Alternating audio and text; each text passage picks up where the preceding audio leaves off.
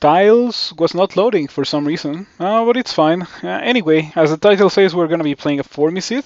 And now people like playing Formicid as mages, but I don't. I am going to play a good old Formicid melee character, but I don't know what kind of melee character would be good. Um, Ideally, I would like something. The thing is that the obvious choice is fighter, right? Because Formicid you know what? Fighter is so good that I cannot deprive myself of it. And now, here's the thing. Formicid have the very peculiar quality unique to Formicid that, or yeah, the quality of being able to use a two-handed weapon and a shield at the same time. You don't have to choose between the significant power increase of a two-handed weapon and the significant defensive boost that is having a kite shield. In addition to that, they have pretty good aptitude for shields, and they also train shields faster. Like they get to the point where they no longer have any penalties on their shield at a lower skill, similar to trolls and noggers and nagas and palentonga. I think those have that as well. Um, so Formicids are like the ultimate class for using a shield and also using a two-handed weapon. They do the two of those things like better than anyone else in the game. Um, and when I say better than anyone else in the game, I mean it because they have good aptitude in shields and they need less skill to use the big shields. So they outclass everything else on that point. There may be things with a similar aptitude for shields, but they need more skills, so that automatically makes them worse. And they also, well, they can use the two-hander, so that is also like amazing. Their aptitudes, apart from the shields aptitude, I don't think they're like anything to be too excited for. As you can see, all the weapons are 0.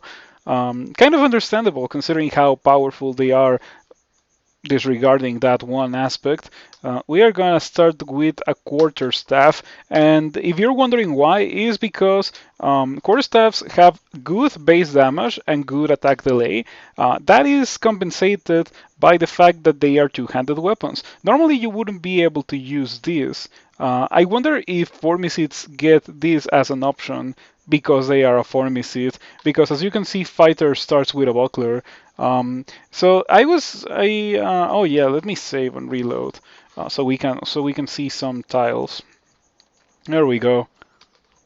Alrighty. So this core stuff is gonna be amazing this early in the game. I don't think I will have any issues killing things very early on. I mean, so yeah, Formicid also has a couple of very noticeable downsides. You cannot be hasted, slowed, berserked, paralyzed, or teleported. That means Necklace of Bloodlust, amazing for this character. Like, incredible. I cannot properly put it into words, like how good it would be.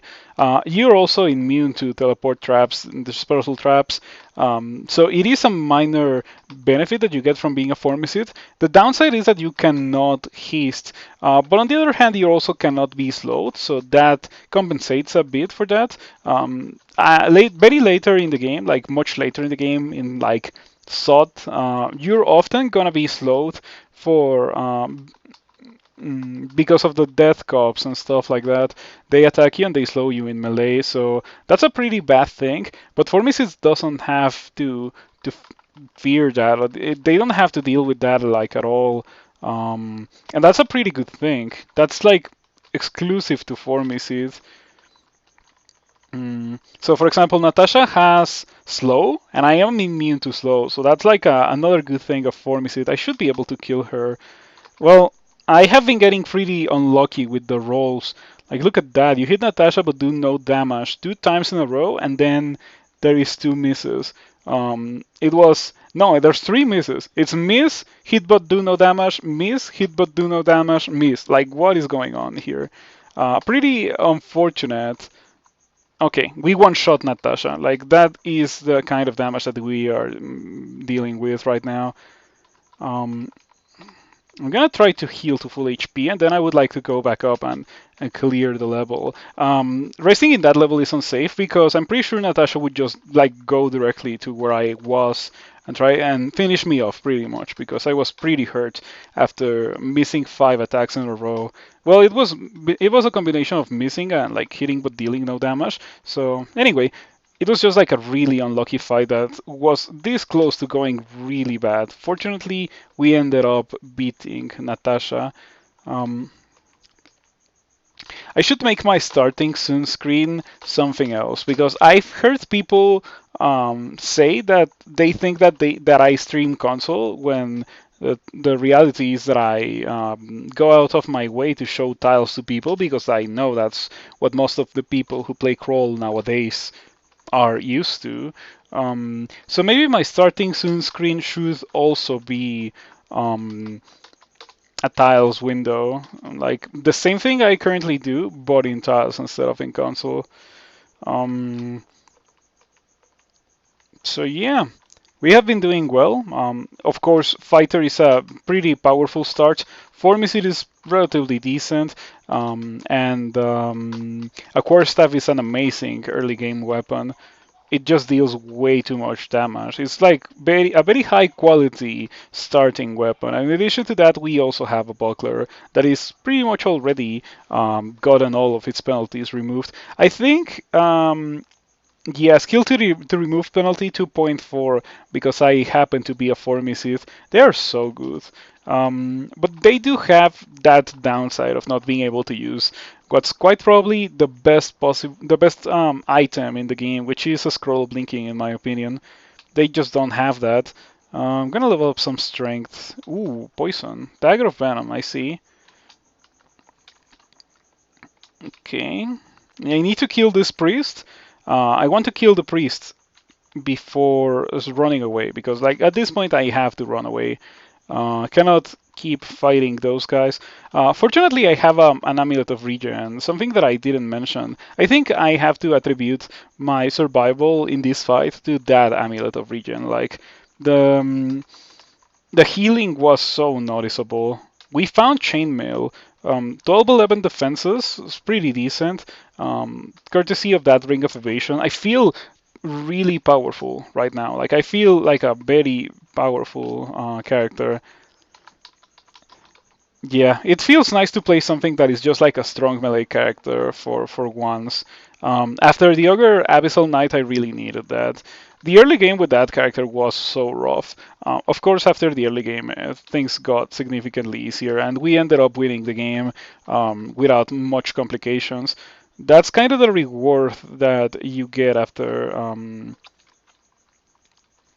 after that very complicated early game. Okay, Dubesa being extremely poisoned is fine. I need to kill Dubesa first. Killing the one first makes Dubesa go Berserk, and while Berserk is a temporary buff, it is likely that you just die before the Berserk wears off.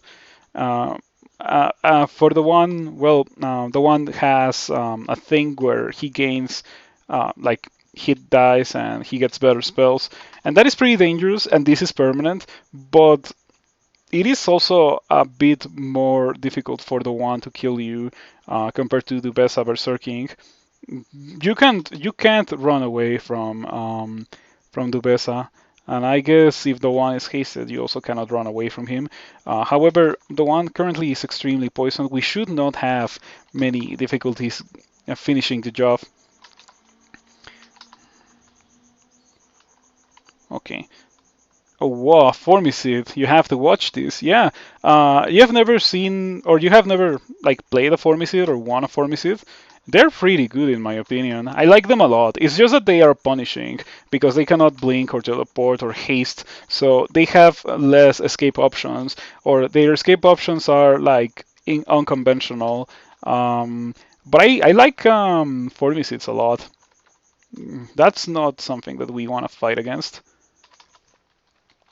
Just seeing how someone else plays one, I see. Yeah, I hope that you enjoy this. I also enjoy Formicids a lot myself. Please die. Okay, that's not good. Yeah, that's pretty bad. Probably should have fought in a different arena. Now I am at danger of dying, unless this priest dies next turn. Come on. Oh, and the priest even goes for the pain. 32% chance, and I resist. I am amazed at the fact that it has 32% chance to pain me, even past my ring of willpower that I got early on. Um, Okay, we killed the priest. And now, with the priest dead, I am not afraid of these other guys. The priest was the real danger there. And I think I should probably start reading my scrolls and stuff. Enchant Weapon. I guess we're gonna enchant the dagger. Because I'm pretty sure I will find an upgrade for my starting quarter staff very soon. Maybe not necessarily like a Laja tank. I would love to find a Laja tank, but I also think that something like a Darflail or something like that would be a good enough upgrade from my starting core staff. There's a skill or there's cross training, and Darflails have a pretty decent base damage of 13. Of course, being a Formicid, I don't care that they are two-handed. And I that's like the greatest thing about being a Formicid, that you get to use all those cool early game two-handed weapons that are only early game, really, if you think about it, because they are two-handed. Like if you are a species that doesn't care about a weapon being two-handed, they can be like very valid weapons for the entirety of a playthrough. Um, so yeah, I think I've won a Formicid with a Darflail before. That's how good they are. They're like Demon Blades with more. No, I think at this point they are like literally Demon Blades are literally Darflails, but have like the same or but are one-handed. Let's take a look. Item Demon Blades. Yeah, they have base damage 13. Okay, so Demon Blades are literally Darflails. Two-handed axes are good too. Yeah, but those require more skill. I'm not too much of a fan of two-handed axes when I played Formicid. Especially because if you're surrounded, you're gonna be taking more damage, and if you're taking more damage, it's more likely for the fight to go south.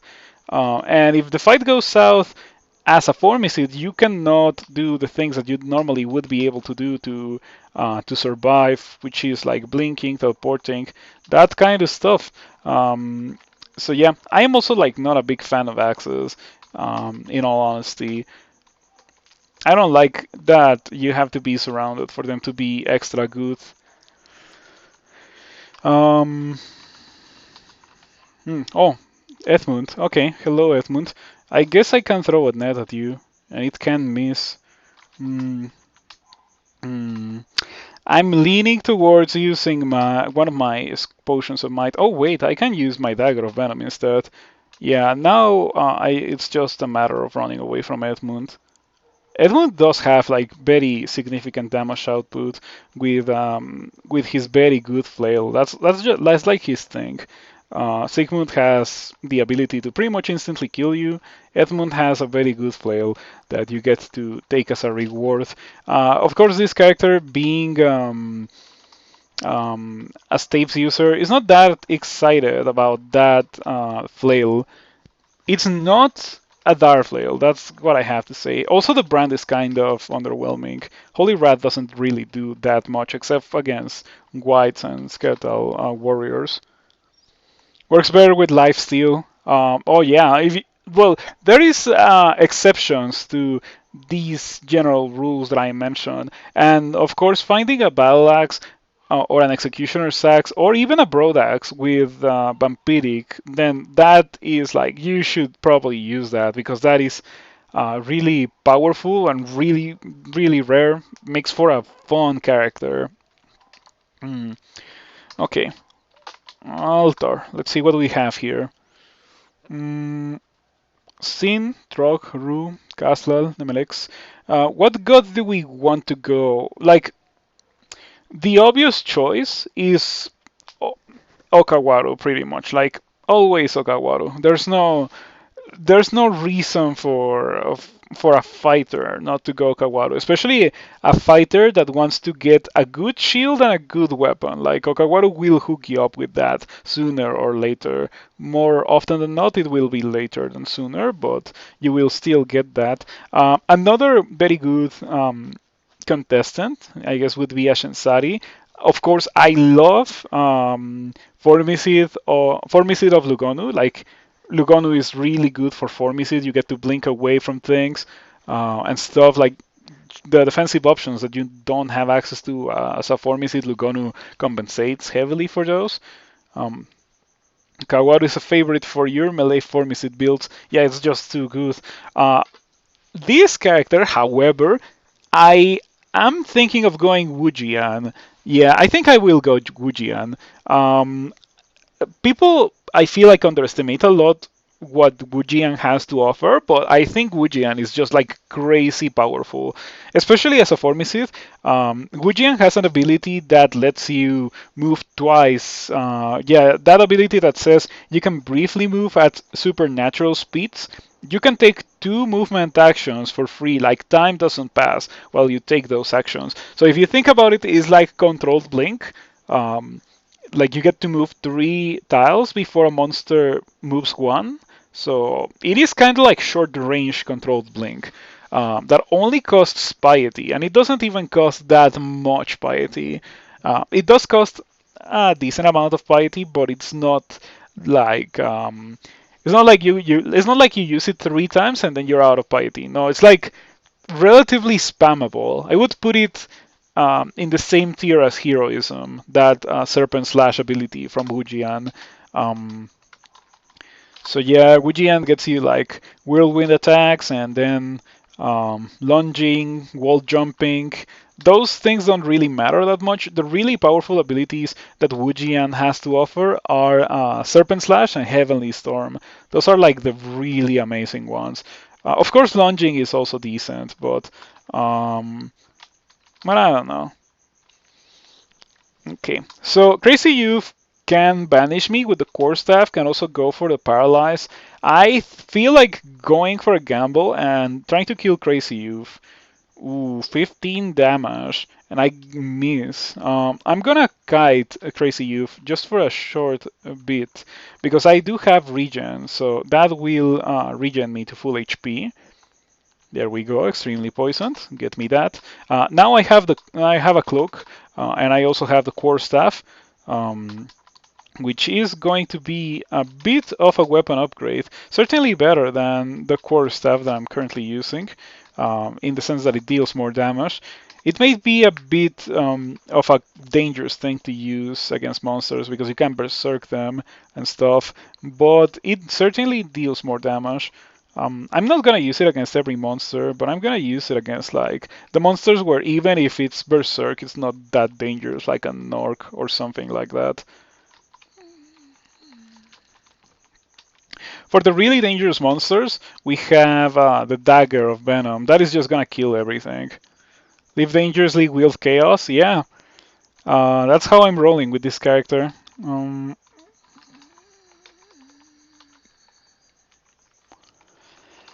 We should be fine.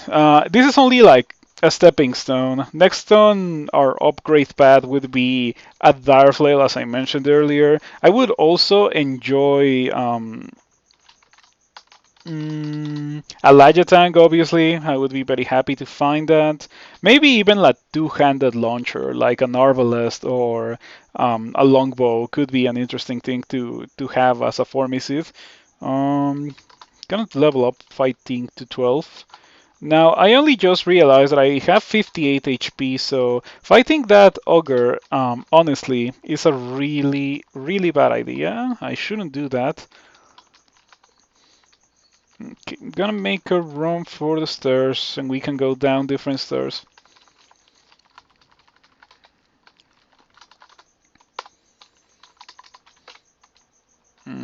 Kidoki. Stone Arrow. Well, this character doesn't really care about spells. If I wanted to play Spellcaster Formicid, I wouldn't have started a Fighter. After all, Fighter start with 9 intelligence, as you can see. So they really don't do well when it comes to casting spells. I'm gonna level up some more strength. I think after my next level up, after experience level 12, I'm gonna start leveling up dexterity so I can maybe dodge a bit. It seems that I got a friendly orc zombie from using this quarterstaff. It's pretty nice.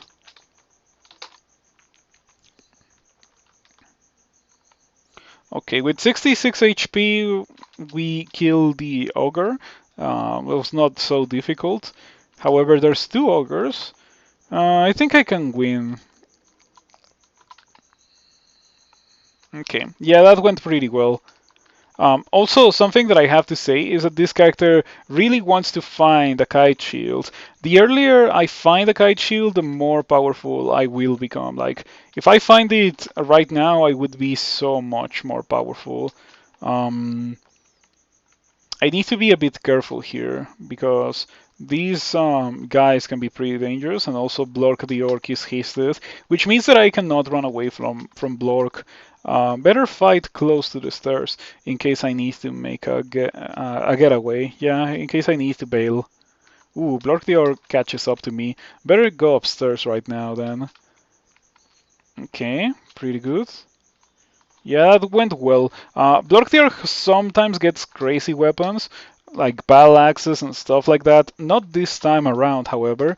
This time he only got a bad mace, so we kill him very easily. If we kill Edmund, we can also kill Blork the Orc, because Edmund is better armored and much more consistently has a better weapon. Okay, I love willpower, but I also think that I do not need double willpower. So I left that ring alone. The second ring of willpower. Ooh, an upgrade. And let me get rid of this ring of dexterity. Yeah, big upgrade from that chainmail of cold resistance. Now we have cold resistance. Whoa, oh my, that's my bad. I was searching for, I was asking for that myself. Now I think I might be dead. Um, oh, that is such a shame.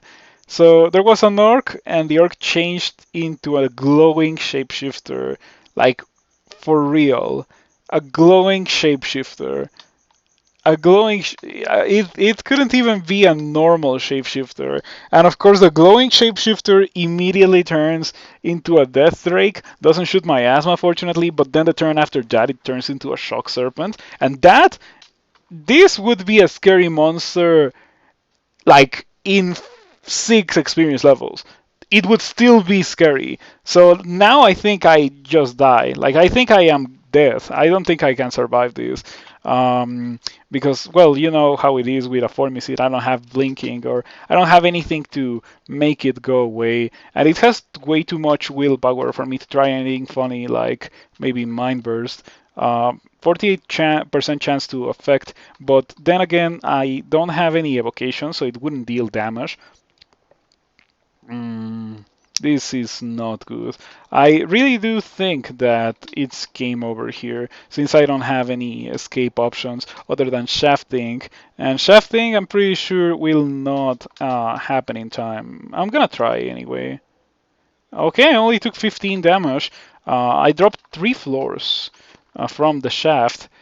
Quite a harsh shafting, but at least I didn't die to the shock serpent. I went downstairs there to know if going down is like a safe option for escaping in case I need to do that. And since the downstairs are empty, it looks to me, it looks like that to me. Now that bolt is pretty messed up. I don't want to have anything to do with that bolt. Let's check these downstairs. Let's also check these downstairs. Oh, would you look at that? Some very cheap scrolls. I'm gonna buy the 2 of them. I'm also gonna buy these 2 scrolls of identify. Yeah, and then I'm gonna read them. Okay. Mutation. What we are really looking for is that, a potion of 3. And why a potion of 3? It will give me the ability to win a fight that I probably shouldn't win. Because potion of 3 is a significant buff to your defense, giving you big HP and big armor class at the cost of your evasion. Probably I should drop the Quarterstaff of Chaos after it did that. Um, okay, what do you have? A polearm, a +1 spear. I'm looking for that white with like a +4 Darflail or something. That is going to be my next upgrade. Stone staircase leading up. I want to go up, but I'm gonna pick up that scroll first. Um, might as well take advantage of the fact that I got shafted solo, get more loot earlier than I should have. Maybe that scroll is acquirement and I just don't know about it. Okay, let me unwheel that. Yeah, I can't believe that I turned an orc into a glowing shapeshifter. Let that be a lesson. You probably should never, ever, ever, ever use a Quarterstaff of Chaos, or rather, crazy use Quarterstaff of Chaos to be more precise, because it's just asking for trouble. Mm. Okay, I need to find that Bailey. So I'm gonna read scrolls. Normally I wouldn't because I don't want to sacrifice scroll blinking. They're pretty rare and ridiculously good. So you would normally want to keep them for an emergency, but this character doesn't care about them. Unfortunately, the Bailey is like in the complete opposite side of the level. I have to go literally through the entirety of the level to get there.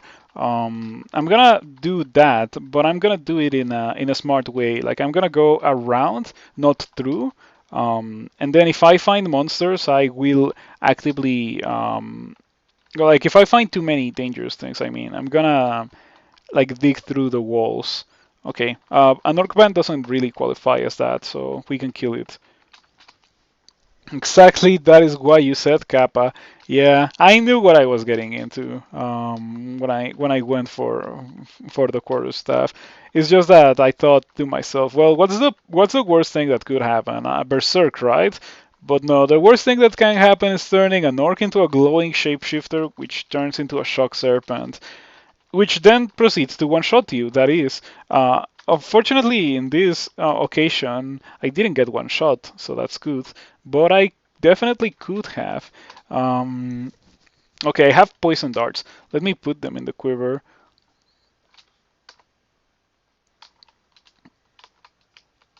Okay, that's pretty bad. Wow, and it gets a free attack on me.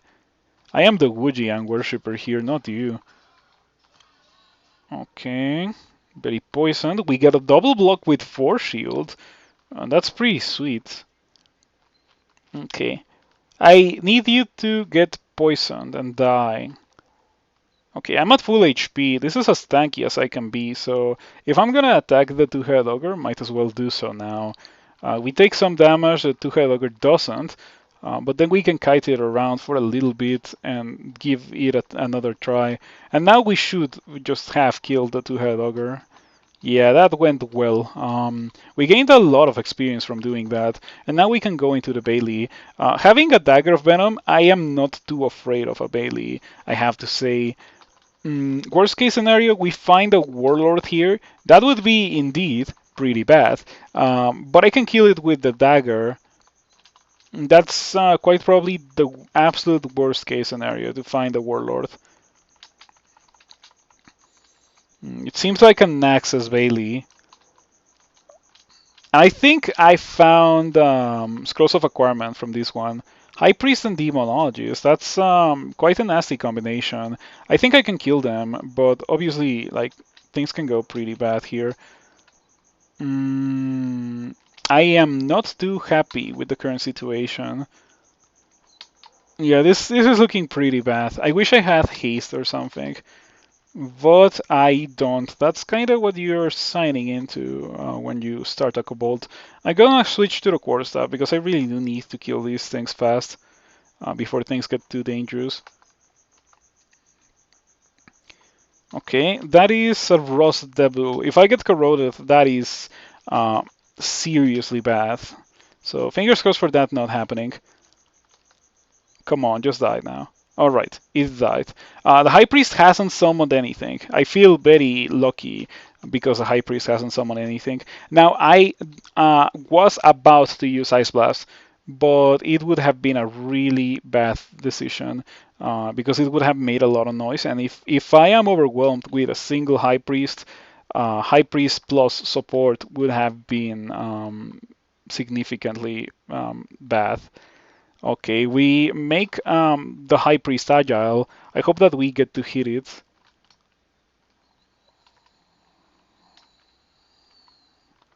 Okay, please die. Ooh, it summoned an orange demon. Please die, please die. Thank you for dying. Okay, that was pretty scary. I was not expecting mages. It's not that big of an issue because I do have willpower, 2 pips of willpower, as you can see. I am also immune to confusion and paralysis, I guess. Okay, there is a knight here, so this is more what I was expecting. Now, when it comes to these guys, we should really fight them one at a time. Any more than that, and things will go bad for sure. I have gotten pretty lucky with the knight. Like it has barely attacked me, and whenever it does attack me, I end up blocking the attack with a buckler somehow. Don't ask me how that works. It's just how it's working now. Um, as long as I can fight these guys one at a time, we're good. But then again, I also need to guide them around. I'm gonna try to go for the poison on the warrior. The warrior has significantly less HP than the knight. 28 versus 67. The knight also has big evasion for some reason. I didn't know that these guys had so much evasion. It's a bit surprising to me. Mm.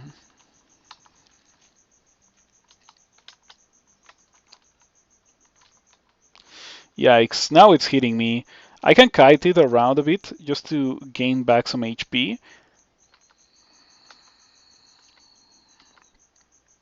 Okay. I think at this distance from the main bolt, Ice Blast might be good. Just to deal damage to the Orc Warrior. The Knight, I feel like it wouldn't be too affected by Ice Blast. Okay, Ice Blast. Yeah, we killed the warrior. That's pretty good. I probably should have trained a bit of short blades. I should have probably trained it to like 6, because my main weapon is this dagger that I'm currently using. I wonder if I should just do it now. I will. I will do it now.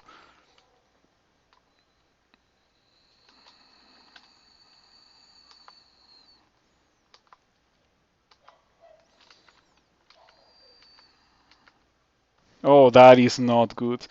3 form. Yeah, 3 form will have to do the trick here. There we go. Okay, that was scary, but we got it done. That single knight was kinda bad with its warrior support. Now, I would like to see what's over here. Ah, there we go. Um, the ring is good. The manual is what I'm gonna be getting. The gloves are also kind of decent, but the manual is just like miles better than anything else in this acquirement, I think. And the gold is trash. The gold is trash, obviously. So we are gonna like. No, I'm gonna get my 6 short blades, and then I'm gonna get my fighting. Okay. Okie dokie. Gonna walk away from those 2 warriors. My objective is to get to that ichor stained plate. As far as I know, it could be like plus 12 or something, and then that's the run, right? Like I win. Fingers crossed for that happening.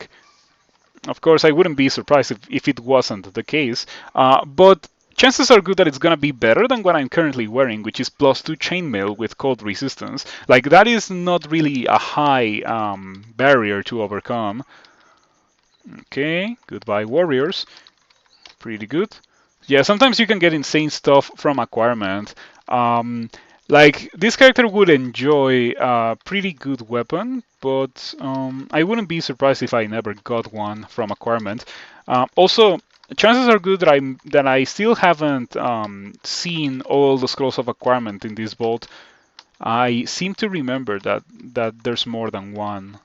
I might be wrong, however, but I'm gonna check like these or these parts of the level first because they might be easier. Also, if I end up making too much noise while fighting the monsters that are inside like those rooms, these guys that are over here in these little rooms might come out and like ambush me. Mm. Okay, let's see. Another requirement? No. It seems that only one of these quarters had a scroll of acquirement, and funnily enough, it was the one that was most heavily guarded. Okay, so I guess now we have to go for one of these rooms. I hope that there is no knights or something inside, because since there's so many monsters, the strategy that I'm going to be going for is going to be like just kiting them towards this corridor and fighting them one on one. However, that is kind of foiled if there's anything too dangerous, like a knight, as I have been mentioning. But if there is no knight, turns out to be a very easy fight. And now I have access to, well, I don't. I don't actually have access to that. I thought that I could access the plate, but no, we're pretty close, however. Okie dokie. Oh, okay, let's go. Oh, yeah, that's the good stuff.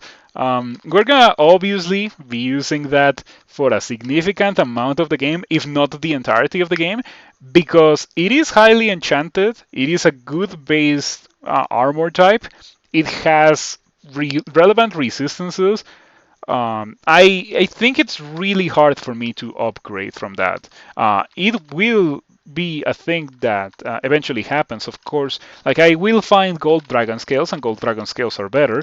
But the thing is that maybe I have to use all my scrolls of enchant armor on like other things, and then like it's better to use it on other things than to enchant gold scales when I already have a perfectly good piece of armor that I can win the game with. Yeah, cold resistance and resistance to corrosion. There it is. Second acquirement. Man, we get a quick blade and bad amulet. Well, the amulet is not so bad actually. Despite the harm, the resistance to electricity, the fire resistance, if it didn't have the harm, it would be so good. But the harm is a major turnoff, especially being a Formicid. Like, I don't have the escape options that normally would allow me to get away with doing something as greedy as using harm. So, yeah, Spin Dart, that's what I'm going to be going for. We are going to be going for the gold this time around. Okie dokie. Am I done here? I think I am done, because all that's left is those electric eels, and I do not care about killing them. Okie dokie.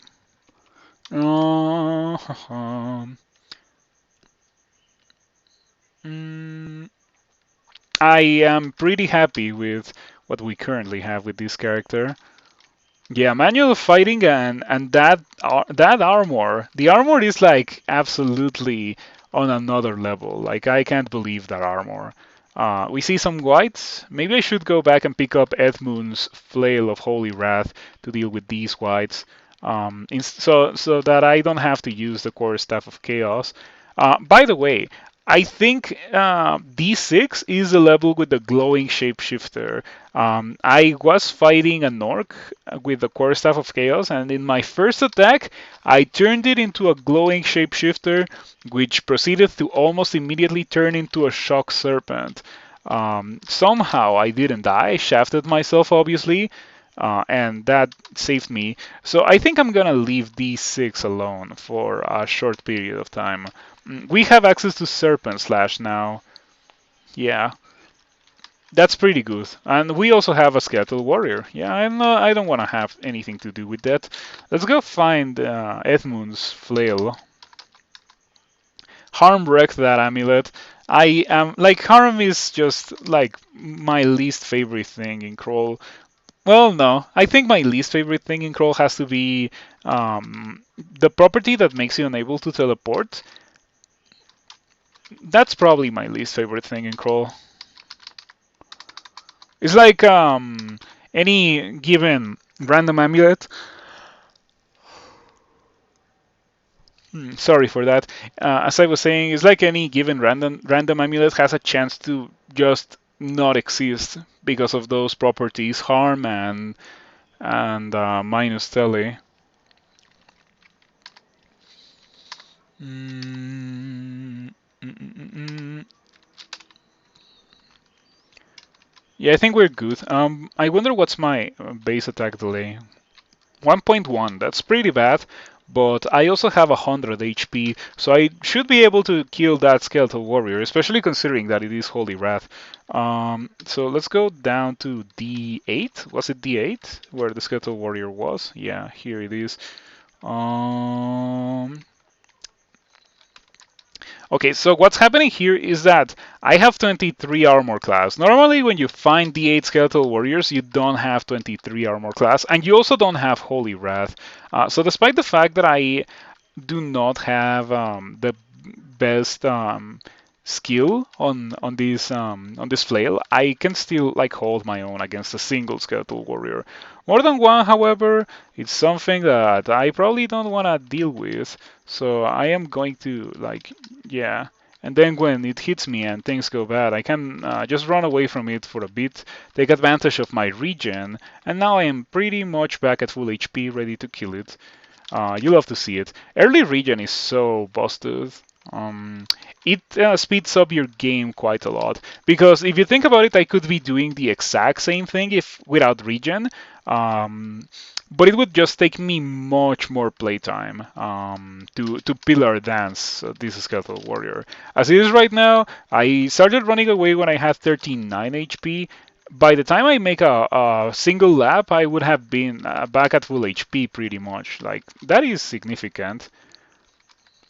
Mm, okay.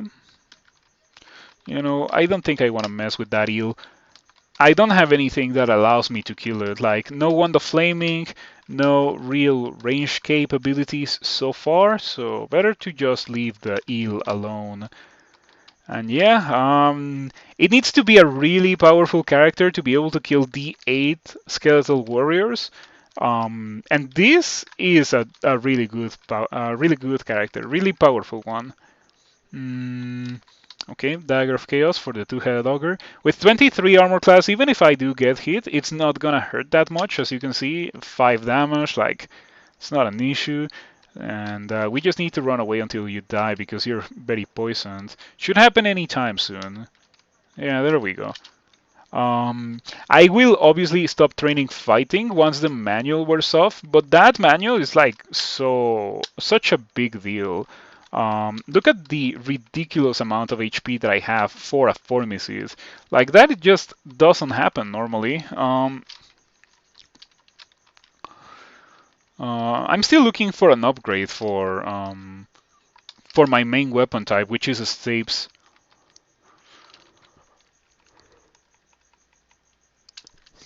Okay, there is a priest. You should always prioritize the priests because they have the ability to just do damage to you no matter where you are, no matter what you're doing.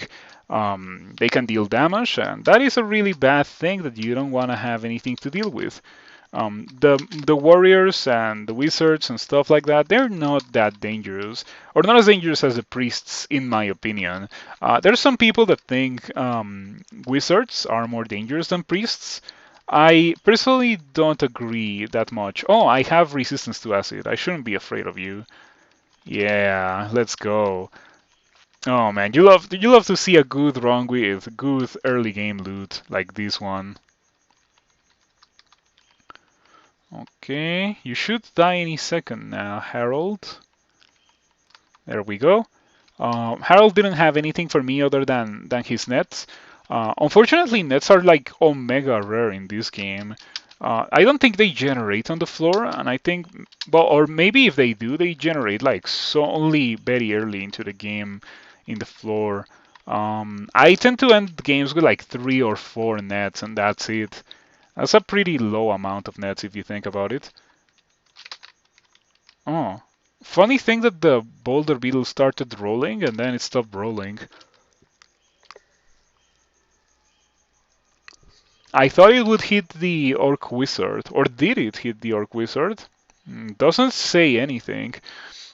So despite the fact that the Orc Wizard is moderately wounded, maybe it didn't get hit by the Boulder Beetle. Regardless, Boulder Beetles are really dangerous. But I can just stab it because I have a weapon of venom, and I think they are weak to poison. I think all insects are, but I'm gonna double check regardless. So strength, as I mentioned before, and now from now on it's gonna be all dexterity, I think. So I have good shield, and yeah, it is weak to poison, so it should die really fast, or do that, and then I can just like walk away from it. Okay, there we go, easy peasy. 18 fighting, and I still have manual to go. Um, I shouldn't really complain, but I would have liked to find that manual earlier. As it is right now, since it takes me less skill to train fighting, and fighting is so good, I feel compelled to train fighting. I guess it should be fine that I am training fighting, because it's not like I really need skills to kill things this early in the game. I have the Dagger of Venom, and the Dagger of Venom alone is like enough to kill um, almost everything that I encounter in the game right now. And if the Dagger of Venom is no good, I can also use the flail that I have. Oh, okay, that would be dangerous. Very dangerous, actually, if I didn't have a cold resistance. But I do, and I also have 23 armor class, so significantly less dangerous than what you would think. Um, Okay. I wonder at which point in the game I'm gonna be ready to go back to that D4 with or was it D5 or D6? I finished the manual. Okay, no more manual, no more fighting for a while now. Now I have a pretty good armor, so I think it's not a terrible idea for me to train armor to 15, since I already have a high quality armor. Better train it earlier and make the most out of. Why is there a D10 Fire Dragon? Well, I have Fire Ring of Fire Resistance. It's not an issue. But I am very surprised by the existence of this fellow. Yeah, look at that. Big damage. Cannot block those blasts of fire. Okay, maybe the second potion of heal wounds was a bit overkill, but I did get pretty nervous when fighting that fire dragon, because it's a D10 fire dragon. Like, what is that? Let me put on the willpower again. Yeah, what kind of character can find a D10 fire dragon and tab it? Like, it was even a real fire dragon. It was not like a shapeshifter or anything. It was just an extremely out of depth monster. Normally, those guys used to spawn in bolts, and they were like balanced for bolts. They weren't particularly too powerful or too weak for bolts. Now they don't do that anymore. They only spawn in, I think, bolts 5 and depths. That's where I have seen dragons nowadays. Um, Maybe storm dragons can also spawn in like bolts 4 or very specific bolts within bolts. You know what I mean?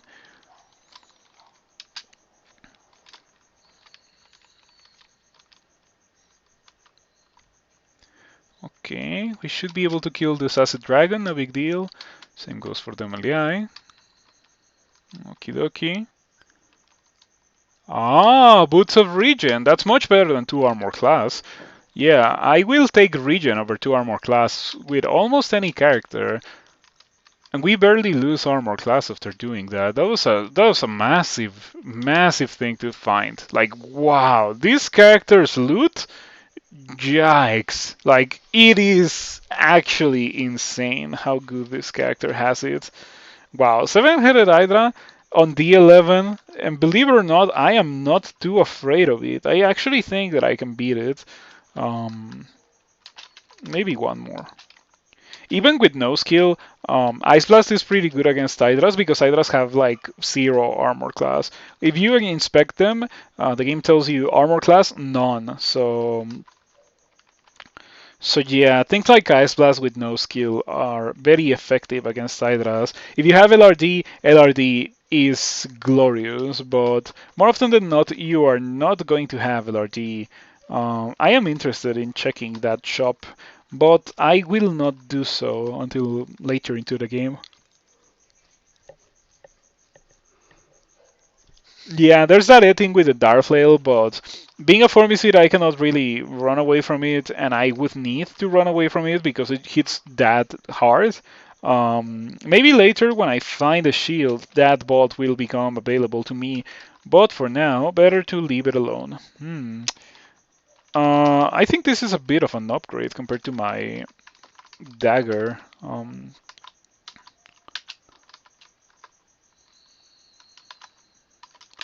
Yeah, it is more highly enchanted, so maybe it is a bit better. Not that I should use my dagger against most things. I should only use it against monsters like Orc Knights and that kind of stuff. I am already at the point where Orc Warriors are not an issue. If this Gargoyle was not immune to poison, I would also use it against the Gargoyles, for example. Um, wow, I feel legitimately unbeatable with this character. Like this is insane. 25 armor class, 124 HP, pre-layer, D12, and I even had to skip a whole level. That is insane. Absolutely mind-boggling insane. And we even found a hand crossbow right now. I don't know if I have bolts available, projectiles for the hand crossbow. Um, there is some. There's some.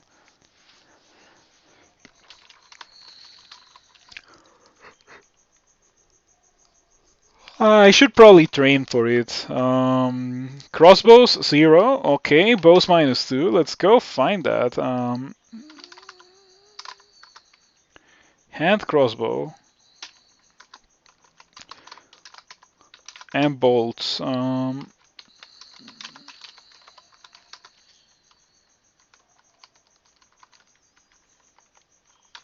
Wow, I have so much armor class that even though that eel was shooting me with electricity, it didn't really do anything. Okay, 71 bolts. Um, I think after I'm done training armor, I'm gonna go for training crossbows. Maybe evocations could also be a good idea. This character doesn't have to train invocations, and it is also a melee character, so there's not many things that I have to train compared to a mage. So maybe evocations would be a good thing to get with this character. Mm, mm, mm, mm, mm.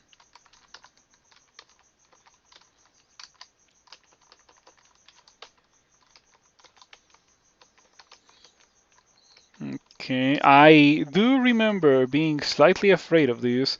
Not anymore, however. Not with 124 HP. D6 is the level with the shapeshifter. I better be careful and skeptical of every monster that we see here, or I would have a bad time against that particular shapeshifter. Mm, what is the amount of armor that I want to train for? 15. Okay, I guess 15 is reasonable considering that I am wearing plate. The more armor I train right now, the more benefits we are gonna draw from it um, for the rest of the game. I think I killed the glowing shapeshifter. It was just like a water moccasin or something, and I didn't really notice. So that's pretty good. That's a nice thing to see.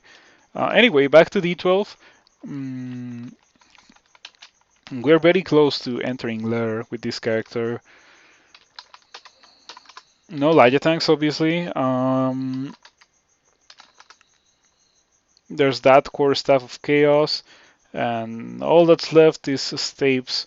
I am not too confident about using the core staff of chaos. Still gonna pick it up, however. My plan for that is to pick it up, read my scrolls, and I will most likely end up finding brand weapon. And whenever I do, I would for sure rebrand the core staff if by the time I haven't found a Elijah tank. So I already did D12. I'm gonna go do Lair. And by the way, we found a scroll of blinking. It turns out that we were carrying two of them. Um, Kind of a low amount, but very average for a character like this to have two scrolls of blinking by this stage of the game. Mm, okay. Normally these monsters would be hitting me pretty hard. It is very uncommon, extremely uncommon for a character to be going into there with 27 armor class and 124 HP. Like that just doesn't happen. But it happened this time, so might as well take advantage of it. I think from now on I'm gonna use my scrolls of identify to identify scrolls, or I don't know. Like I don't know. No, I think it's not that good of an idea. Normally you want to keep blinking because it's so rare and so powerful, but I already found it and I'm also a Formicid, so it really doesn't do anything for me. Two four-headed Hydras, better guide them towards a more convenient position. We killed one, but we got a bit unlucky with the rolls. The second one dealt a lot of damage. I have two items of regen, so this is really fast. Like now I'm at pretty much full HP, and I can kill this Hydra. This time we didn't get bad rolls. A third ring of willpower. That, like, the game is just giving me all the loot that I want. I already have good plate, two sources of regen, three sources of willpower. All that's left is like, I don't know, damnation and a good tower shield. Tower shield of ignorance would be amazing with this character. Of course, being a Formicid, getting a tower shield only costs me 15 skill instead of the 25 that it would normally cost another character. So Tower Shield of Ignorance would be literally perfect. I am not using intelligence with this character, so I can afford to not have it. And I am using shield, being a Formicid and everything. By the way, that was like my first use of the digging ability that Formicids have. It is a pretty convenient ability. Lets you make a choke point on any one situation where you will be forced to fight inconveniently. Dying of intelligence death, you think? Nah, I don't think it would happen. Like, I guess it's a possibility with Necosex or whatever monster has draining of intelligence nowadays, but it is very unlikely. Like, think about how rare they are in a normal game. Maybe if I got stat rot, that could be a thing that could happen, but I don't think I will get stat rot. Okay, I think I'm gonna use the core staff because I'm starting to feel the different or like the low damage of the flail. It's not a terrible weapon, but I just don't have training on it. I have the training on the core staff. I am thinking that maybe instead of starting with a core staff, I probably should have started with a flail because it's easier to upgrade from a flail to like a dart flail or something along those lines. And fingers crossed for not getting another glowing shapeshifter. If that happens, that would be pretty sad. It has happened to you? Oh yeah, it has happened to me too. I've had runs where I have zero stat. Of course, not throughout the entirety of the run, but I have had runs where I reach zero stat and I am at zero stat for a non-trivial part of the run, which means I don't have the means to immediately fix it. And those kinds of runs are kind of painful. Yeah, I remember it happening with a troll. It happened to me like twice or thrice in the Abyss. And in my recent first attempt at Hot Hells, which was successful by the way, and part of the streak that I recently lost, I was at 0 stat multiple times throughout Hot Hells. Ever since then, they Hot Hells have been nerfed. I feel like they no longer murder your stats, and they're much more fair now. Um, they're still pretty difficult, but before they were straight up unreasonable. Too much for most characters, and that was not what the development team was going for, most likely. I'm gonna get my 14 stapes. It is minimum delay on the core staff and also on the lag attack, so I think it's not a bad idea to get that right now if I'm gonna be using this quarter staff for any significant amount of time. Okay, we got globes. It doesn't seem that I had any. Now I have 30 armor class. 30 armor class, layer 3. Experience level 14 as well, layer 3. That is... This character didn't find potions of experience. I am just astonished. Okay. Oh, I just thought of something funny. There's Rupert right there. Normally Rupert would be really dangerous because Rupert has paralyze and confusion. I cannot be paralyzed. I guess I can be confused, but I can always fix that easily by just picking up a second ring of willpower that I have. So I can go out, get the ring of willpower, and then just abuse the fact that I don't blink with this dispersal trap and just like jump on it repeatedly to lure away a berserked Rupert while I poisoned him with darts of poison. And then we get a very easy Rupert kill. Unique to a Formicid, I have to say. Not a lot of other characters can do that to Rupert. So let me go find my Ring of Willpower. Let me put it on. Just for a brief period of time. And let's go to layer 3.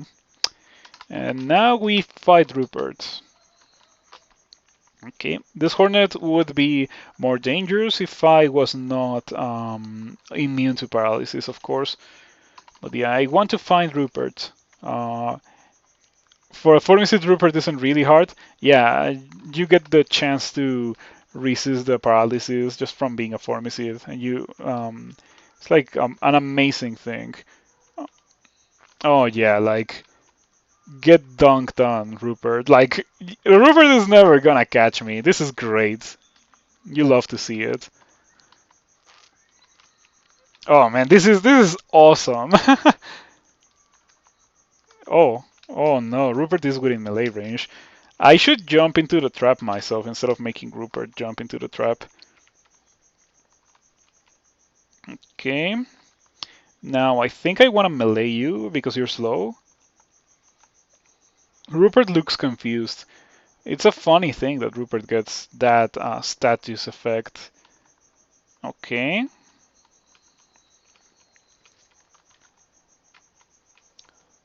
Yeah, there we go. Oh man, that was absolutely amazing. Like, what kind of character can kill Rupert as soon as they find Rupert? That has to be a very like obvious tell of an incredibly powerful character. Like, I think this is probably one of the best characters that I've had in this account altogether. Like, yeah, in this account altogether seems correct. It is very strong in a melee way. Mages can get stronger than this character, but it is kind of not so obvious when a mage is really powerful. And by the way, it ended up happening. We berserked an Hydra with Chaos Brand, but it's fine because I have Serpent Slash, which I will proceed to use right now. We're gonna walk away from the Hydra, and then we're gonna use Ice Blast with 0 skill, but the Hydra is almost dead, so it should kill. It doesn't. Let's try again. It doesn't kill. Yikes. Now I am really, really concerned about my current situation. I can't believe the Hydra didn't die from that, by the way. That feels wrong. I feel like the Hydra should have died because it was almost dead. I am going to try to go for the acid. 90% chance to hit, and it deals more damage than Ice Blast. Fingers crossed. You killed the Hydra. Okay, we're good now. The Hydra was really dangerous, obviously, but now that we have gotten rid of the Hydra, the rest of these guys are not nearly as dangerous as the Hydra is. Kidoki. Even if these guys berserk, I am not nearly as afraid of these guys as I was of Berserk 7-headed Hydra. Kidoki. Raiju Shapeshifter. Did I do that? I do that. I did that. The Rhyme Drake changes into a shapeshifter. Fortunately, it was not a glowing one, so I think that was fine. Okie dokie. By the way, that book is the best book in the game. Toxic Radiance, Refrigeration, and Ignition are the best spells in their respective levels, easily, like no competition for the three of them. Yeah, they just destroy whatever you happen to be dealing with by the time you first get them. By the way, let me put on the Ring of Evasion again. I forgot about that. We turned one Naga into a firecraft, but it was not an issue. It never ended up shooting, and if it had shot, I have 30 armor class and 131 HP, and I also have a Ring of Fire resistance, so it wouldn't have been an issue. Mm. Still looking for a weapon upgrade. Do Formicid gain more experience than usual? Because I feel like I am way too high level for the part of the game that I am in, and I haven't killed anything too crazy. I mean, I guess I killed Rupert, but Rupert doesn't give that much experience. Hey, Ice Cave, that's what I like to see. Fingers crossed for a Cloak of Cold Resistance, or a Laya Tank, or at least a Quarterstaff of Freezing. Those things would be an upgrade compared to Chaos. Chaos is too dangerous. Something that always surprises me is the fact that Formicid can be put to sleep by sheep. That I don't get why that is. If they cannot be paralyzed because they have stasis, you would think that they will also resist being put to sleep. So I do have a Ring of Ice. I was carrying it precisely for this situation. Let me put it on, and that way these simulacrum are significantly less dangerous. They were already not as dangerous as you would think, but now they are even less dangerous. Because I have 2 pips of cold resistance. Of course, I am weak to fire, but I will quickly get rid of that weakness. Okay, pretty underwhelming loot here. Let's go into phase 2 of this fight, and I see that it was reworked into being more dangerous. Does it show all the loot now? I should have not gone in because the loot is kinda trash. And there's nothing that I want. Okay, that's fine. Yeah, I don't care about the gold. I can just leave. Pretty underwhelming Ice Cave. I could have gotten so many better things from the Ice Cave than we got. I got nothing pretty much. If I got something, I didn't realize it. That's what I have to say. 12 evocations sounds pretty good. I already have 10 of Tremor Stones, so 12 evocations certainly could make me get a lot of juice out of that 10 of Tremor Stones. In fact, I could even level it up higher to like 15 or so, and it would be significantly more powerful. But I still don't know what I really want to do with this character when it comes to ranged, because when it comes to melee, like obviously just hit monsters with weapons. Yeah, but with range I have the hand crossbow. Fingers crossed for it eventually turning into an arbalest. And I also have the quarterstaff, which could turn into a Laya tank if I get lucky and find a Laya tank. Or Agnes. Agnes is a guaranteed source of a Laya tank now that I think about it. If we end up getting Agnes, which is not guaranteed, we will get a Laya tank, which is guaranteed. Yeah, I apologize if that is confusing, but you know what I meant. Um, okay, this character doesn't have poison resistance, and look at how well it's been dealing with these awful monsters with poison damage. Like, I don't think I've gotten poisoned, and even if I have gotten poisoned before in this run, it really doesn't matter because I have 2 pips of will of regen rather. 2 different sources of regen is huge. Mm, Kidoki. I don't think I want to deal with that guy. Too much armor class, low HP and relatively low evasion, but it hits really hard and it has a lot of armor class. Yeah. Also, the reward is only a scroll of magic mapping that I do not need. We end up finding a longbow before we find an arbalest or a light attack, but that is not really that much of an issue for this character. Dexterity. Mm, Getting to experience level 15 this early in the game. Serpent Slash. Hmm. How much evocations do I have already? 6. 5.9, I guess. This guy's heavily wounded and berserk. I wish I had a scroll of summoning. It would be really useful right now. That guy is kind of destroying me. But yeah, that is the curse of being a character that uses a weapon of chaos. That will happen sooner or later. So I think I should stop that and start using the flail. Okay, how do I not die to this Catoble Pass? Because it already hit me pretty hard. 13, 23, 25 before, 21. I berserked it really fast and I didn't notice. I should probably make a force more for monsters berserking.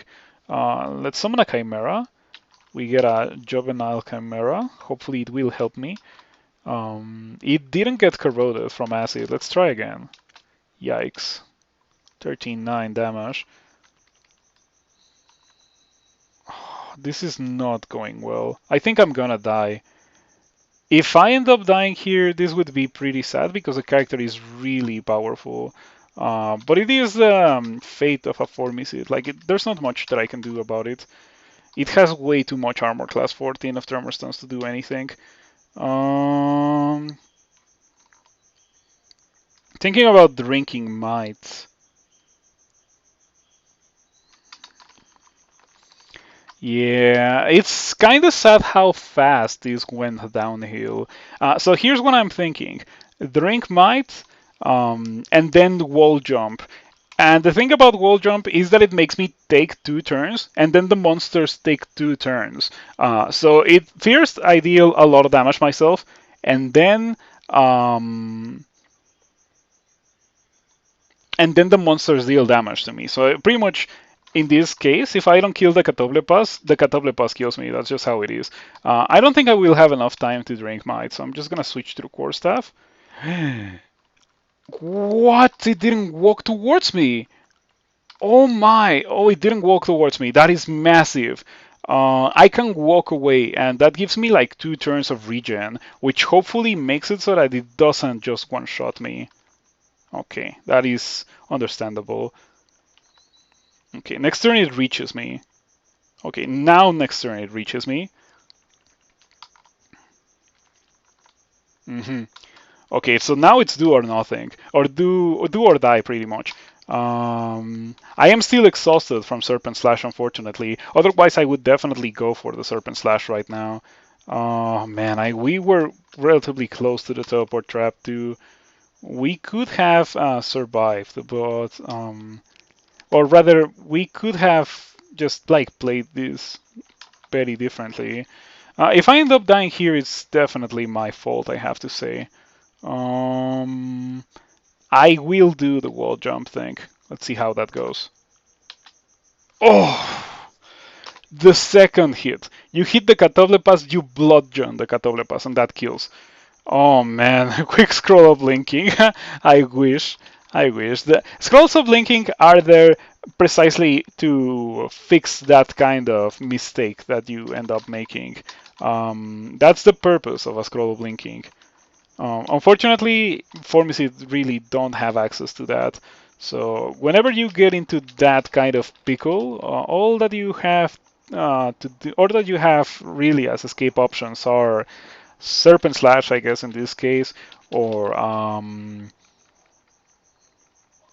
dying pretty much. Like maybe if you happen to have translocations, you can use Dispersal, maybe teleport to other.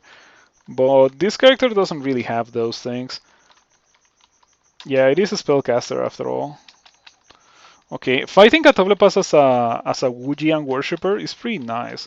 You get the ability to not ever be affected by that thing, the clouds, and you also get to like keep attacking while you don't get affected by the clouds. Normally, you would be forced to move away, um, and it is the case for a worshipper of Wujian, but it just so happens that they can attack while they're moving away. Alrighty, looking pretty good. Have you guys ever won with Wujian? If not, you should give it a try. I really recommend Wujian. I like Wujian quite a bit. Mm, okay, corridor time.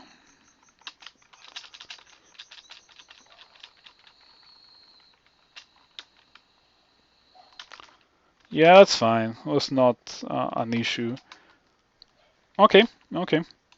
So as long as that doesn't happen again, like a situation with a Berserk monster, we should be fine. And we have only encountered those kinds of situations when we have been using the quarterstaff. So much to my dismay, I'm gonna have to retire the quarterstaff. Still gonna carry it around for when I inevitably find the brand weapon, so I can rebrand it. But hopefully, I find Elijah tank before that. That's the real thing that I'm hoping for.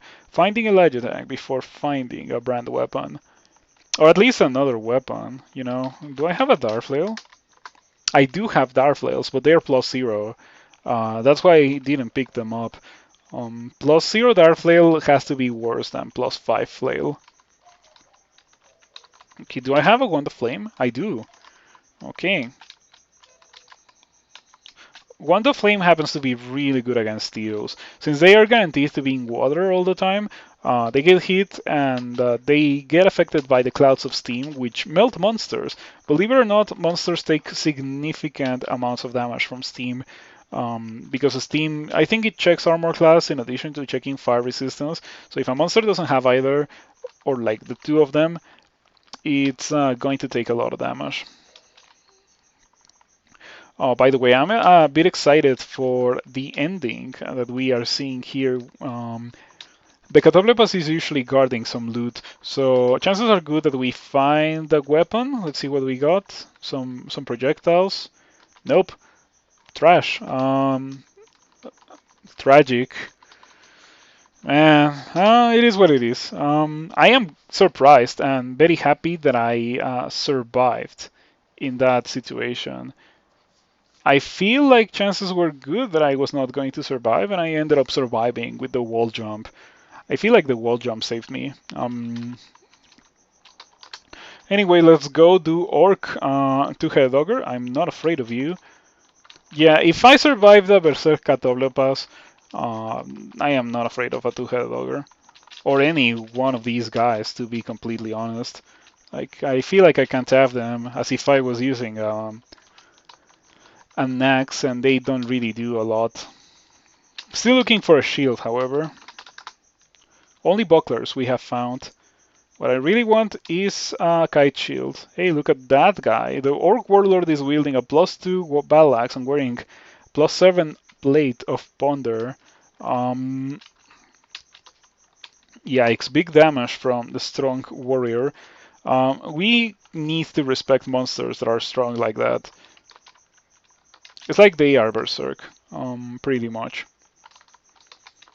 Okay. So, Mr. Warlord, the time has come for you to die.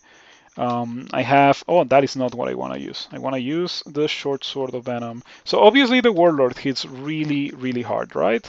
That's just how they are. So what I'm gonna do is like poke it, make it extremely poisoned, run away, rinse and repeat until it dies, pretty much. Because there's like I cannot beat it in an honest fight.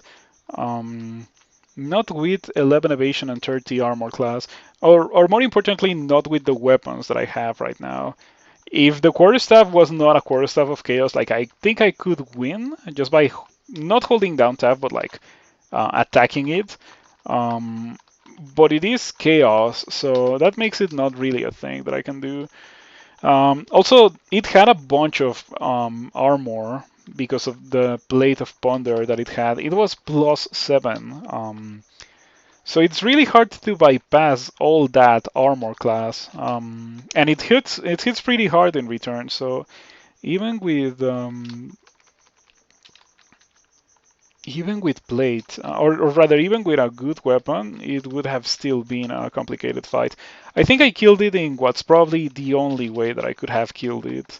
Now, the more I think about it, immune to paralysis. Okay, you love to see it.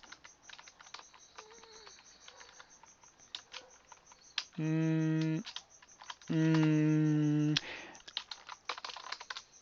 Oh, I hate that it doesn't auto pick up immolation. What is that? Yeah, I should do something in my RC file. Immolation is too good not to pick it up. It's really like a crazy powerful item to use, a scroll of immolation. It's just that it's dangerous. Um, Raids. Is that Josephine's band? It is Josephine's band. Okay. Knight. Not nearly as dangerous as the Warlord, but I still am going to do the same strategy of just using poison and running away. This is only Orc 1, I can't believe it. That seriously is a bit surprising to me, considering like the bolt that we have been fighting against. Okay, Josephine. Okie dokie, we killed Josephine. 12 evocations. What do we train for now? Do I want to go for maces? Because maybe waiting for the Lajatang is a bit too much of a silly thing. Or for the Scroll of Brand Weapon. Yeah, I think I'm gonna get at least 14 maces. I could also get 16 maces because I already have a Morning Star on the floor that I didn't pick up because it's only like a +0 Morning Star. Dodging shields? Dodging and shields could be okay, but the most important thing to get in crawl is the way out, like power to kill things. Because if you can't kill things, you can't get experience, and if you can't get experience, um, you will not like become stronger.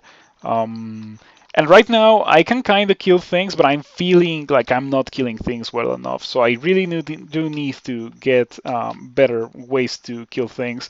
Later on, I will get dodging, and I will only start training shields when I find a better shield. Right now, I'm using a buckler. Otherwise, I think I would have already started training shields.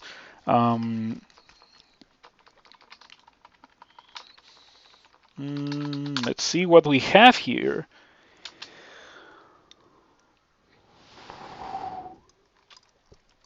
Nothing that I am really interested in. I will go to the next level.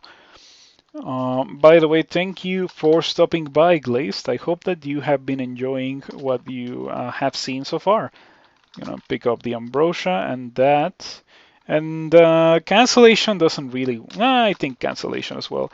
Yeah, I was thinking that many of the things that you would like to cancel are things that Formicid are immune to, like slow. But they're not immune to Mark, and Mark is like the prime thing that you want to cancel. So yeah, I decided to pick up Potion because of that. Okay, there we go. The beauty of being a Formicid and being able to just fight things in a kill hole.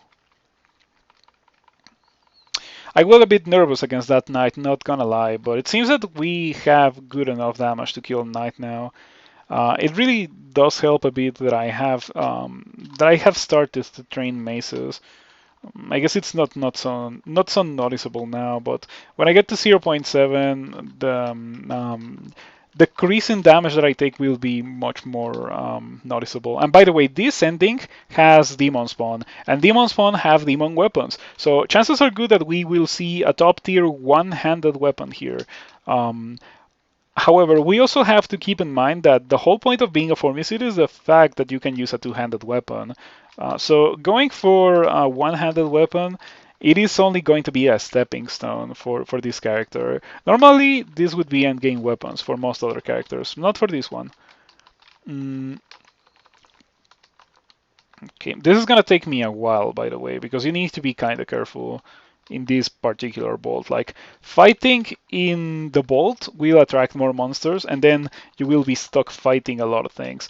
That's why you see me kiting monsters outside of the vault pretty much always. Wow, I am surprised that all of these guys have Holy Wrath, considering that they generated in a demon bolt. Or a bolt that places a bunch of demons, that's what I meant. I don't care about any of those things. Acquirement again, and brand weapon. Okay, I'm gonna buy the brand weapon. Um, Probably should have acquired first because of that acquirement. Yeah. Well, that is going to be my weapon. I am going to acquire. Oh, wow! It's the more I look at it, the better it is. It has a strength +9. It's a +10 Vorpal Adjutant with strength +9. Oh my god, that is so good. Okay, yeah, that is the acquirement, obviously. Like, obviously. Goodbye flail, goodbye quarterstaff, goodbye short sword. Hello, Laya tank. Oh, this is amazing. I do lose 4 dexterity, but it's okay because from now on, for the rest of the game, I'm going to be leveling up dexterity, and I already have it at minimum delay. It is literally end game levels of good. What do you do, by the way? You have a launcher. Okay, I should probably not fight you in the open then. I should kite you towards... Oh, wow, that is a second Warlord. Okay, I think I can maybe win against 2 Warlords, but I am a Formicid. Not winning against 2 Warlords can be very costly, so what I should do instead is kite them towards the stairs. And worst case scenario, I only go up with a bunch of guys, and I can kill them easily. Um, oh wow, it's Mighty. The Warlord Mighty is the other Warlord. So yeah, that is not okay. I need to kill them one at a time. Okay, let's go down these stairs that I haven't explored yet, because I obviously cannot go down those stairs. I would only end up bringing upstairs with me a Mighty Warlord that would deal incredible damage really fast. I'm gonna buy this to identify it, but I'm not too excited for flight. Like, it's not something that I feel like I need. I am very happy that we finally got a Ladja tank. That is my endgame weapon, literally. Base damage 16, base attack delay 1.4, which I already have. So yeah, that's just like crazy damage that we have right now. Okay, I really don't care about any of those things. We shall leave them right where they are, because I already got what I wanted. I still do not regret buying the brand weapon, because I can always rebrand Agnes' Ladja tank. Okay, I'm gonna kill this Warlord, and then I'm gonna use like Heavenly Storm. In fact, I probably should use Heavenly Storm right now. The thing is that I don't want to fight 2 Warlords at the same time. And you probably know, but Heavenly Storm gives you a ridiculous amount of slaying and evasion. Yeah, look at that. Look at that. That was like so much damage in the Warlord. So much damage. And just from movement actions. Um, this ability murders things. This ability wins you the fight. That's what it's meant to do. Yeah, look at my HP. I'm at full HP. Let me go in here and let's see if... Oh, I ran out of Heavenly Storm, unfortunately. But it was fun. I ended up killing the 2 Warlord bands. And now we can kill all of these guys. I'm not afraid of them one bit. The only threat that they posed was that I was not able to kill them fast enough, and they were able to summon things and to deal damage. Now they don't really have that option. Ooh, I see that this bolt was nerfed. It used to place red devils with demon tridents. I think now it places orange devils, which have reaching, but they do not have a demon trident. That is kinda lame, in my opinion.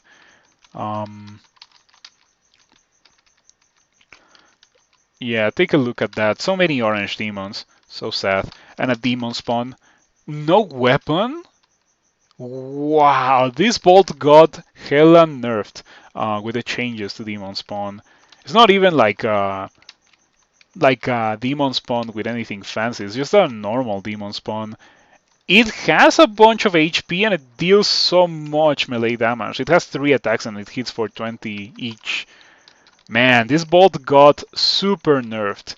I wonder if it was intentional that this bolt got so nerfed. If not, someone should add some red devils to this bolt for the chance of a demon trident. Books. I don't care about books. Okay, we're gonna buy that. And my boots, I think they have regen, so I'm not gonna buy the boots that are being offered to me in this shop, even though they're kind of shiny. +4 tower shield with harm and weakness to fire? Okay, I feel insulted. Yeah, I stopped reading. Well, I would have stopped reading when it said a harm, but I kept reading and I saw weakness to fire. We're gonna throw it on the floor and be very angry at that shop. Um, Kind of a shame. That could have been so good, but ended up being so bad instead. Yeah, I know, I know. Um, Jorgrun. Okay, what do you do today? 13% chance to petrify. Harm is such a weird rand. Yeah, it just deals more damage to you and to the enemies. But anything that deals more damage to you is something that you don't want to have anything to do with. Um, Not taking crazy damage is very important, much more so than any amount of damage that you can deal on almost any character. Yeah, there is some exceptions, but the exceptions are very few and far between. For example, if I was to get Leech, not on this character, but if I was to get Leech on almost any character, I would use it, despite the fact that it has harm, just because Leech uses Vampiric on every attack. But that is like a very specific weapon to get. We're gonna get the manual of armor here. I could have gotten the Arbalest, but I am not particularly interested in that. Oh, I should turn that off. I am not gonna use that anymore. I'm gonna train armor now. The manual will probably end before 21, but I'm gonna send it to 21 in case I forget. And yeah, after that I'm gonna start training some dodging. Oh man, this character is absolutely bonkers. Like, it's so powerful. The only thing that it is missing and that is making me worried is the fact that like my resistances are kind of trash apart from willpower. I can win like that. But having more resistances is just like a quality of life thing because I can win most fights, but the resistances would make it so that I take less damage while winning those fights, and so the fights become less dangerous.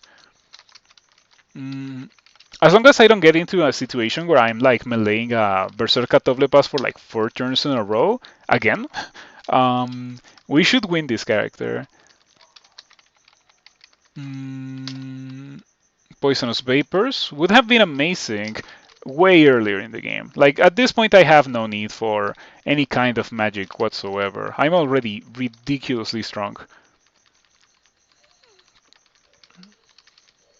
Okay, this vault is the entrance to vaults, so I am interested in seeing what it has to offer apart from all of these humans. Ooh, I don't care about that. You can keep killing things.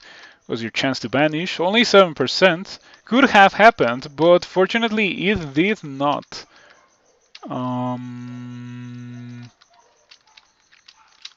I considered going for the Serpent Slash there, but I think I'm gonna do it now. Serpent Slash jump or wall jump. That doesn't seem very good. This also doesn't seem very good, but I'm gonna do it like that. Alrighty, pretty good. So in case you don't know, Serpent Slash wall jump makes you do the wall jump and do all the actions related to the wall jump, and you deal even more damage because that's the thing that Serpent Slash does. But it doesn't make the monsters take extra turns, so it is really good. Serpent Slash wall jump. Of course, it's also really good to just have Serpent Slash as a defensive option. I wonder what's inside here. A bunch of elementals. I guess it's understandable that they are behind a ruined door because elementals can be really difficult to kill for early game characters. Okay, D15. Slime creatures from the get-go. Very large one. Should lead it upstairs where it's safer for me to fight it.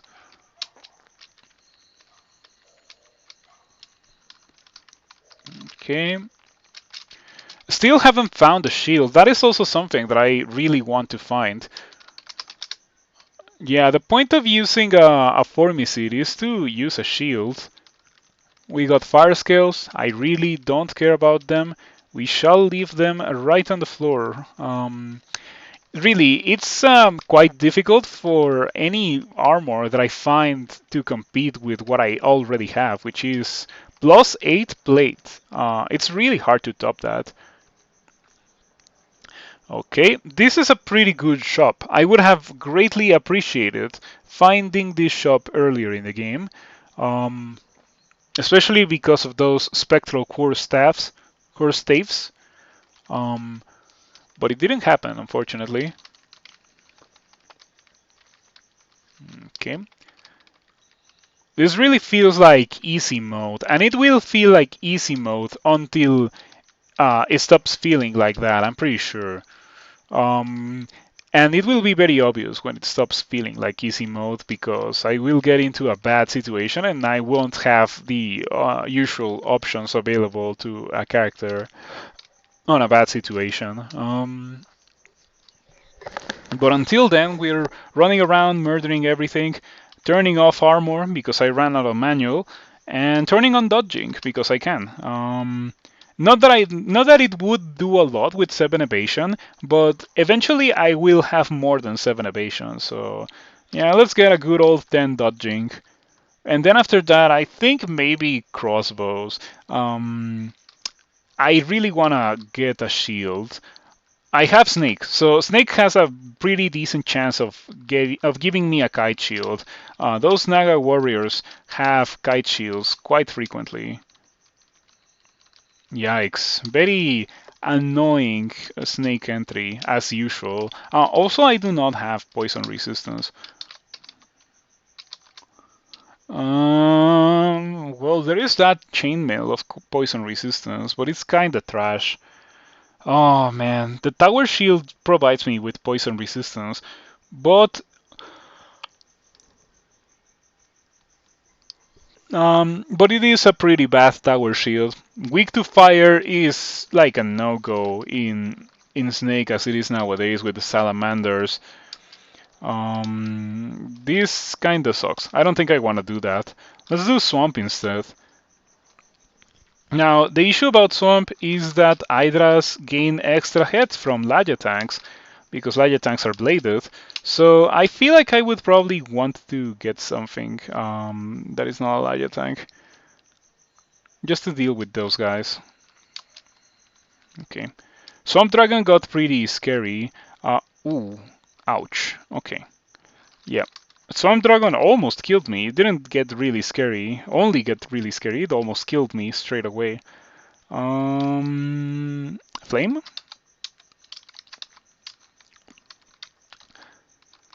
So yeah, the lack of poison resistance rather is going to be significant here.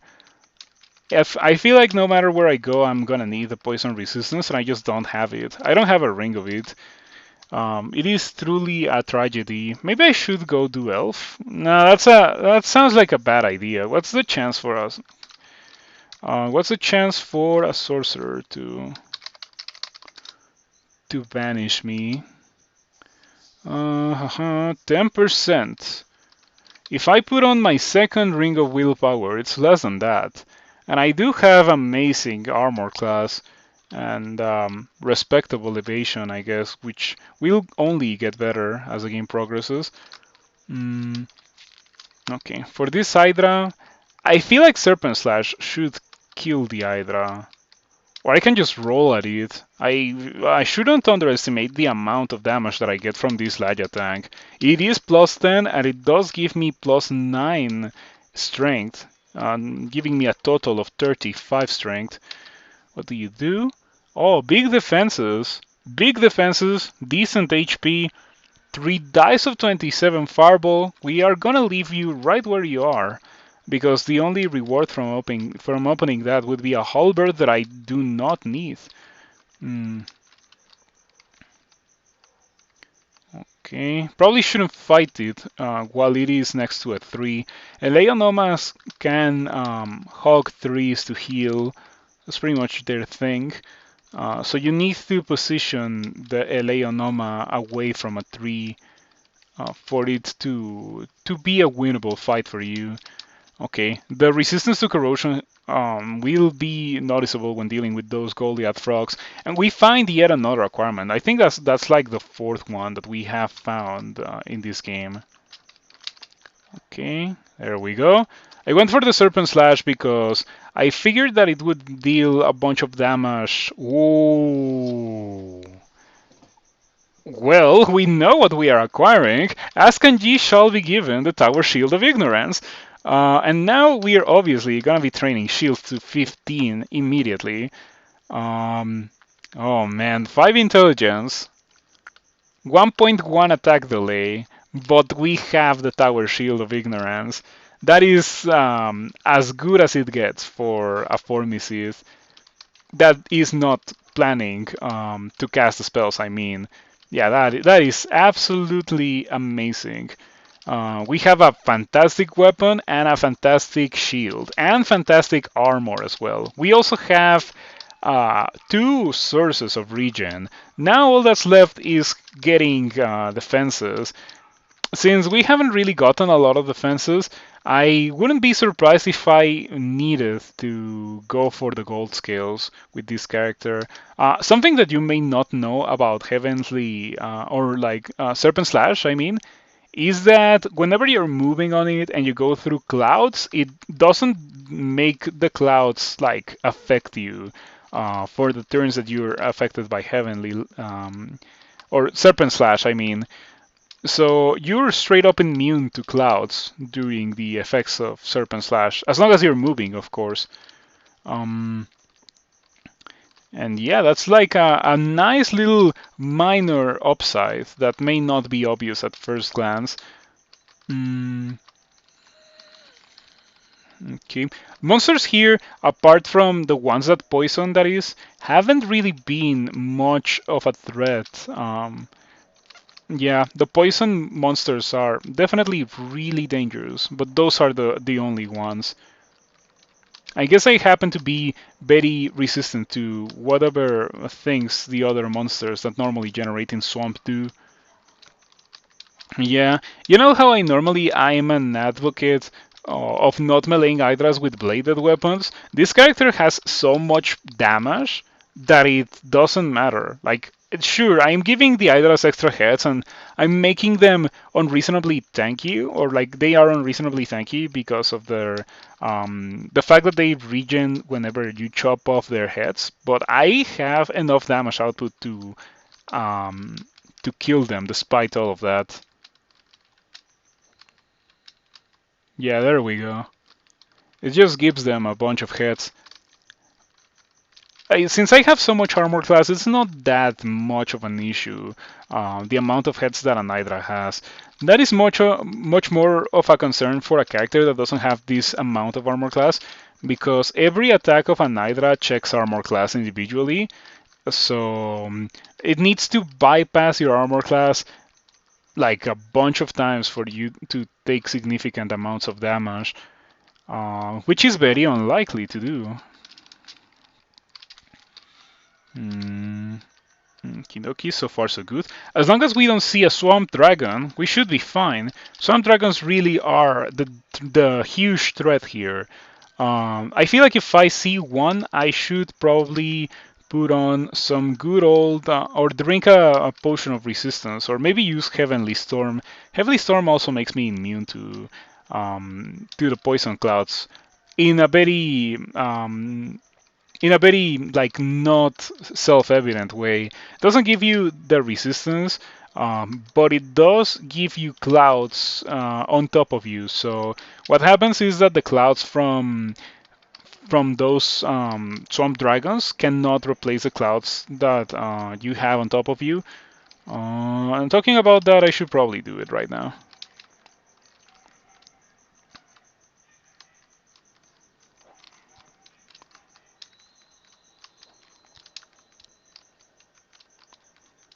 Okay.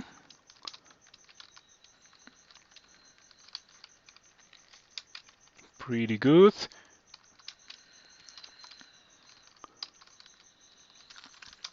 Oh yeah, I can walk through the cloud generator, no big deal.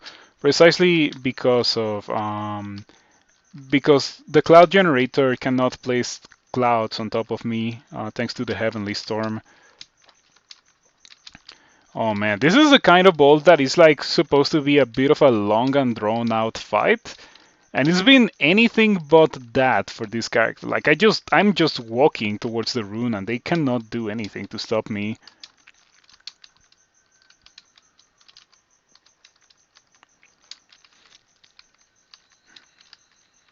Okay. I feel like I want to drink a potion of light. No, not really. I'm just gonna walk towards the rune. The rune is right there at the end of this.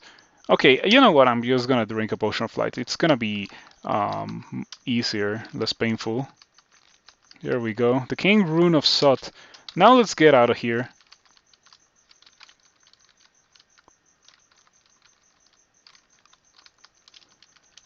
Alrighty, the Heavenly Storm is about to be over, but it's fine.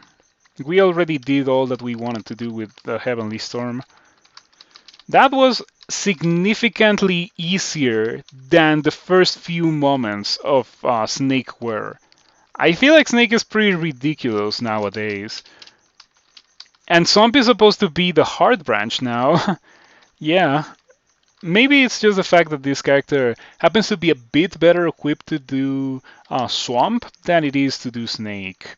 Or at least that was before we got the Tower Shield of Ignorance. After we train it to minimum, or like to the point where it no longer penalizes me, I'm pretty sure things will be different. And by the way, what is this Merfolk avatar doing here? I have a Wand of Flame, so I might as well put it to use. No, not enough clouds to break the Mesmerize. It needs to see you in order to mesmerize you. And Wands of Flame plays clouds of fog, which make it so that the merfolk cannot see you.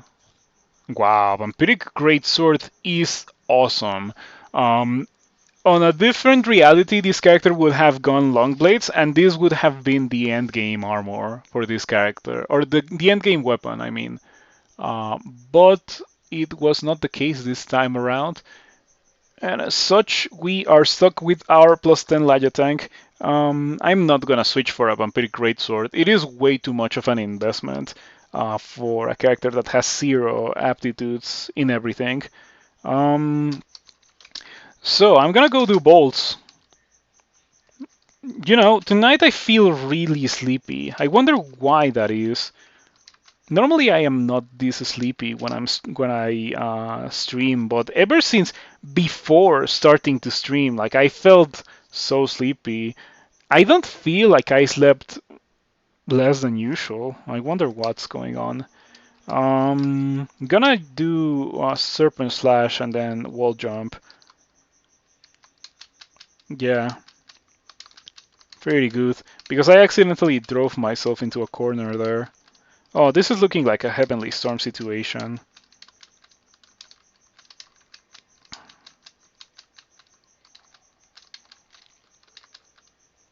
I got marked. As soon as I am done with this fight, I am getting out of here. So I can make the mark wear off. Serpent Slash, Heavenly Storm, or rather Wall Jump, I mean. If you were to obtain one superpower, it would be the ability to fall asleep at will. Oh yeah, I know what you mean. Like I also sometimes struggle quite a bit when it comes to falling asleep. Um,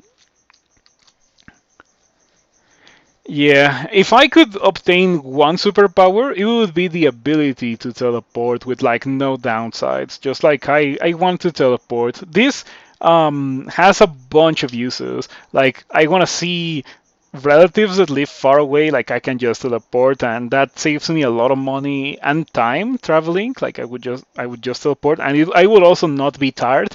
Like imagine being able to visit anywhere in the planet and then go back to your own house to sleep and then go back to where you were. Like no hotels pretty much as well. No hotel fees or anything like that. Yeah, I've been thinking about that a fair amount myself. Like if I could have one superpower, what would it be? And it would really be teleport because, or be the ability to teleport because of those reasons. Um, but yeah, mm,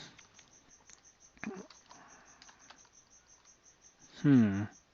I'm not liking the current situation. I am stuck. Yeah, I want to keep doing Wuji and Flippy things, but I can't because um, these monsters keep blocking my path. And yeah, now that I can keep doing Gucci and Flippy things, as long as I keep doing martial arts, I know that I will win the fight. Like, look at my HP, and look at the quality of the monsters that I've been fighting against. Yeah, I am marked, and I am at full HP just because I am that tanky with Heavenly Storm. I am already tanky when it comes to armor class outside of Heavenly Storm, but Heavenly Storm gives you evasion equal to the amount of slaying that you get as a result of doing so many martial arts. Yeah, look at that. That was a massacre. Like not a lot of characters can survive getting marked. Normally you would get out. That character not only it survived the marked, it also murdered everyone, and it was at full HP by the time it was over. Man, this character is crazy good. I am having a blast with this character. But then again, I feel like this character has also gotten extremely lucky with the loot that it has gotten. Um, this is definitely no indicator of the average experience that is playing a Formicid. More often than not, they will not be this strong. Usually, when you go into vaults, Formicid actually have issues because you lose the ability to dig. You cannot dig through stone, and the bolts is only stone and metal. There's no rocking here. Yeah, you can't dig through that. The game straight up tells you you can't. Stop even attempting to do so. Um, hey, 15 shields. Now, I think it's time for me to get a crossbow. Yeah, 18 crossbows doesn't sound so bad. Especially considering that now we have an arbalest on the floor. Ooh, a +5 arbalest. Well, you know what? It's actually not a +5 arbalest. It is a +9 arbalest because I can enchant it immediately to +9. And I can also rebrand it right now. Look at that +9 Arbalest of Freezing that I only just found on the floor. Pretty convenient thing to find, if I have to say so myself.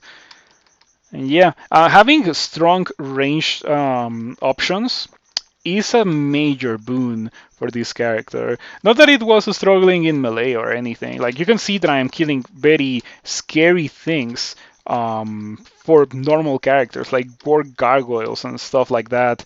And I'm killing them so fast and so easily without taking damage.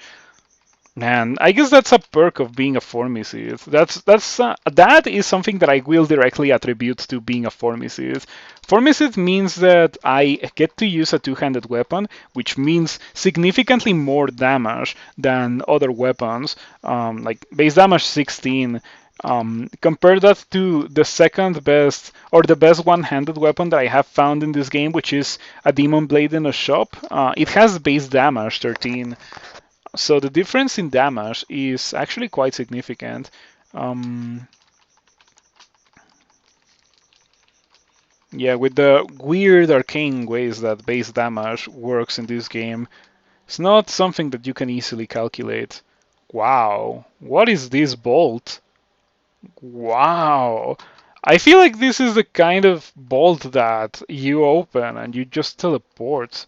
Oh, I know. It's a sword in the stone. Yeah, by the way, that's a 6 sword. Plus 3 triple sword. But obviously I cannot deal with Frederick Asterion, a Black Draconian Knight. This is an endgame enemy. And it is black, so it has Lightning Bolt. Man, this is too much for me. I'm gonna shaft now that I am at high HP, and I can do so without like being in a very awkward situation. Shaft, yes. Uh-huh. Uh-huh. Shoutouts to the shield. I got shafted 2 floors into bolts 4. I wonder if you can shaft into bolts 5. Um, Well, I didn't get the message that tells me that I cannot shaft in these levels, so there's nothing that leads me to believe that I cannot shaft into Bolts 5. Um, Chances are good that I am going to do that if I choose to go into Bolts 5 for my third rune. Something that is rather unlikely because of the nature of Bolts 5. Mm, yeah, Bolt 5 is a very dangerous level, where not being able to teleport is a very significant downside. So chances are good that I'm gonna get my third rune from somewhere else. I'm gonna start using the crossbow now. It's only at 7 skill, but yeah, I think it's better and safer than just running towards things, even though it shoots way slower.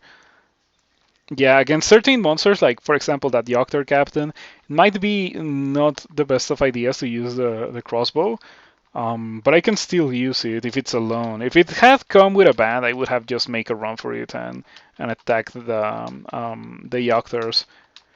Okay, I got marked. Let's see, where are the stairs? Oh, I have yet to see them. You know what? I have 7 magic mapping. Let's make that 6, and now I know where the stairs are. Um, okay, What is that? Oh, I failed to see the door right here. Yeah, no wonder. I was like, how do you even enter that room? Gonna make a run for that particular room. So I can get out in case I need to. Okay, a warlord and a knight. I'm not afraid of them. There we go, easy kill.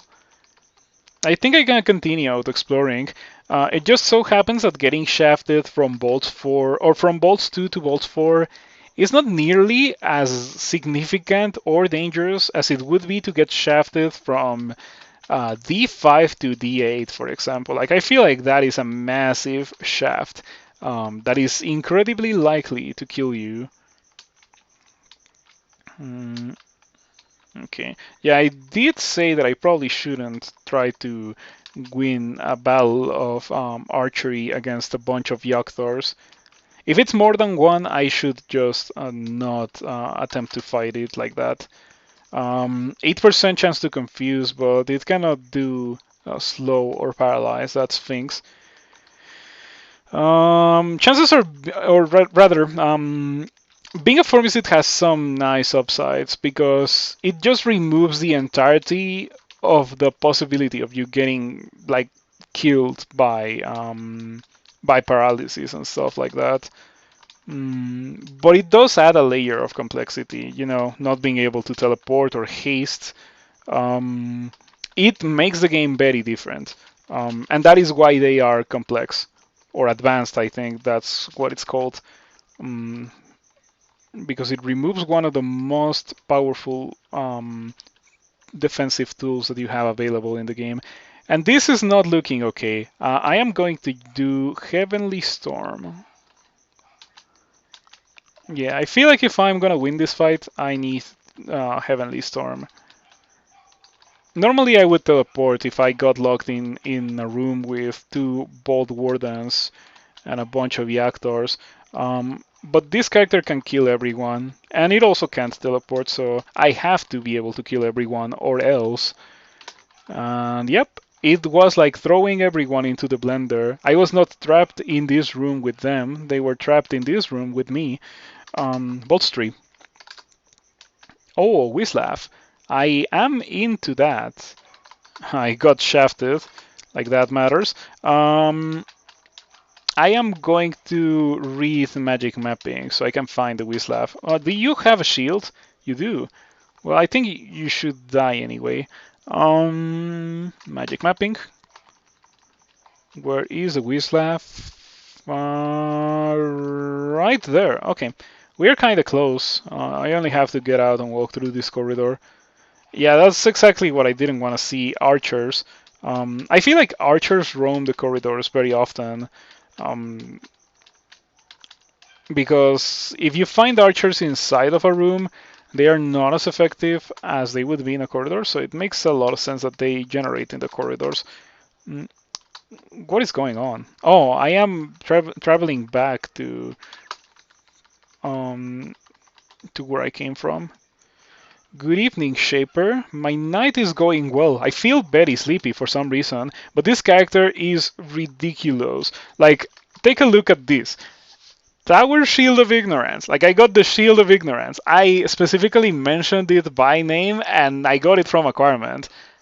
Plus 10 Laya Tank, 9 Strength, 35 Strength, and then plus 8 plate of cold resistance and resistance to corrosion. Unfortunately, that's where the amazingness ends.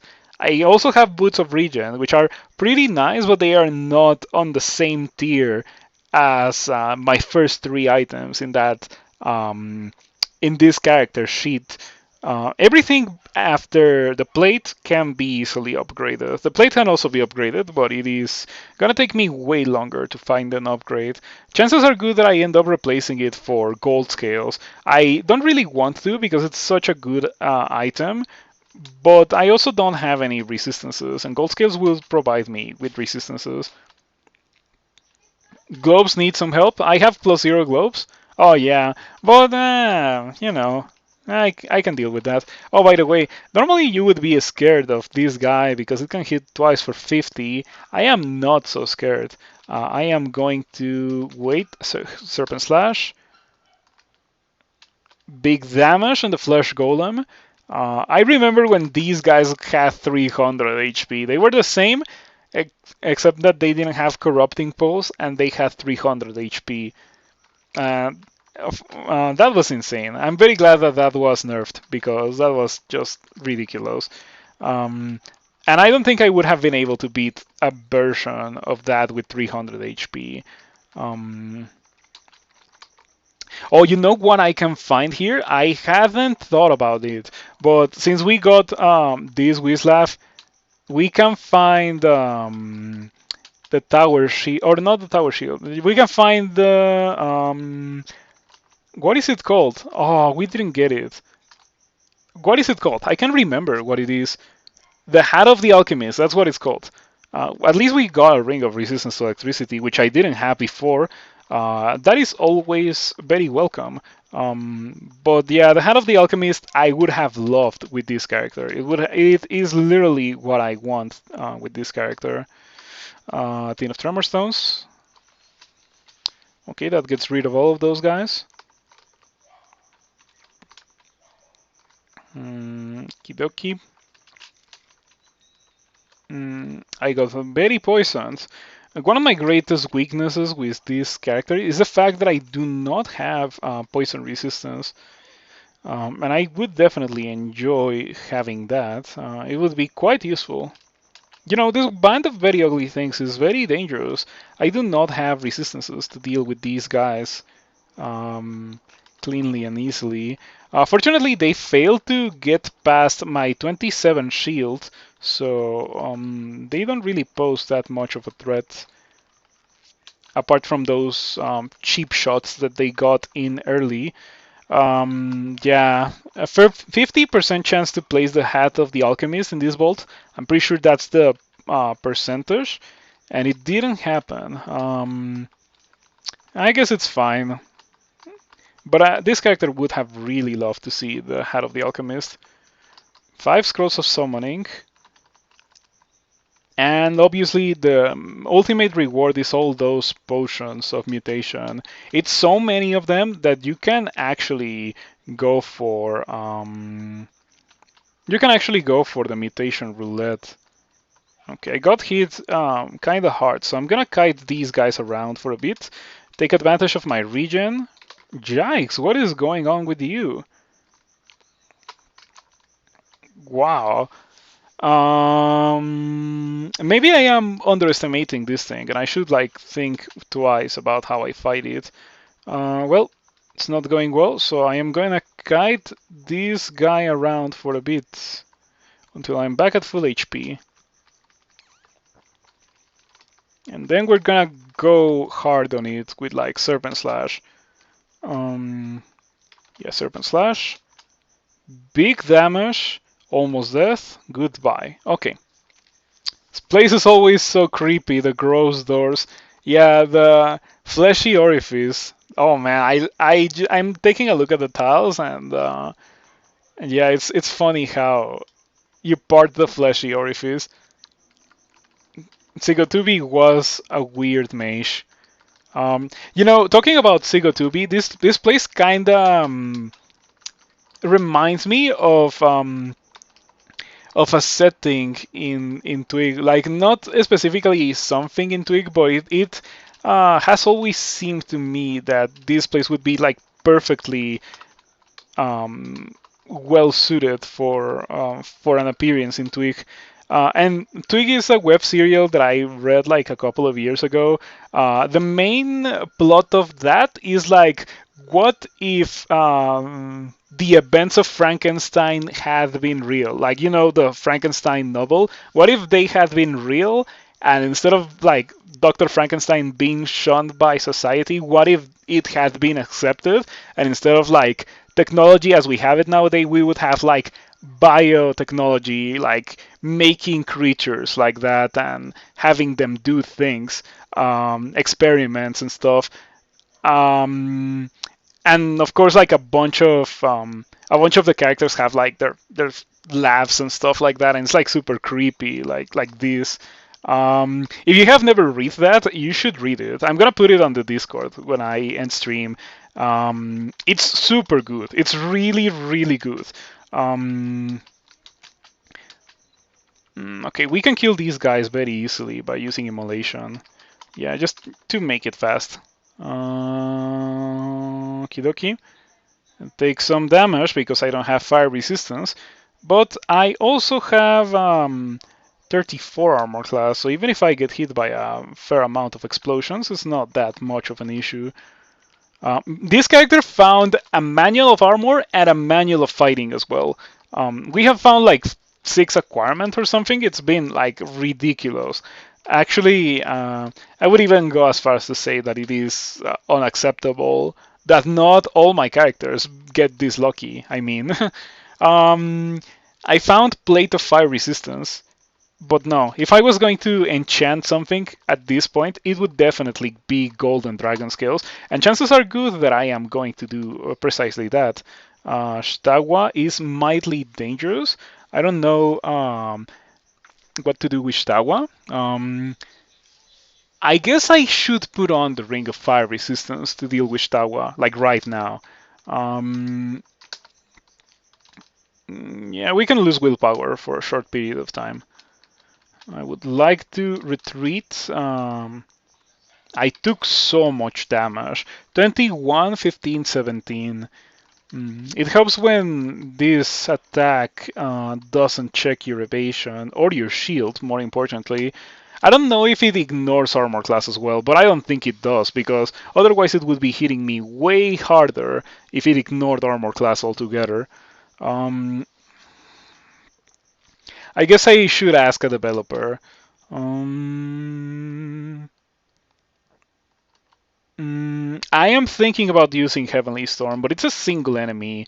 On the other hand, it also deals crazy good damage, so I should really respect Shtawa. It's not like I can run away from Shtawa, thanks to the Breath Weapon. 3 dice of 40. Well, first and foremost, I'm gonna use Serpent Slash. Serpent Slash is just like crazy good damage. Yeah, look at that. Okay, Serpent Slash is so good. It is such a good ability. I can't believe it. You'll get the piety back, no problem. Yeah, I could have gone for the Heavenly Storm, but Serpent Slash worked well enough. Yeah, Wujian is crazy powerful. Um, it is so different from Okawaru, but they are both like melee gods. Okawaru is like the boring choice that you get if you need armor. Wujian is the fun choice that you go for if you don't need anything. Um, and this character really did need weapons, not gonna lie, but I didn't get Okawaru in the temple, and also I feel like I win with Okawaru so often because Okawaru is just so good. And I don't play Wujian enough.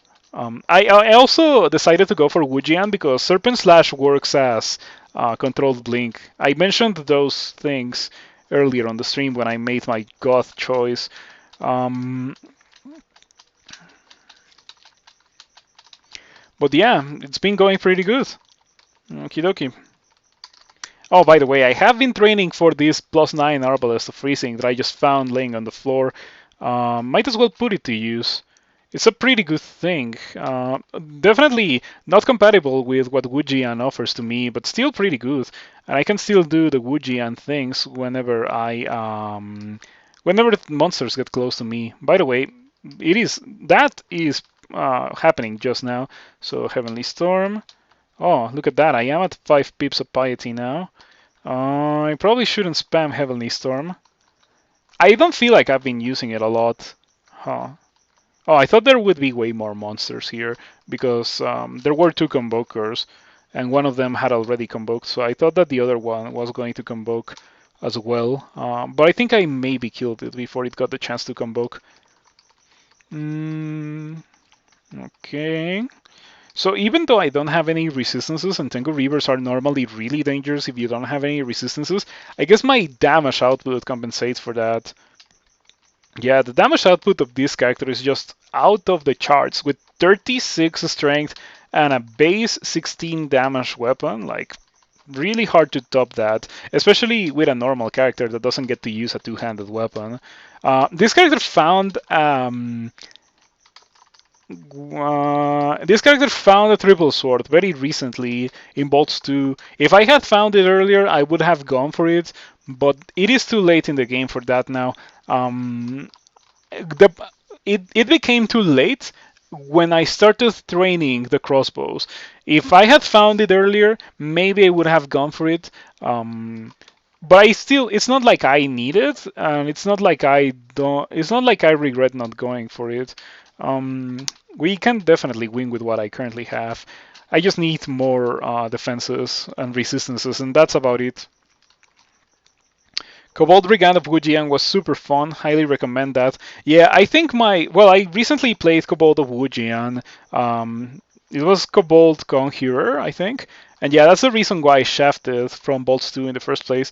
Frederick and Asterion at the same time. I am definitely going to Heavenly Storm these guys. These guys deserve it. Heavenly Storm.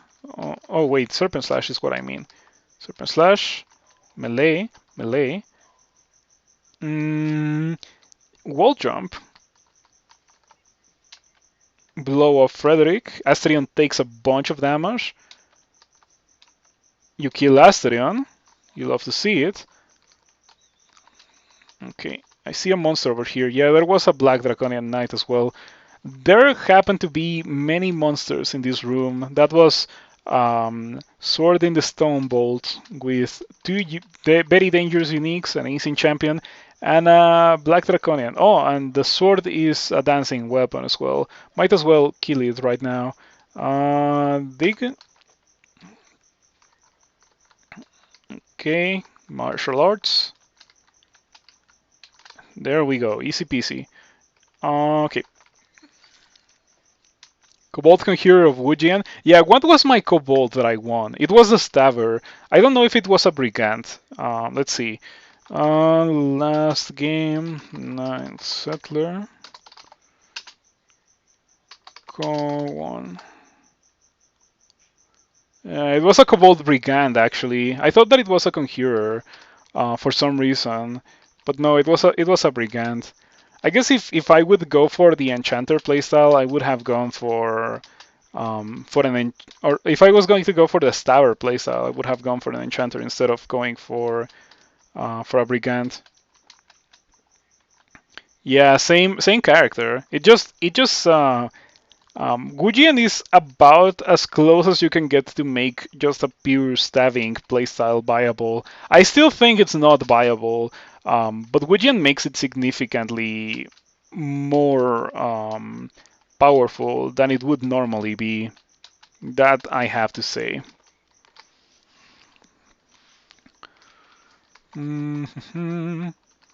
So yeah, I'm liking what I'm seeing here. Even though we have been fighting some monsters that have powerful elemental attacks like those Frostheart guys, we haven't really been running into many issues. It might be also related to the fact that nothing has been really hitting me with fire attacks. Okay, I bought a Ring of Protection from Cold. That is kind of useless. If there is one ring that I do not need, is the Ring of Protection from Cold. I need the Ring of Poison Resistance, actually. Still haven't found it, unfortunately. My only source is that Abysmal Tower Shield that I got in Orc. I was so excited for it, and then it turned out to be Harm, Weakness to Fire. Nah, unusable.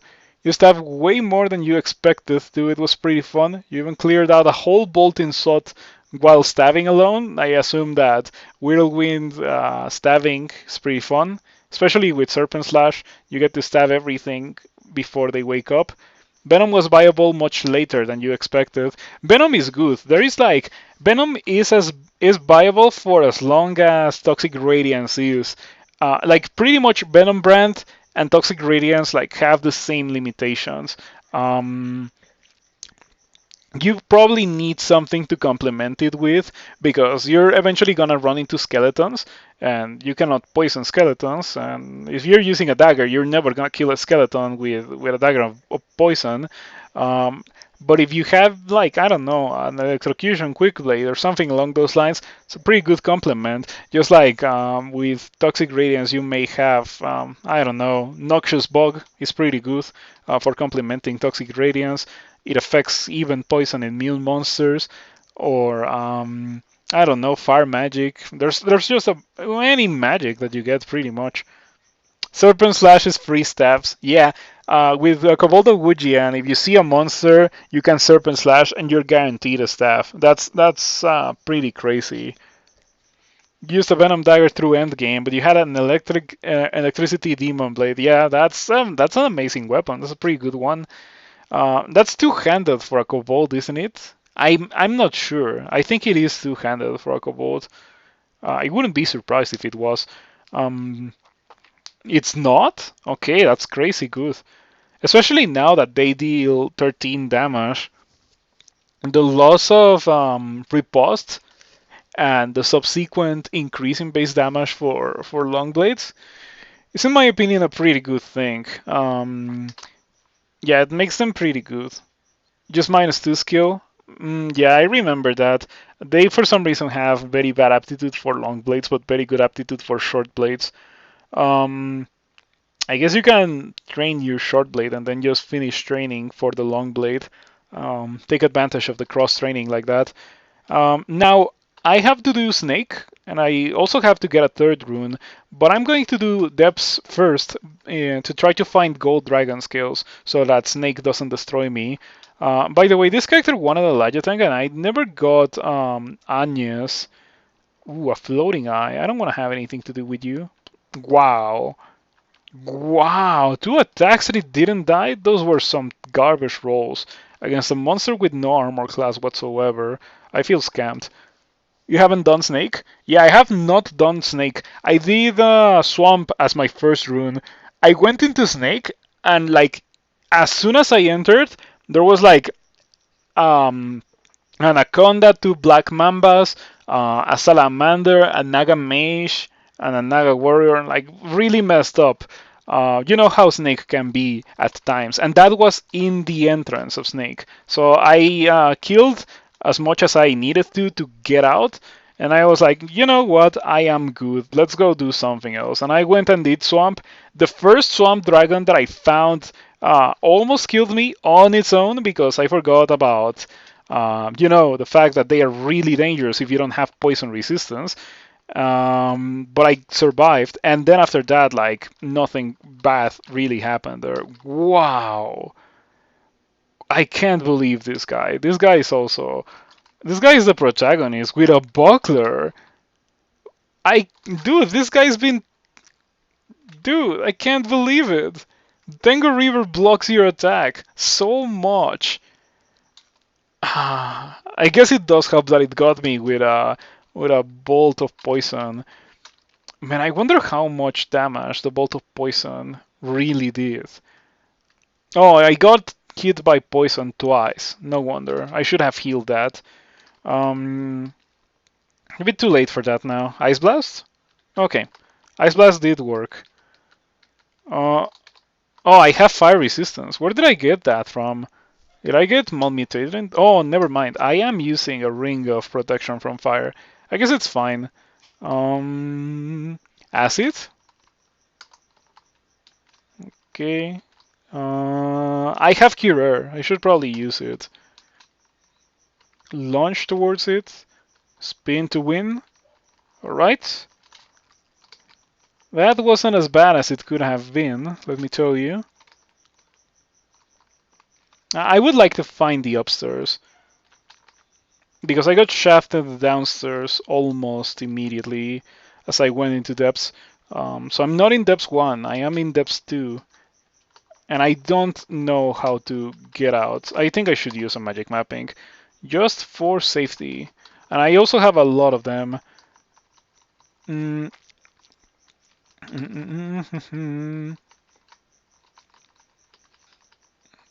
Okay, all the upstairs are all the way over there. It's kind of hard for me to reach them. I guess I'm gonna have to dig through, take advantage of the fact that I am a Formicid and just bypass encountering all those enemies. Yeah, shoutouts to being a Formicid. You love to see it. Hermage. I don't have resistance to electricity. I mean, I can get it, but I do not have it just yet. I can get it from a ring. I need to put on a ring. I don't have the willpower equipped, but I also am immune to the paralysis that these vampire knights can do. So I am not afraid of this one vampire knight. 18 crossbows. I guess it's time for me to go back to dodging. Also evocations. 16 evocations, gotta be good. And I'm just gonna turn on fighting and armor. And I don't think I will have to take a look at that screen for the rest of the game. Okay, I should probably drop these and these. I don't feel like I'm ever gonna need those.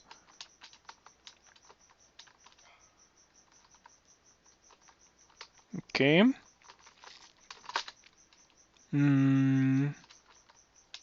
I should maybe put on some willpower.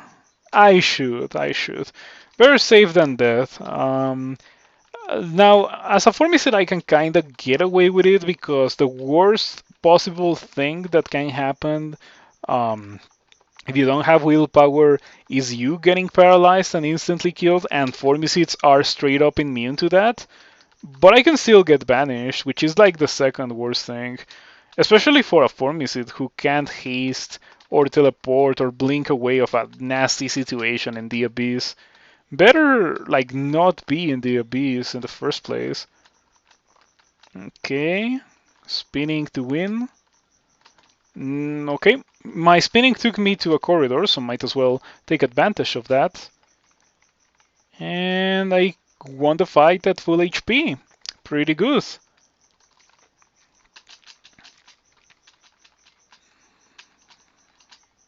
Hmm. 2 iron trolls strong. Yeah, I guess shoutouts to the shaman. At least they are not hasted. I think the shaman can haste. Okay, you blow up the deep troll shaman. For some reason, that reminded me that the other day I bought the King of Fighters 98 because it got an update that gave it rollback netcode. You know how I sometimes play fighting games off stream. Um, so I bought the King of Fighters 98 and I turned it on and I training mode, looked up some combos on the internet. I have to say that the feel of the King of Fighters 98 is kind of like iffy, you know?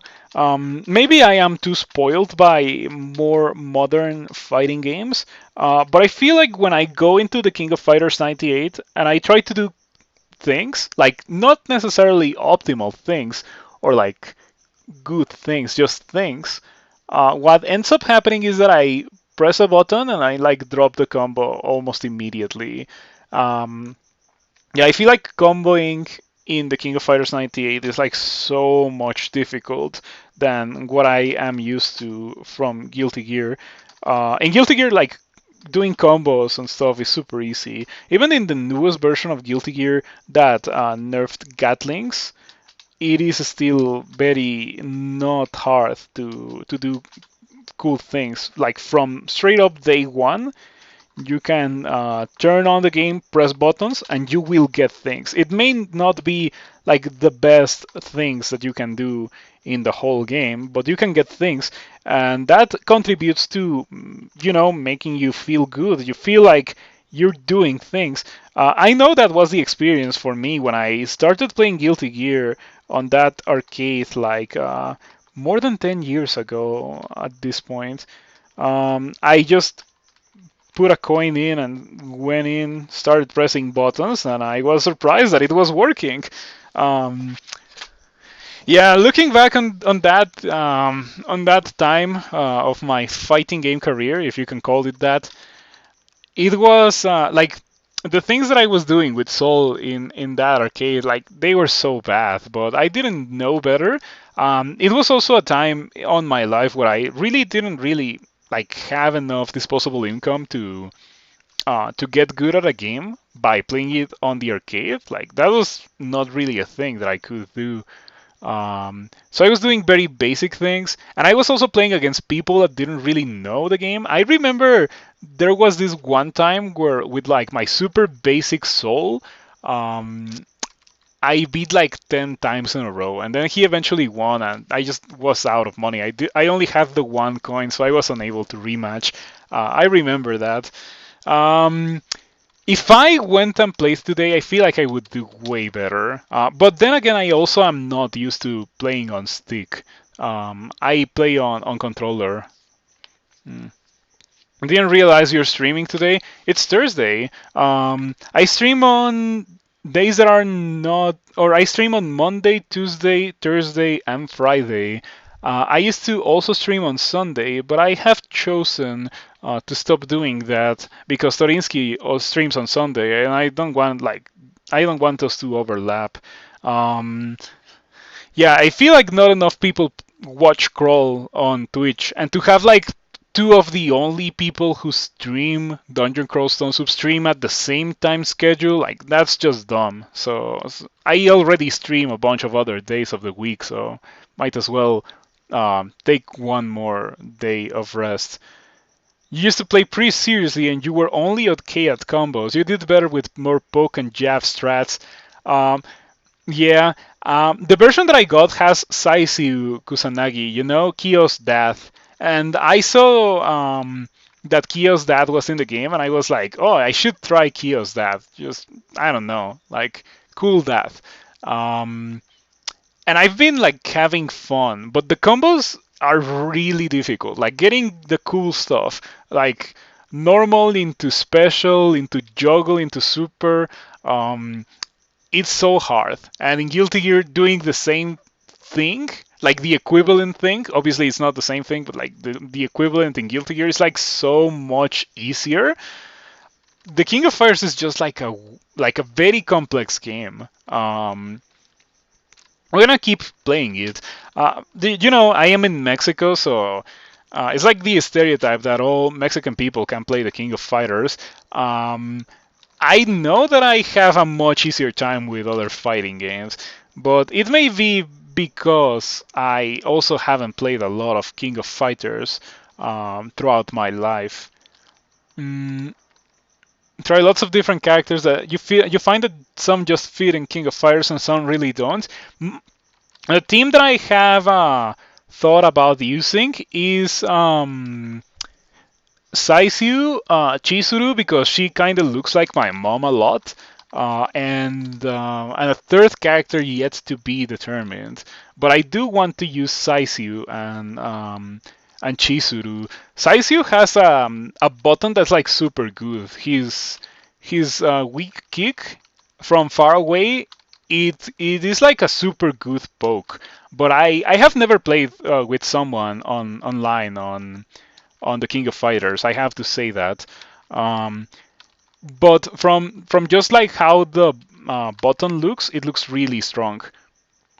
She really does look like your mom, as if you knew what my mom looked like.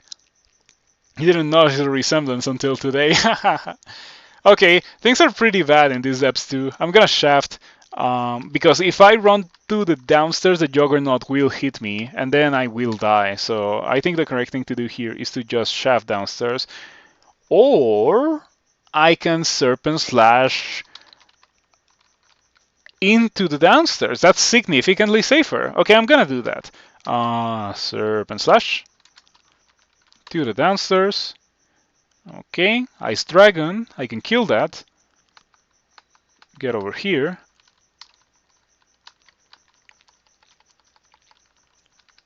Yeah, I have never played the King of Fighters, but I really wanna play Chizuru in '98 and the soon-to-be released King of Fighters 2000, or no, it's not 2000.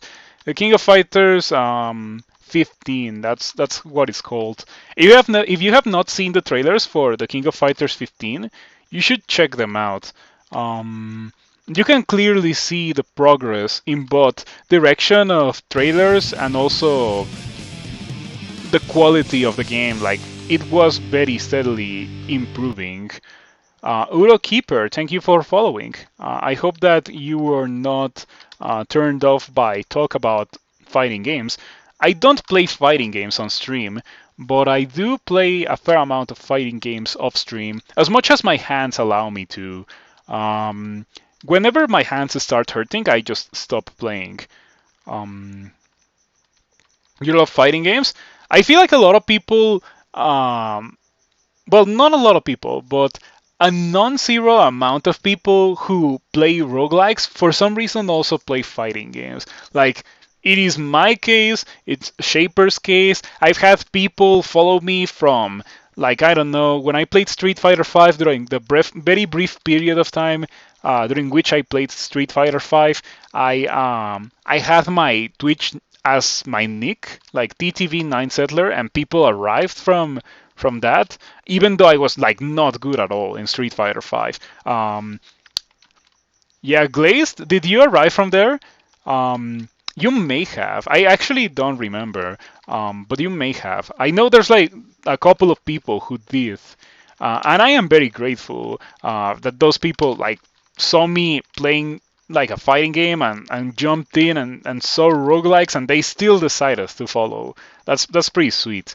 And that like ties into my evil plan to propagate Dungeon Crawl Stone Soup. You play Smash Melee as your main game. I have a friend who plays Smash. Well, actually, I have a couple of friends who do, like at a relatively serious level. I myself have never really resonated with Smash. It's really not my thing. Um, but I guess I can appreciate the legacy and like the longevity of Smash. Seriously? The turn after I put on willpower? Come on. Well, I guess I might get the rune from here, but come on. Was there a chance to do that? 3%! You gotta be joking! Dude, look at that! What's going on here? Okay, it is what it is. 3% vanish. And why do we even bother with willpower? Sometimes I feel like that. Yeah, that was a good vanish. I wish I was that good. Um, yeah, for sure Lugano would be amazing for a Formicid, but I feel like at this point in the game we have already gotten past the point where I can freely switch my god. At this point, sacrificing Wujian would be significantly bad for me. Um, okay, that is not good. I am going to use Heavenly Storm and Serpent Slash and try to get rid of that Ancient Slime immediately. Sooner I get rid of it, the faster I'm gonna start regenerating. Yeah, in this kind of fight, I really cannot afford to take damage. So, like, okay, yeah, like going hard on the Bobster, I feel like it was the correct thing to do, even if I've been consistently oscillating between 6 and 5 pips of piety with Wuji, and I guess that's the point of piety. You have it, and you are supposed to use it. But I don't know. I feel like I am too used to hoarding my piety. Ooh, an executioner. With 34 armor class at 27 shield, this guy shouldn't really be an issue. Yeah, come on. Okay. It is kind of scary to be walking around while sick. Better to rest it off immediately. You're just getting into traditional roguelikes for the past few months. You were looking for good RPGs, but then you tried traditional roguelikes and you ended up playing this instead. Pretty great so far. Yeah, and Crawl specifically is, in my opinion, the pinnacle of traditional roguelikes. That's fine. I have a bunch of potion of mutations, so I can get rid of all those mutations. It's not an issue. Um, yeah, just to elaborate a bit on why I mentioned that, Dungeon Crawl Stone Soup shapes a bunch of the things that old roguelikes had that were like super annoying and like just a straight up whack. Like NetHack. Everything that NetHack is, or like most of the things that NetHack is. Um, it's funny that for a game in a genre that like heavily incentivizes replayability, NetHack gets super old super fast once you know what you're doing. The journey is the fun part of NetHack, but once you know, it gets old. For example, like or just for illustration purposes, I played NetHack for around a year, less than a year, and then I was like super done with NetHack. I've been playing Crawl ever since I stopped playing NetHack, which was 10 years ago. And I still haven't gotten bored of it because Dungeon Crawl Stone Soup is very deep and replayable. Even if you know how to win, it is still a challenge to get to that point. Yeah, Crawl does roguelike. I really unironically think that. It's also not like I have played a million roguelikes, I have to say. Let's be completely honest here. There's a fair amount of roguelikes that I have never tried, and chances are good that I will just straight up not try them because I got to play Crawl instead, and I just like became too hooked on Crawl. I remember that time when I played Tome, and I just kept finding the things that that Kroll did better, and I just couldn't get that thought out of my head. So it was also a pretty bad experience because Tome does a lot of really bad things that you shouldn't do in a game like this.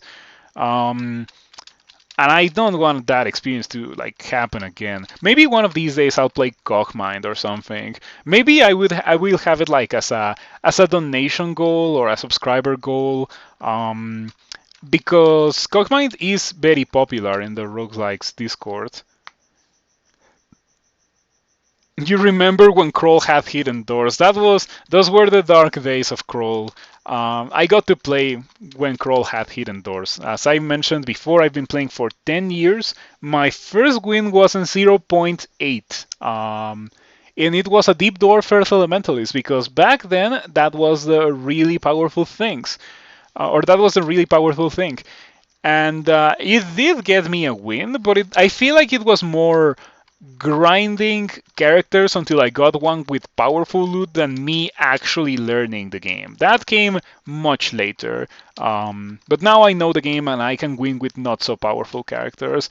Yeah, don't worry about not winning, as Shaper says. Like it's a process. You will eventually win, and once you win, I'm not gonna lie, it will probably be because you got a really powerful character. But then, as you keep playing, you will start winning with characters that are not necessarily really powerful, and that's where the fun starts with Dungeon Crawl Stone Soup. When you find a character, or when you get a character that is like absolute trash, and you're like, oh, this character sucks, I'm so miserable, but you still manage to pilot it to a win. That's the good stuff. Shaper has almost as many wins as you. Yeah. And Shaper got really good throughout this whole year. Um, when Shaper started watching me, she was like, "Oh, I am." Well, I remember that she had never seen extended, and now I think she has gotten a couple of 15 rune wins. Of course, like I am terrified of anything that shoots poison clouds because I don't have the resistance. And I don't think that Golden Dragon drop scales, much to my dismay. Oh man, if I have to make it into Sod without resistance to poison, like I am doing this to find the resistance. I didn't get Swamp scales in Swamp, and I still don't think that I would like to use them if I had gotten them. Yeah, I appreciate the fact that you have stuck with me for so long, Shaper. Like, it really does mean a lot to see someone that was not necessarily that experienced or good at the game when they first started watching, and to see them, like, evolve and actually start giving out good advice and, like, being confident in their decisions and gameplay, and sometimes even giving me good advice because they have tried things that I have not tried in all my 10 years of crawl. Like that's how deep this game is, and that's how many things there are in crawl, like many play styles and things that you can choose to do in crawl. um, yeah, I love crawl. Crawl is so good. By the way, I have the mutation that doesn't allow me to read scrolls, but it's not an issue because I don't have any good scrolls to read anyway, being a Formicid. Heavenly Storm and Serpent Slash. Time to win the fight. Yikes, big damage from the Etin. I can't believe that didn't kill the Etin. Those were some low damage rolls on a monster with decent armor class, I guess. I still think I should have beat the Etin with those spins. Just go statue form. Yeah, usually that works. I genuinely think that going statue form is a pretty good thing for some species, just like always. Wow, 46. Yikes. Big damage roll from the Fire Dragon. Despite the fact that I have resistance to fire, it still hit me pretty hard. This is getting kinda hairy. I should be able to win regardless. Launch towards the Earth Mage. We one-shot the Earth Mage pretty good. Okay, now I should be able to dig a hole and rest here in a safe spot. I am going to drink some of my 22 potions of mutation to get rid of some of these bad mutations that we got in the Abyss.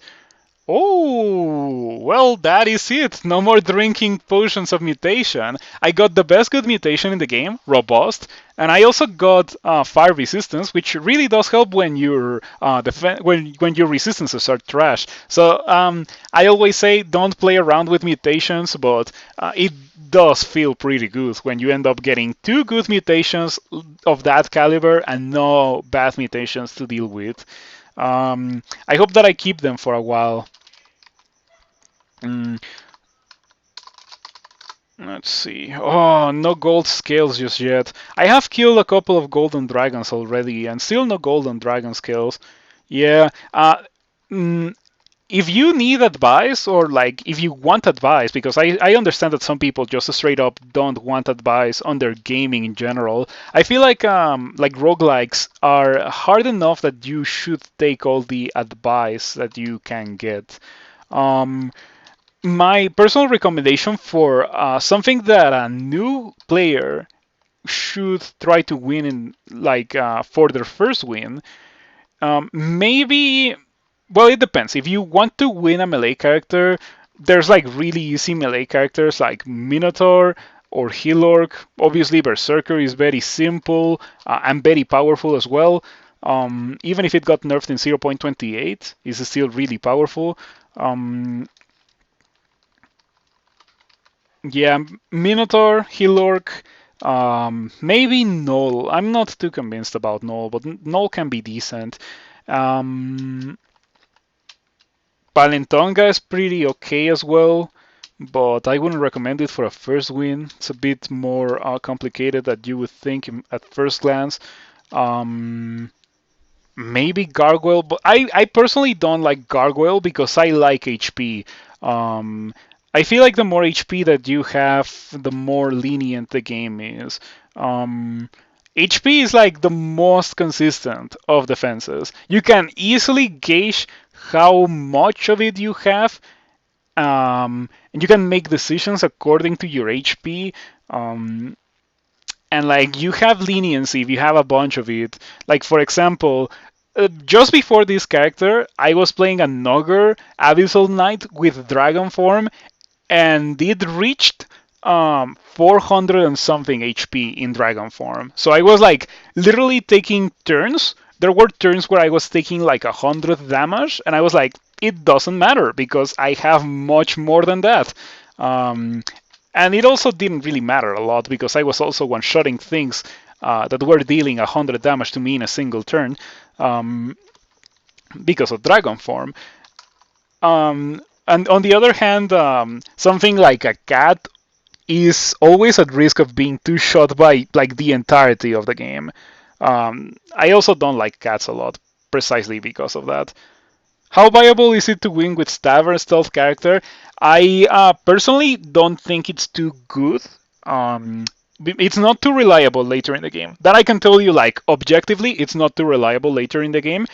So you should look into other things that you can do to complement the stabbing playstyle. Um, you can kind of make it work with like no other thing, but it will be very painful.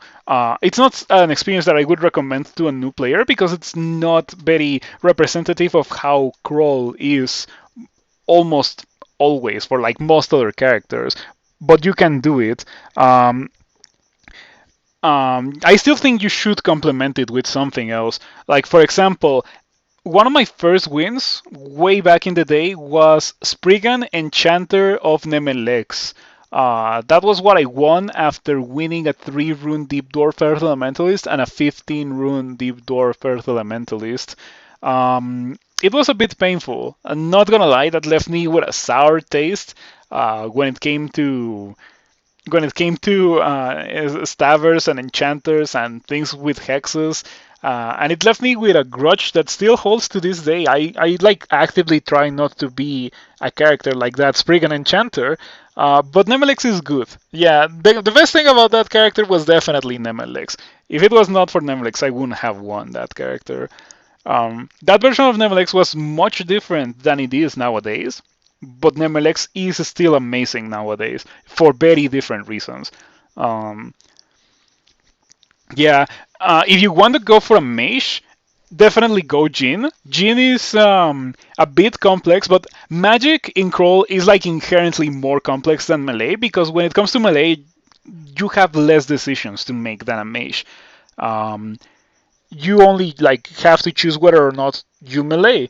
Uh, on the other hand, a mage needs to choose what spell they use. They have like many different spells that do many different things that may or may not be good for any given situation. So that like adds on a layer of complexity that I personally enjoy, but I can understand if it like puts off a new player. I've seen people being new players that like they don't like the complexity that comes from mages, or like they feel like it's too overwhelming. Um, so if you think that it is like that, just go for a melee win and eventually like start playing mages. But do play mages. Spriggan Enchanter is a pretty unfun experience for sure. It is. I remember like way back in the day, it was like actually really powerful. But I feel like the meta way back in the day, like defined by the community, that is. It was that shields were bad and stabbing and stealth were good. Um, Shields were kind of bad back in the day, but then they got buffed and then they were pretty good. Um, but I've never resonated with stealth and stabbing. I feel like I am prone to making mistakes because it just like generates a more complex and more chaotic board state for you. Um, to just like walk past monsters, hoping that your stealth does the thing, instead of just killing them or like looting them towards a position where you can take a more controlled fight. Now I think I didn't do depths too. Yeah, because of this Mr. Juggernaut. Okay, come downstairs with me. I am going to slow you. And by the way, since we have new players in the chat, this thing is dangerous. This thing is super scary. It has a bunch of HP, decent armor class for a monster, obviously no evasion, being a giant, and very good willpower. You are not gonna hex this guy. Hits for 40 and hits for 80. But the caveat is that it attacks extremely slowly, so it is going to hit you like a truck, but it will not do so every turn. It will do it like once every 2 or 3 turns, and then if you slow it with Curer, because it doesn't have poison resistance, it will do it like once every 4 or 5 turns, which is usually enough time for you to severely hurt it or just straight up kill it. And the Juggernaut hits you but does no damage. Good armor class roll, and then we block it. Amazing shield roll because that was the big hit, and then we kill it. You love to see it. Melee is much easier to learn than caster. You also agree that after you understand it all, caster is safer and easier than melee. Yeah, for sure. The thing that makes a spellcaster easier and safer than a melee character is the fact that you can kill things from afar. That is very impactful in the early game, where a bad roll or two can mean the death of you as a melee character, like at least you being placed in a very awkward position that mages just don't have to deal with because they're not within melee range when they are doing their thing. Or at least most mages. IS Elementalists just have to go into melee range, but they also avoid the things that would usually make melee very inconsistent early in the game, which are like the armor class and the evasion checks. They just don't care about that. Um, when you try playing stealth, everything is great until the stealth check fails and then you die. Well, all monsters that are alerted usually means that you die, but yeah. Yeah, I would recommend you to try a different playstyle. Stealth and stabbing is a thing that you can do, but it is probably a bit too difficult for a new player. I would heavily advise you to try other playstyles to get further into the game, maybe even get the first couple of wins, and then go back to stealth. Specifically, I would recommend you to play Kobold. What was it? Kobold Brigand of Wujian. Maybe even a Kobold Mage of Wujian, so you don't have to deal with the annoying early game of a melee character. Starting as a mage kind of helps you skip that, and then you can side spec into stabbing. Um, Or I guess you can also get kind of lucky with a demon spawn. Like you can start grinding demon spawn until you get malevolent magic. And malevolent magic is a demon spawn mutation that paralyzes monsters whenever you cast a spell every now and then. It just paralyzes a monster. I got pretty lucky there. The tentacled monstrosity was grabbing me. Just doing a good old Bolt 5. I'm very lucky that I was able to break away from the constriction and go upstairs. Anyway, as I was saying with Kobold, you start as a mage. That means easy early game. Later on, you transition into stealth and stabbing, and you go Wujian because Wujian has a passive ability. In fact, I am currently worshipping Wujian, and I can showcase it. You can perform damaging attacks by moving towards foes. That is a launch. So let's say that I am here and there is a monster here. If I move towards the monster, I will move and attack. Normally that would take 2 actions, but with Wujian that only takes 1 action. And that can get staffs. So a Kobold of Wujian with the reduced line of sight and with the launch doesn't have to reveal or doesn't have to wait that many turns between seeing a monster and stabbing a monster. In addition to that, you also get Serpent Slash with Wujian, which lets you take two movement actions for free. Like they are instant. It's like you stop time for 2 movement actions. And that means that if you want to use Serpent Slash and you see a monster that is asleep, you have a guaranteed staff. That's really powerful for stabbing. Those are just like amazing things. That's what I would recommend for a player that really wants to go for a stealth build nowadays. Your first official stab was your 38 win. 38 wins, man. Oh, that you love to see it. That's amazing. It makes me so happy to see 38 wins on Shapers. Noted. You still love playing Minotaur. I don't play a lot of Minotaurs because they are too easy. In fact, I feel like this character is too easy. It is compensated by the fact that it has trash resistances, so it's not been as easy as it could have been with these, with these amazing defenses that it has. I don't need that. Wait, I do need that, but I don't need the Amulet of Faith.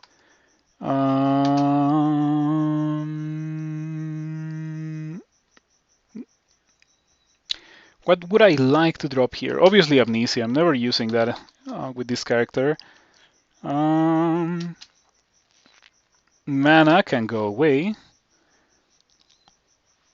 Brilliance can definitely go away. Maybe Ambrosia as well. It will only heal me. I can see it being useful, however. So I'm gonna keep it around. You agree with everything I said about stabbers, I see. Yep.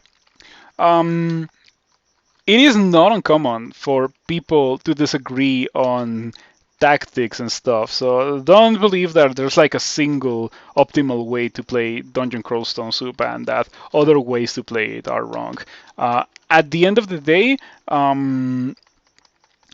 it is true of Dungeon Crawl Stone Soup that you can make like severe strategic mistakes, like skilling wrong, or going for a different build than the theoretical optimal based on the things that you find on the floor.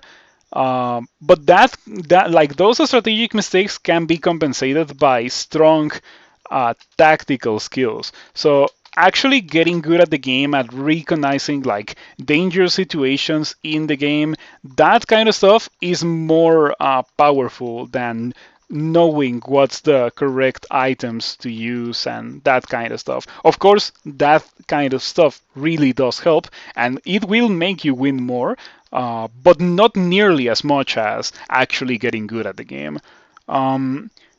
You play Minotaur to get speedruns and try silly things like Dungeon Depths Pandemonium Sod, which you still haven't done. All my Dungeon Depths Pandemonium Sod runs have been Minotaur.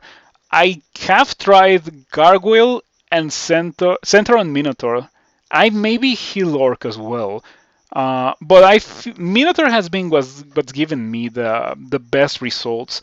On the run where I got Dungeon Depths Pandemonium Sod in the most recent tournament, I almost switched to Heal Orc because Heal Orc gets better better access skill, and I think better fighting skill or better armor skill than Minotaur. I think I'm not sure, but you should try Healorc for Dungeon Depths Pandemonium. So it's pretty good. Like you go for the shield and maybe the launcher, or not the shield. You go for the axe and the launcher, and obviously the shining one, and then you just do your thing. You keep trying Stavro of Uskoyo, and sometimes it Menos. That's the usual. You would be led to believe that those are like the best choices for a Stavr character based on the flavor of the gods, and specifically Uskoyo's stabbing. Or Uskoyo's paralysis that makes stabbing pretty good. But Wujian, Kobold of Wujian has to be the single best way to get a stabbing character. Yeah, I love Wujian. Wujian is deceptively powerful. Like um, you wouldn't think it is that strong, but it is. Definitely, absolutely, it is. Um, Normally I would be terrified of this Caustic Strike because they're insanely strong enemies, but I happen to be resistant to corrosion. Also, it only has melee attacks, and I am really powerful against melee attacks with the Tower Shield of Ignorance. Um, it's just like the Tower Shield of Ignorance is the shield of choice for a Formicid. If you get it, that's it. Like there's no upgrading from it. As the flavors text says, with a shield like this, who needs to think? It is true. It's not an exaggeration. That's absolutely the reality with the Tower Shield of Ignorance. It's so powerful. Like it neutralizes monster melee so well. Um, in general, using a shield in this game is so good. It is so much better than using a two-handed weapon. Which, as a Formicid, I can do both those things. Like, I can use a two-handed weapon and I can use a shield. That's like their thing. Of course, they have massive downsides because of that. Most importantly, you cannot be haste, slowed, berserk, paralyzed, or teleported. That's a downside and a downside as well. But it's more of a downside than an upside, I think. Um, yeah. Formicids are fun. I haven't won a Formicid in a while with this character or with this account. So I have been having a blast with this Formicid. Mm, you still haven't won with either of those gods, Uskoyo and Dithmenos. I like them both. Um, yeah, they're pretty good. Mm, I like Uskoyo more than Dithmenos for sure. Uskoyo is a god that greatly rewards you for going invocations, which is very deceptive because Uskoyo's activated abilities, other than Grand Finale, are not that amazing. You go for invocations because invocations makes you paralyze monsters for longer when you get the Uskoyo paralysis. I don't think anything in the game tells you that unless you check like this screen, like this one, but from Muskoyo. But the more invocations you get, the longer the paralysis is. I'm pretty sure at 27 invocations you get like 7 turns of paralysis, which is absolutely insane. Like that's enough time for you to murder everything. Um, and then you get grand finale, and then you actually murder everything. Um, so that was it for Depths 2. Unfortunately, I didn't get my scales. I can't believe it. I can't believe I did the entirety of Depths and I didn't get a single set of Gold Dragon scales. Tragic. You didn't know that you could extend paralysis? Yeah, I should maybe like comment on that, or maybe even like make a pull request to make it more obvious to players that if you train invocations with Uskoyo, the paralysis is longer because it is. Also, the more you train invocations, the easier it is to grand finale. With enough invocations, as soon as you get the ability, you can grand finale with like 0% chance of failure. Which is obviously really good because the earlier you get grand finale, the more grand finale you can do. Like it just recharges faster. It's funny because Uskoyo's piety system is so different than like any other gods. How it like heavily fluctuates during a fight. I like that quite a bit. It's like such a genius design. I feel the same way about Ignis, but Ignis is genius in like a completely different way. Both are piety systems that I would have never thought of in my life. Um, yeah, I really like Uskoyo. I don't play it a lot because it's too powerful. So whenever I'm like, okay, I'm gonna play an Uskoyo character now, I just like turn it on and I win. And then I'm like, well, now I kind of don't want to play an Uskoyo character because I just won one. So you almost never see it in my channel, but it is super good. In fact, I would go as far as to say that the more you see a god, the less good it is because like I just like have to play a bunch of characters to actually get a win. um, I guess some exceptions may apply, like Okawaru or Behumet. I played those a lot, and those are really good. Yeah. Crawl has a lot of content. It is truly infinitely replayable. People say that doesn't really exist, that you're eventually going to get bored of a game. I don't think it's the case for Crawl. Like it's kept me coming back for 10 years. That is a hard barrier to overcome. Like I don't know. I don't know. And I'm still not tired of Crawl. Of course, it is important to like add variety, like try other games, not necessarily roguelikes. Lately, I've been playing a lot of fighting games, as I have mentioned, specifically Guilty Gear Strive. That's what I have been playing. Um, I think I'm gonna play some King of Fighters because that's what my friend likes. I tried to get him into Guilty Gear, and he's like allergic to it for some reason. It's such a shame. When Guilty Gear was about to release, I was very excited because we were going to get to start at the same time, so we would like keep getting better, like symmetrically, but it just didn't happen. Sato main? Oh man. Yeah, well, earlier today I was playing against a Sato and I got absolutely dumpstered. Yeah, I feel like well, I play Ino. So I feel like when Asato figures me out, that's it. Like I can't do anything. I think by the final match, because we were playing ranked, because that's pretty much the only way to get people that are like around your skill level. Um, in the final round, I got perfect. Like in the final round of the whole set of games, it's so hard. Ino is the next player, the next character you plan on learning. Ino is fun. I enjoy Ino a lot. I was not an Ino player in older Guilty Gears. I was a Soul player, but I tried playing Soul in Strife, and even though he was pretty strong when the game released, I just didn't feel it. You know, like it felt so alien to me to play that version of Soul that I decided this would be a good time for me to finally learn Ino because she was so hard in old versions of the game. And in this version, she is significantly easier. She also has less swag that you can do, like less fancy stuff, but she's still pretty fun and pretty powerful regardless. Her mix-ups are pretty unfair. Like you can go low, high, or graph.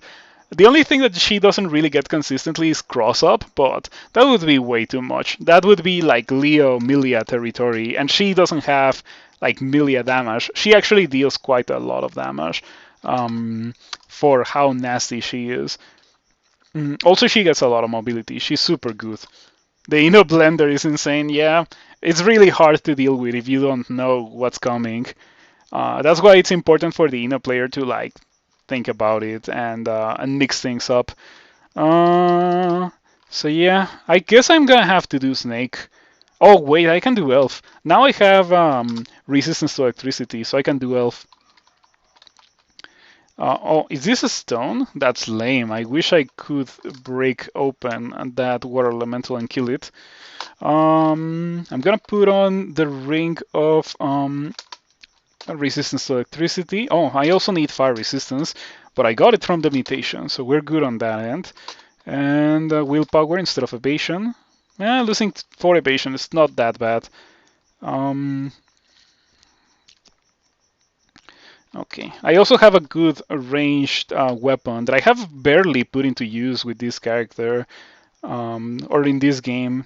But yeah, this Arbalest of Freezing, it is already at minimum delay. It is really powerful of a weapon. Launchers in Dungeon Crawl Stone Soup are mad good.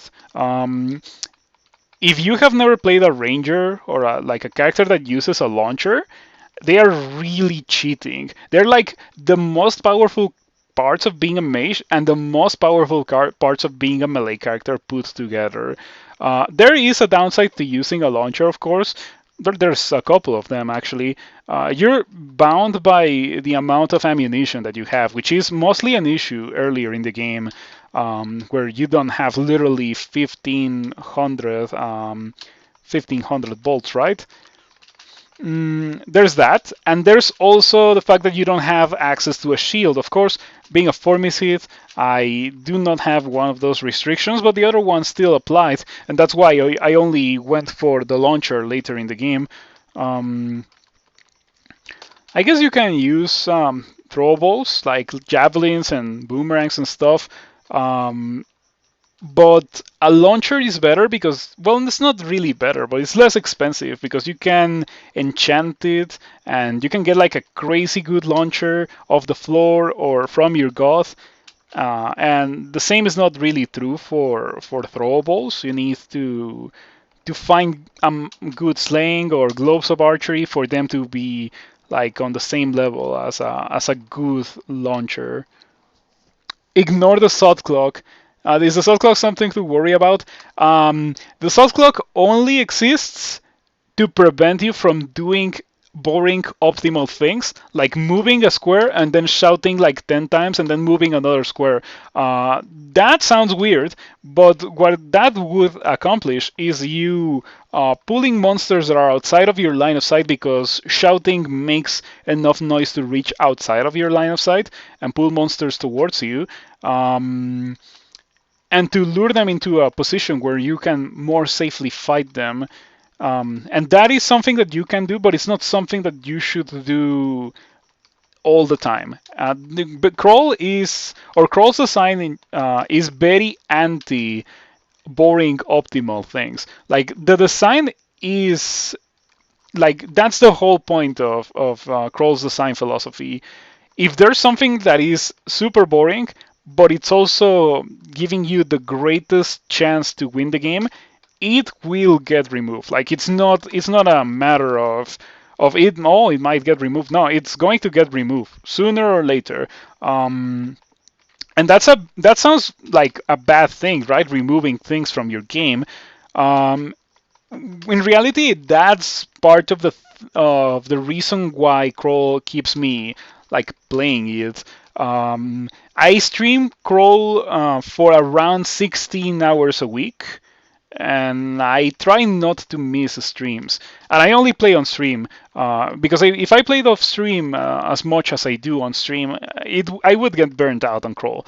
That is really just a thing that happens to any game. But the point is that I play 16 hours of Crawl a week, and it keeps me coming around. Whereas games like NetHack and stuff, NetHack is full of boring optimal things that you can do, and that kind of thing is what makes you not want to play a game. I know that, like, when I first quit NetHack, I didn't know it. Now I recognize it for what it is. But I was so sick of the boring and optimal things that you have to do in NetHack to get a win. Because otherwise you just wasted a bunch of time on a character that could have won, but if you choose not to do the boring optimal things, it turns out not to win. Um, yeah, I'm not gonna give examples, but there is a bunch of that in NetHack and a bunch of that in other games. Once you comprehend the design philosophy of Dungeon Crawl Stone Soup, the game, or like the way you see games, all games, even games that are not roguelikes, changes drastically, and you start seeing things that the games would be better without. That doesn't really apply to fighting games, I have to say, because fighting games are like a whole different beast. I mean more like single player games or multiplayer games that are like MMOs and that kind of stuff. I am personally not a fan of MMOs because I feel like MMOs are like boring optimal gameplay, the genre, and I am not into that. Like that's really not my thing. Good to hear that is the design philosophy. You tried playing Persona 4 not too long ago and didn't like the experience grind. Same happened with Darkest Dungeon. Funny thing that you mentioned Darkest Dungeon. I don't feel that Darkest Dungeon needs the grind a lot. Um, I guess so. Well, maybe. Like you do need to level up your dudes because you're not gonna beat the darkest dungeons without a party full of level 6 characters with like fully geared out.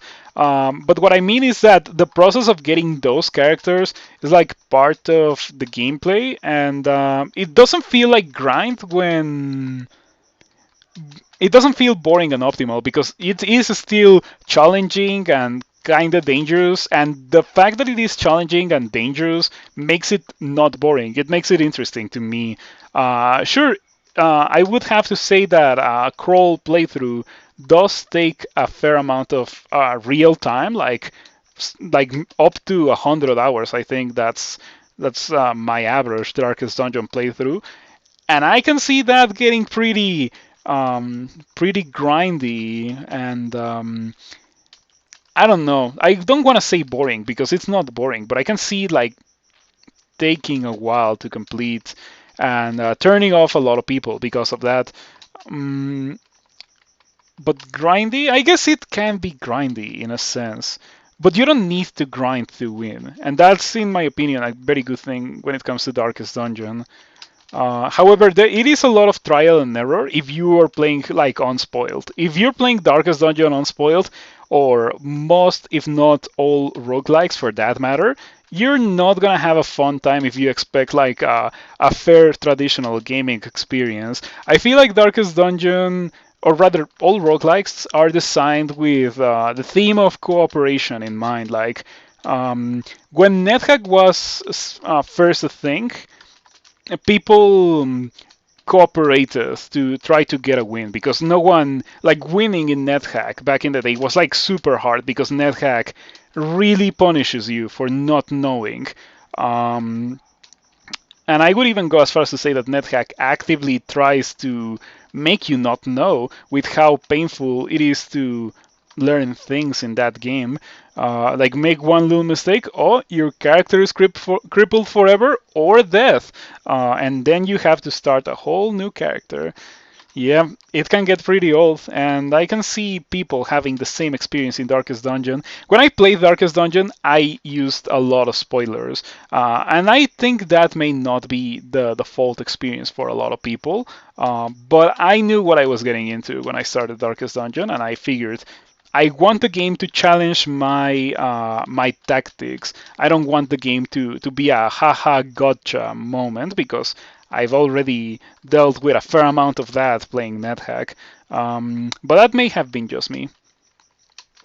Mm, so yeah, I started the Darkest Dungeon playthrough in Stygian. I feel like Stygian is cursed because I start the Stygian playthrough and it's not like it goes bad for me or anything. I think in my current Stygian playthrough I have like 3 or 4 deaths, and I am in Darkest Dungeon 3, so like really close to ending the game. But I just don't feel the motivation to end. Oh wow! Okay, plus 10 crystal plate. That is a very nice substitute for resistances. The more armor class you have, the less resistances are going to matter because armor class reduces damage from like pretty much everything, and it is even better for melee attacks because of guaranteed damage reduction. Mm, so let's put this on 45, 12, 29. It also increased my shield a bit. I lose the cold resistance and the resistance to corrosion, but I have 45 armor class. It's kind of hard to say no to 45 armor class, I have to say. 37 strength will definitely contribute a lot to not losing a lot of evasion from wearing crystal plate. Crystal plate is some of the heaviest armor that you can find in the game. So not all characters can use it. In fact, most characters can't use it, and I actively shy away from Crystal Plate with a bunch of characters. But I think this character might be the character to use Crystal Plate, at least until I find gold scales. I think I would still want to use gold scales if I find them soon. But it's looking like I won't find them until SOT. Okay, that was it for Elf. Normally it's pretty dangerous, and there were some situations that got kind of tricky in here, but I ended up emerging victorious. You'd normally do Elf because there's crazy amounts of loot here, as you can see, some of which might be very high quality, like the crystal plate that I found. I am very glad that I found that, because other than that, there doesn't seem to be many appealing items to my character, except for this anti-magic tank. That's actually a really good thing to have. I'm gonna pick it up and I am going to put it here and I am going to enchant it. Okay, I have 4 scrolls of Enchant Weapon. I guess I can enchant it to +4. It's not that big of a deal. And anti-magic doesn't add extra damage, but it does make it so that spellcasters sometimes lose turns. They try to cast and they fail to cast if they were hit with anti-magic. The amount of time that the anti-magic debuff lasts is very obscure, but it scales with the amount of damage that you deal to a monster with the anti-magic thing. So yeah, anti-magic is pretty good against monsters whose main threat comes from spells, like Orbs of Fire, Ancient Liches in general, maybe, well, actually demons, most demons, not all demons. There are some demons that are really dangerous, whether or not they can't cast spells, but like things like maybe fiends, Hell Sentinels for sure. I would definitely love to use anti-magic against a Hell Sentinel because it hits hard, but its spells are significantly more dangerous. It has Iron Shot and Damnation, I think. Yeah, Iron Shot and Damnation. 3 dice of 33 and 3 dice of 20 that can be dodged or evaded or mitigated in any way. Thing is, so few builds can manage Crystal Plate that often if you ran across such armor, it would just be a funny joke. Yeah, on almost all of my characters, if I found this plate that I'm currently wearing, I would carry it around as a trophy, not as something that I would like reasonably use. But this character loves that. This character is like the character to use this. Until I find gold scales, at least. Gold scales do provide less armor class, but they give me fire resistance, cold resistance, and resistance to poison. 1 pip of each. And with a character with no resistance to poison and no cold resistance, I definitely want the resistances, because they decrease damage quite a bit. I would even go as far as to say that they would probably mitigate more damage than just straight up having 45 armor class would. Because it's also not like I would just be walking around naked if I put on gold scales. They give 12 armor class base, and then I can enchant them. So I will probably not reach 45 armor class, but I can see myself being at 30 something, maybe even 40. I want to see good gloves in your future. I also want to see some good gloves for this character. I still need to get a 3rd rune. Oh, a 2nd rune and a 3rd rune. I have yet to do Snake. I guess I can do it now. Yeah, this is disgusting. But I should be able to just murder everything, being as powerful as I am right now. Yep, everything gets one shot pretty much. You're not. Oh wow, a manual of crossbows. I could have used that earlier. Now I don't have any use for it. It's a bit too late for that. On average, gold scales would do more unless you found the right overpowered crystal plate Randart, or this character wants to see good gloves or like good gear that doesn't make me replace the crystal plate, but also gives me like the resistances that I lack. If I find those things, I obviously won't need crystal plate. But that's like, or not crystal plate, gold scales. But that's like the only way for me to not need gold scales. Another shop, antique armor shop. Fingers crossed. Ichor stained boots. I am gonna buy them just because they're random boots. They might be better. They are better. I can't believe they are actually better than what I currently have. They're like literally just like the boots that I had before, but +1. I can't believe it. That is so much fun. Now I have 46 armor class. They're only slightly better, I have to say. I would have appreciated like 1 pip of cold resistance or poison resistance right there. Um, hey, rendered globes. I can't believe it. Oh, Hat of the Bear Spirit. Unfortunately, as a Formicid, I cannot wear hats, but that is a pretty decent hat. Yeah. Let's see what these globes have for me. Wow. They're pretty bad. I can't believe it. You know, it's kind of hard to be worse than +0 globes, but those globes definitely manage it. -2, minus tele. I mean, this character cannot teleport regardless, but still, that's so bad that it's funny. And I am only like making fun of it because I don't really need better globes. To be completely honest, I could just walk into SOT and throw everything into the blender, and they would die because my character is that powerful right now.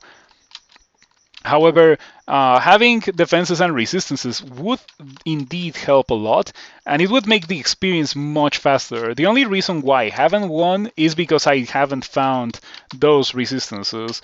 Let me replace these with this. Maybe even get rid of the Ring of Willpower. Yeah, let's do it. Replace it with resistance to electricity so I don't have to be deathly afraid of shock serpents. I found one super early into the game. I thought that it was going to kill me. I was using Crazy Youth's staff. Crazy Youth always generates with a quarterstaff of chaos, and it is a pretty good item. Except for, you know, those times where it happens to berserk monsters and stuff like that, or turn monsters into shapeshifters, which is what happened to me. I turned an orc into a glowing shapeshifter, which then proceeded to immediately become a shock serpent. And then I feared for my life because I thought that it was going to literally one-shot me from almost full HP. I think I had 57 when I shafted. I got lucky, I blocked its attacks, and it didn't sap me. So I ended up shafting successfully with 30 HP. Shafting is the way that Formicid gets to escape things. They have an ability that shafts self. It takes a couple of turns, like 2 turns, I think. Sends you to a random position 1 to 3 floors down. So I got shafted 3 floors, but it was fine. I was powerful enough to survive. That was before I found the plate, by the way. I was still a pretty decent character. I think I had +2 chainmail, but yeah, there it is, a shock serpent. Can bite for 20 to deal 15 extra electric damage, and it has 3 dice of 13 electric bolt. Immune to electricity, of course. And it is fast, so that melee damage and electricity that it shoots, it can happen multiple times in like a short burst. So they're pretty dangerous, I have to say.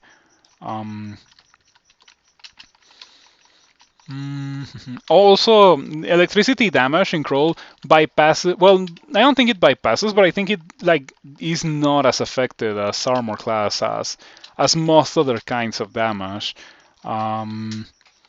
So yep, pretty dangerous indeed. Okay, I don't think I care about any of those things. I want better globes. Where are my globes of archery or something? Talking about that, I should really start using the arbalest. I trained it to minimum delay. Might as well put it to use. It is rare to have a character with so much free experience, especially a character like this with a bunch of zeros in their aptitude. I should probably stop training fighting so I don't get that title. What title do I want? Let's go for armor. Let's see if we can get a win with the invulnerable title.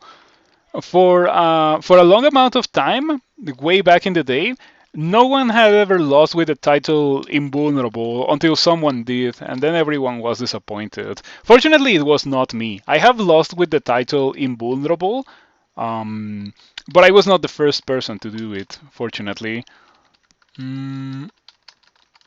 Okay, we're gonna do this. And yeah, the ability to do this is kind of detrimental to my usage of the arbalest, but it does help me kill things pretty good.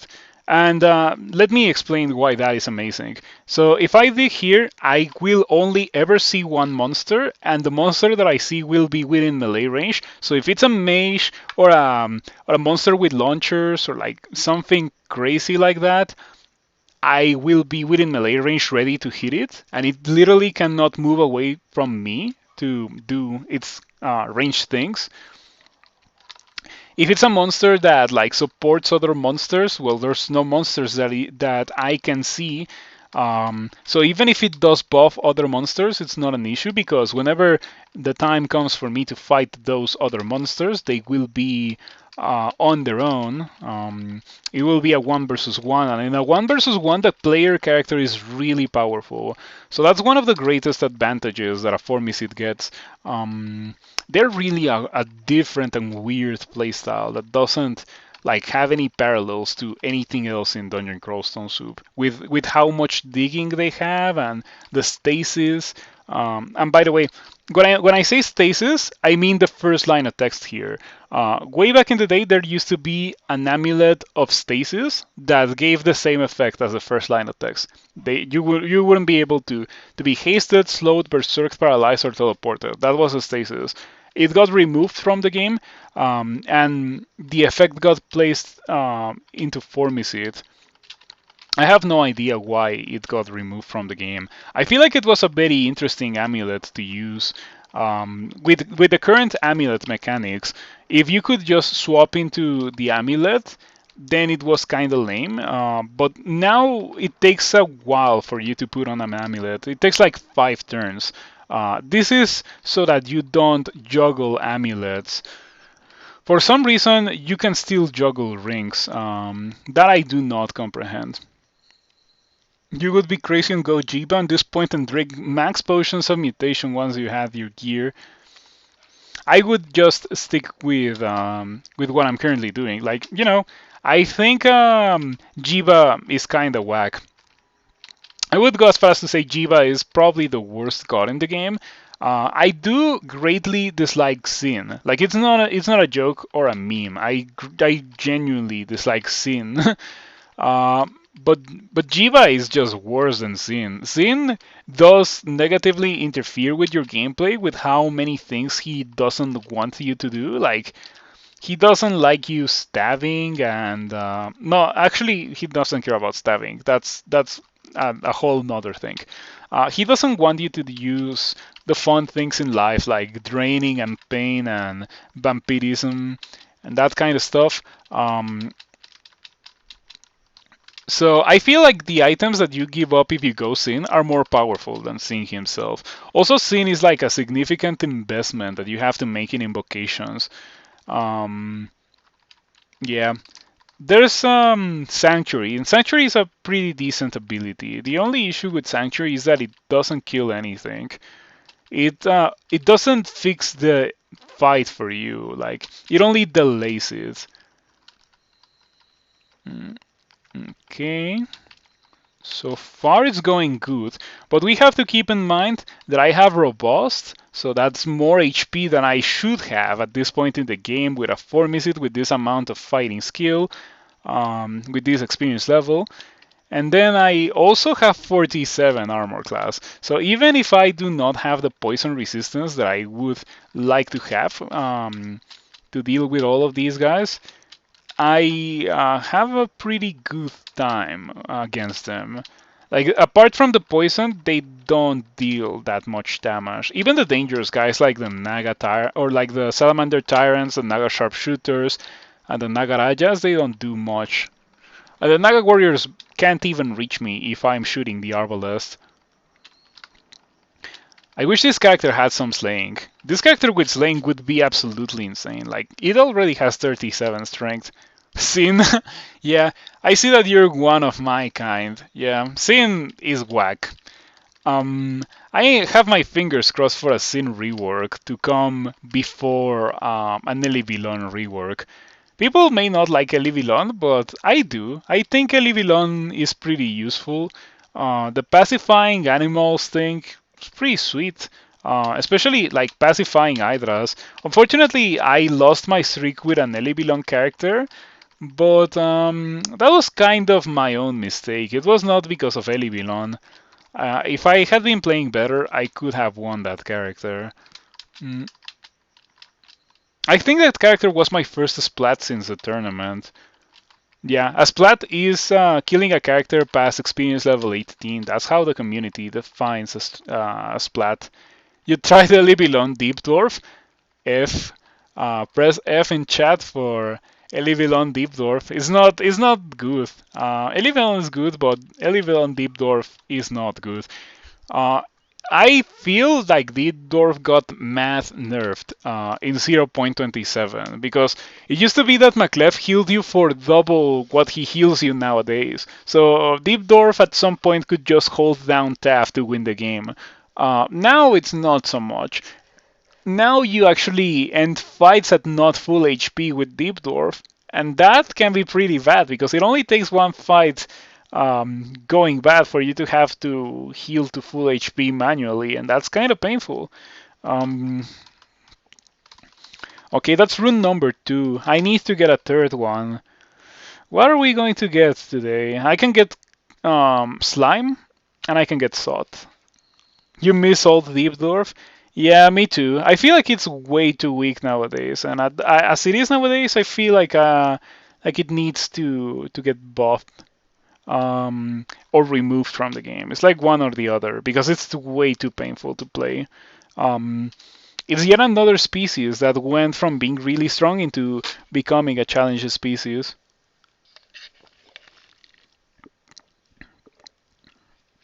Just like Deep Elf. It's kind of a relic, you think? Yeah, maybe the design of Deep Dwarf aged poorly. That's also a possibility that I haven't really thought of. Is it boring optimal? I don't think it is. It can be kind of exciting to play a Deep Dwarf, but it is painful. More than exciting, it is painful. That's how I would describe that. So, I have to get a third rune, as I mentioned before. My third rune, I have two options, Bolts 5 or Slime. Slime is super dangerous because everything is fast and pushes me off the stairs. I am going to go with Bolts 5.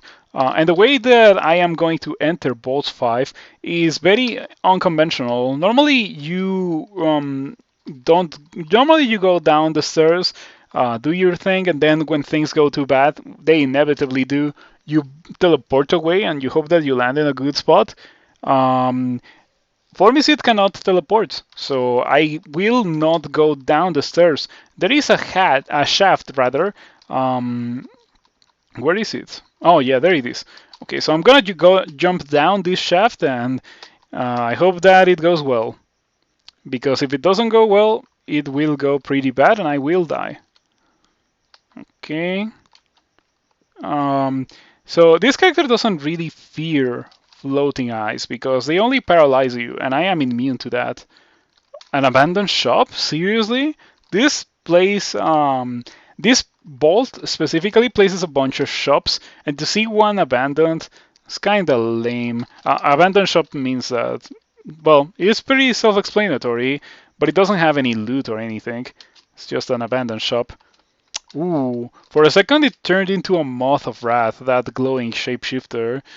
I think it's pretty lucky that it didn't berserk the tentacle monstrosity. That could have been painful. Non-berserk tentacle monstrosities are not scary. Berserk tentacle monstrosities, on the other hand, like they are so scary. Even like I have 48 armor class, and I still would be terrified to see a Berserk Tentacle Monstrosity. I don't. Oh, I turned on armor. Yeah, that I was wondering where that 48 armor class came from because I had like 46, but I completely forgot that I turned on armor. Okay. Thinking about Heavenly Storm. I am going to do it. Heavenly Storm, Serpent Slash. And now, Heavenly Storm is not a no-brainer here because it makes so much noise. So as long as I can keep winning in this fight, we're fine. But the moment the fight goes bad, it's gonna go really bad. Because normally I would teleport, can't teleport Formicid. I also can't haste Formicid, so that's like another way that you would normally escape from a dangerous situation. Formicid doesn't have access to it. Your stasis prevents you from being paralyzed, so this guy would have gotten a paralysis, except for the fact that I am immune to it. What a jerk. I guess it's understandable. I only have 2 pips of willpower. If I see an Ancient Lich, I need to put on the willpower because the Ancient Lich can petrify me, and I am not immune to that. I am immune to paralysis, but not to petrify. Okay. So far, it's been going pretty good. But I guess it's kinda hard for it to go bad with 48-31 defenses and a +10 Laya tank. Look at my title now, Impregnable. We are really close to Invulnerable. I need 27 armor for that, but we are definitely going to get that with how much experience the game still has left for me to get. This level is pretty dangerous. Don't be misled by how easy it seems. It's just that this character is that ridiculous. What is that? The Ring of Shadows. I love that. That is actually a super good ring. I'm going to drop my Ring of Evasion in order to put on the Ring of Shadows because the evasion that you get, or like it doesn't appear in the HUD. Like you don't know, but the Umbra effect that you get from the Ring of Shadows greatly outweighs a normal Ring of Evasion. You also, I think, become immune to Umbra effect. So if you find a monster with Umbra, which are very rare, I think it would be nice if they were more common. If you find a monster with Umbra, you are not affected by the debuff. Yeah. Oh, including the wearer. Huh, I didn't know about it. That's new. So it doesn't make you immune to. Ah, that's kind of whack. I think I'm gonna drop it then. I thought that it made you immune. I wonder if that's like a recent change. Um, but yeah, the point still holds. It does give you more effective evasion than a normal ring of evasion. But if I am checking if I am checking accuracy every turn, and I am because I am swinging a weapon, it is not good enough to use. I'm gonna grab this enchant weapon to brand the or to enchant the Laya tank. I'm also gonna buy the fear, and that's pretty much it. Oh, immolation as well. Immolation is pretty good. Okay, I have killed a fair amount of monsters, but I've still only explored 1/4 of Bolt's 5. That's how massive this level is. This level is one of the most densely packed levels in the whole game. Like there is quite probably a full level's worth of monsters on every one of these quarters.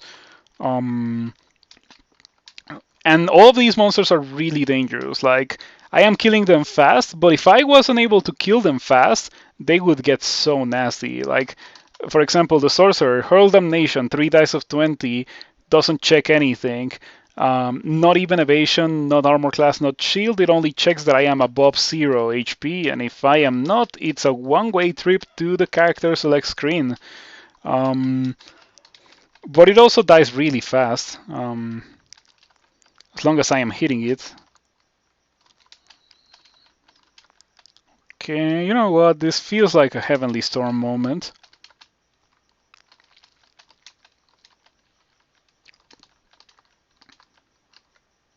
Okay, we haven't found anything too crazy like Sojovo. I think the most or the worst situation that I've been in so far has been that time where I found what is it called? Frederick Astrion and a Tengu River in the same room. Like I opened the room and I found those three monsters. Man, that ring was close to being good, but it is unusable. It was close. Any item that reduces your willpower in general is an item that I am not going to use. Even as a Formicid, there's still things that check willpower that I would rather be resistant to. Like, for example, this Ancient Lich and its petrification. With willpower, it has a 6% chance to petrify me. Pretty decent. I wonder what's the chance without willpower. Kidoki, ooh. 90 damage because I took off the resistance to electricity. Yep, let's go back to it now that I got rid of the Ancient Lich. That was kind of scary how I took 90 damage out of nowhere. It is really a frightening thing when you're doing quite well and then you change a little something and you don't even realize it, and then that little something that you changed, in this case taking off resistance to electricity, makes a monster that was like kind of irrelevant, like this Titan. It does hit hard, 55, but I have a shield and I have like so much armor class that it doesn't do that much, even if it does hit me. It makes that monster into something really dangerous, like the lightning bolt, 3 dice of 24. I don't even know how that happened, how I took 90 damage in a single turn, because it cannot do that much with a single lightning bolt. Let's go back in time and take a look. I haven't reached it yet. You take 90 damage. Now that's a lot of damage. Okay, so it was a Titan shooting me with Lightning Bolt, and in the same turn, a Tengu River did the same thing. So it was not one Lightning Bolt, I ate two Lightning Bolts. Big damage rolls on those Lightning Bolts, I have to say, because they got past 49 armor class, and that's no easy feat, even with the extra armor penetration that electricity gets. But yep, the dangers of not having the correct resistances when fighting against the correct monsters. Also the dangers of autopiloting, I have to say. I feel like I tend to lose a lot with characters that are really powerful because they get so powerful that I start autopiloting and not really thinking about the situation, and then I get into a super bad situation and I end up dying, or because I just don't have the resources to survive, or like it's too late and I noticed that the things were going downhill like late enough. That I cannot do anything about it. Damn, what's up with all this amazing rendered body armor that I have found? Like, there's games where I would have like made a pact with the devil, I mean the developers, to like get this crystal plate or this plate that I found on the floor, or the one that I threw away for the crystal plate, and I just don't get anything. Or like I get +1 plate, and it's like trash. Rendered plate, I mean. But this game, we've already found 3 amazing pieces of body armor. Still no gold scales, however. Oh, still no gold scales. We have shadow scales, fire scales, ice scales, fairy scales, and steam scales, but no gold scales. The ones we are really looking for are the gold scales. That is not to say that the ones that I'm leaving on the floor are unusable. It's just that my character needs the gold scales. That's like the only piece of armor that is good enough to compete with what I currently have. I have had characters with fire scales and ice scales win the game, but This character doesn't need those things. Oh, by the way, I got marked. Normally that's a really dangerous thing, but I've already killed 3/4 of the level, so getting marked in this situation is not that big of a deal. Still gonna go for the Heavenly Storm. Um, I've used it 3 times in this level. Oh, yet another golden dragon that we kill that doesn't drop scales. I can't believe it. So many golden dragons dead, and none of them drop scales. Yep, it's just not gonna happen this game. Fortunately, I am powerful enough to survive with just these resistances. These plus Potion of Resistance, of which I have 5 of, are enough to win the game. 5 Potions of Resistance is enough for Sot. So we go into Sot, because now I have 3 runes. And I don't do 15 runes very often. And I just very recently, no, it was not earlier this month. I think it was last month. I did 2 rune runs in a row, trying hot hells. First with a first with a melee character, and then with a spellcaster. Both were pretty difficult. Hot hells are on another league. If you have not tried hot hells, you should give them a try. They're pretty hard. They were much more messed up in the first iteration. You have only won 15 runes once. I have like more than 10, 15 runes between this account and my other account. But yeah, it is not something that I do very often. That kind of thing is something that does get old when it comes to crawl. The real challenge or the real like exciting part of crawl is the first 3 runes. After that is building to make it not so dangerous. And I know that I get pretty salty when I throw away a character that could win the game going for 15 runes and like not getting them. Wow, some bad rolls on this Orb of Fire. Very negligible amounts of damage. I should probably put on some fire resistance because it does hurt. Yep, this is probably one of the most dangerous monsters in the game. Not only because it can straight up kill you if you don't have fire resistance, 3 dice of 40 fireball, 3 dice of 43, or rather 3 dice of 40 bolt of fire, 3 dice of 43 fireball. I see that you don't see the numbers on tiles because it's too zoomed in. But in console, you can kind of see the 3 dice of 40 bolt of fire. It also has 3 dice of 43 fireball. You're gonna have to trust me on that. And it also has Malmutate. Malmutate is probably the worst thing about this guy because it's like your character is semi-permanently weaker for the rest of the game. Fortunately, by the time you're doing SOT, the rest of the game is not that long. It's just like 4 or 5 floors, and then the way up. That is, unless you're doing extended, and then you're doing extended and you do SOT and you get malmutated, you're kind of looking for it. It's kind of your own fault at that point. You learned what Mark does the hard way, fell down a shaft, got marked, and you were surrounded by spiders without poison resistance.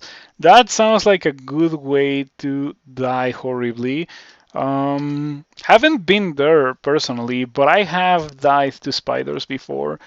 Spiders are really painful to deal with. Yeah, there's some like the best part about crawl is that no monster is like trivial for every character. Like for example, this character is not having a hard time with orbs of fire, right? But what if I was a spellcaster that didn't really have just straight up damage spells? What if my best spell was, say, Earthstrike?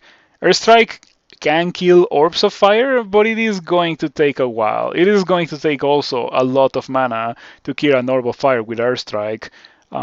So those kinds of characters would struggle a lot more with an orb of fire. It would take them much longer to kill it. They will most likely get severely malmutated by the time they finish dealing with a single orb of fire, and they're probably better off just avoiding them. That's also something that you do a lot in Dungeon Crawl Stone Soup. The game is 100% not designed around you being able to kill everything that you see the moment you see it. In fact, it's the opposite. The game is designed around you finding monsters that you cannot kill at your current power level, and you figuring out what to do about it. If you were able to just kill everything with no tactics whatsoever, it wouldn't really be too much fun. It would be just like, oh yeah, I'm just mashing tab until I win this game. Even with this character, with how powerful it is, there's situations where I still have to like do things on my own. Like for example, the turn that I took 90 damage in Boss 5. Yeah, I think it's kind of important to build your character around reducing the amount of times that happens. Um, but yeah, it is still healthy for that to happen every now and then. Otherwise, the game would get too boring.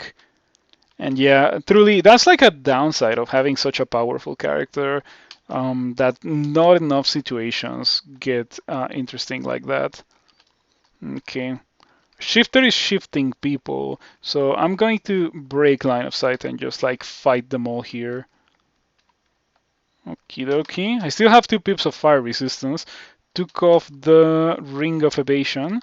I have 50 armor class, so I really don't care too much about having a million evasion, if I am completely honest. I also have a million shield. I feel like you need 2 out of 3 resistances to be reasonably tanky in Dungeon Crawl Stone Soup. Or defenses, I mean, not resistances. Um, you need good armor and good shield, or good armor and good evasion, or good evasion and good shield, but good evasion and good shield is the most shaky one out of those 3. I do think that having good armor is like probably priority number 1. And then I like having good shield, and I value evasion the lowest, but I still think that it is important for almost every character to have a healthy amount of evasion, like certainly above 12 or so, because otherwise you're just gonna eat all the bolts. And then, like, those bolts of draining from shadow dragons can get pretty painful. Monsters with bolt of corrosion, like liches and stuff like that, can also deal a fair amount of damage. And evasion is the only way to properly protect against those things if you don't have the resistances.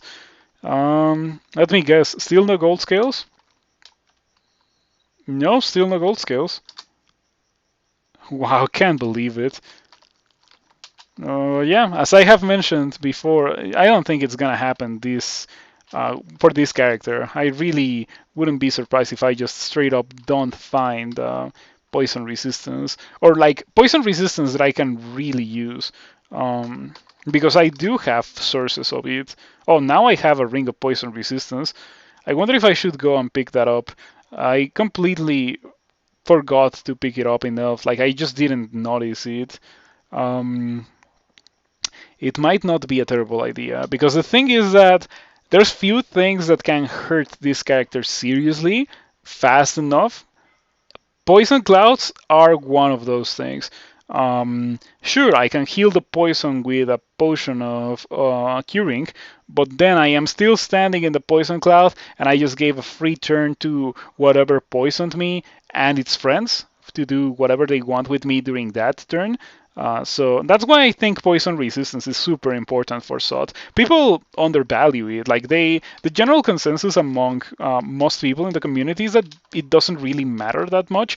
That maybe has started to change with the buff to the poison status effect in 0.27. Now that it ticks so much faster, it is pretty scary. I still thought that it was scary before, but now it is way more scary. Okay, Tin of Tremor Stones. 0 explosions from that? Seriously? Alright. Okay, we have a Death Cough here. I'm gonna use Charming, which you have not seen me use at all in this playthrough. We failed to charm it. But it is fine because I am a Formicid. You know, I keep forgetting these guys slow, and they would be able to slow every character in the game except for a Formicid. Yeah.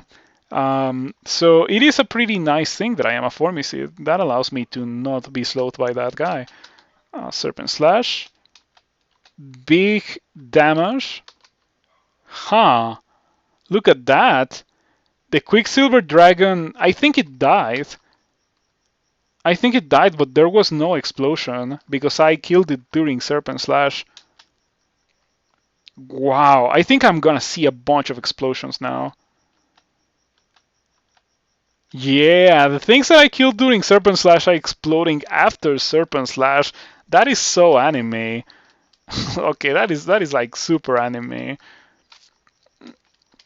Oh wow, that is a Berserk Shadow Dragon. Unfortunately, it is almost dead. Soon to be properly dead. Yeah, we can kill it easily. Um, Shadows to 50 armor class, 29 shield. If it was not for that, that Shadow Dragon um, would have destroyed me. Yeah, to put it lightly, it would have destroyed me. Wouldn't have been a fun time. Truly, whenever you're fighting monsters in SOT, the greatest danger comes from Mods of Wrath because it goes from you fighting monsters to you fighting Berserk monsters. And Berserk monsters, you know, all the rules of Berserk. They have more HP, they deal more damage, and monsters cheat. Like, the player character gets significantly less damage increase from Berserk. Yeah. Oh, for a second I thought that guy was going to step on the sod trap. And then that could have been pretty bad. Yeah, I shouldn't fight here at all.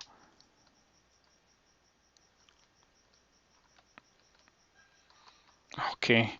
That Shadow Dragon had mercy on me and didn't step on the sod trap. Better break line of sight of that trap. Very important. There is some very few traps that trigger if a monster steps on them when you're seeing them. Sod traps with 1 in 3 chance. Net traps with also a 1 in 3 chance. And dispersal traps, but dispersal traps trigger every time. Also alarm traps trigger every time.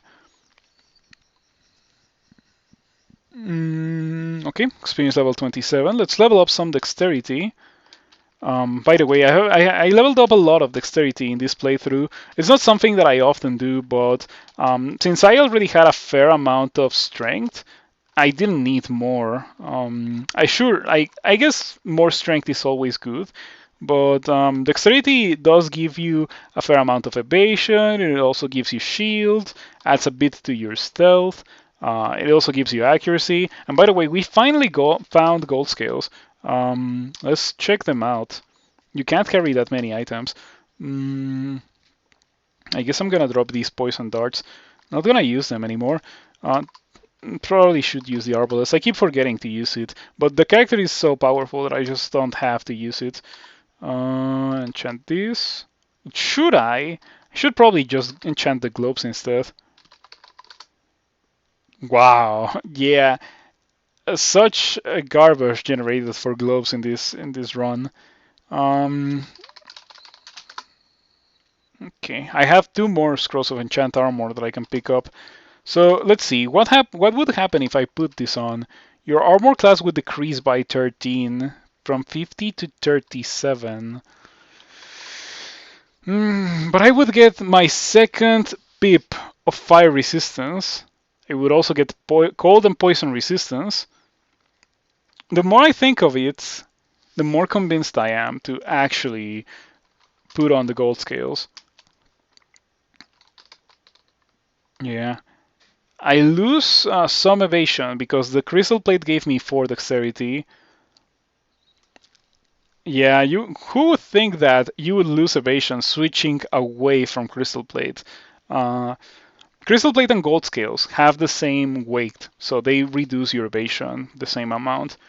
But anyway, these defenses look pretty solid. 37, 20, or 16, 29 with these resistances. now I am ready to like take on everything on the game. I'm still gonna enchant the gold scales as much as I can. Well, yeah, I'm gonna use them.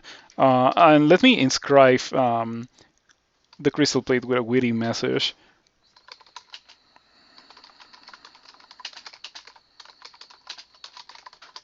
Yeah, that's a pretty good message because the general consensus is that you don't switch from that kind of crazy good armor, but I did. Now the crawl police is gonna come for me.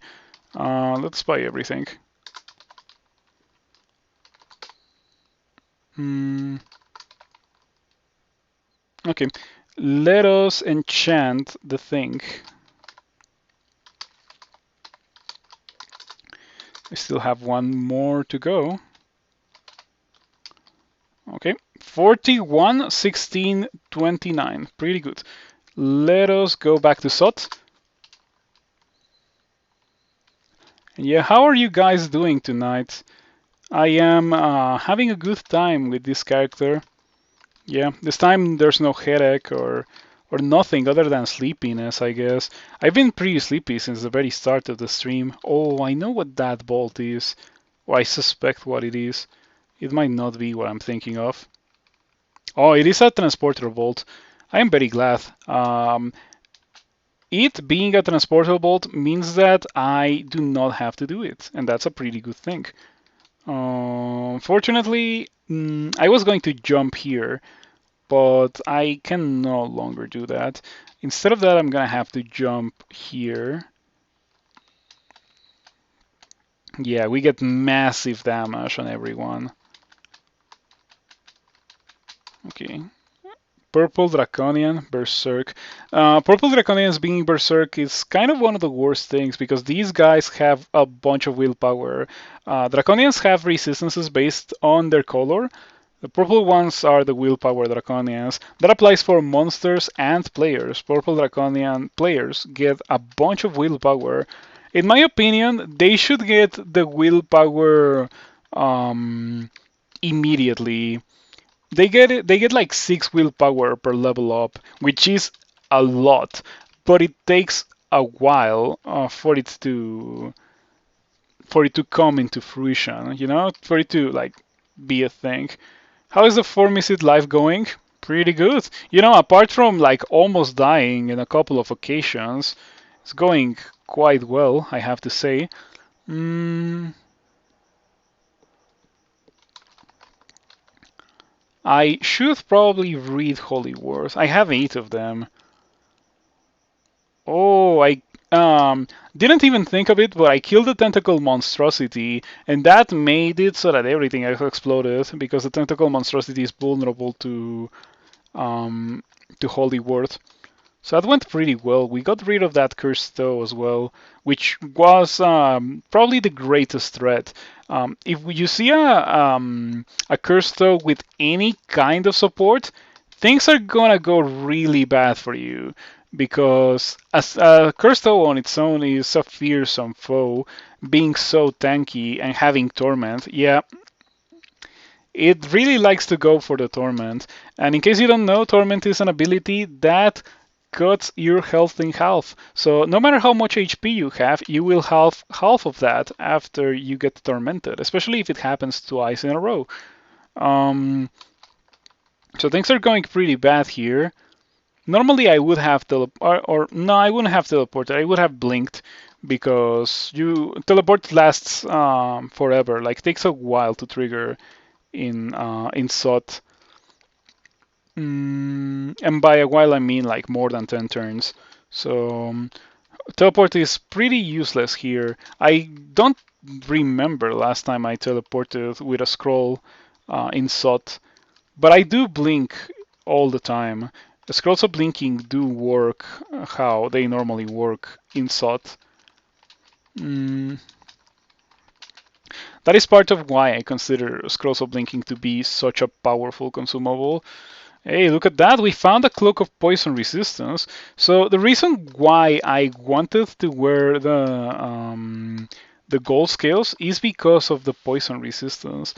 Actually, like the other things are nice but not essential.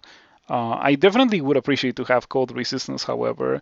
But now that I have poison resistance, I could take off the gold scales and go back to my 15, 18, 29, which is so much better while still having poison resistance. I think I'm gonna do that. Yeah, I can't believe that I switched from the gold scales to the crystal plate. That is not a thing that happens very often. Um, but here we are.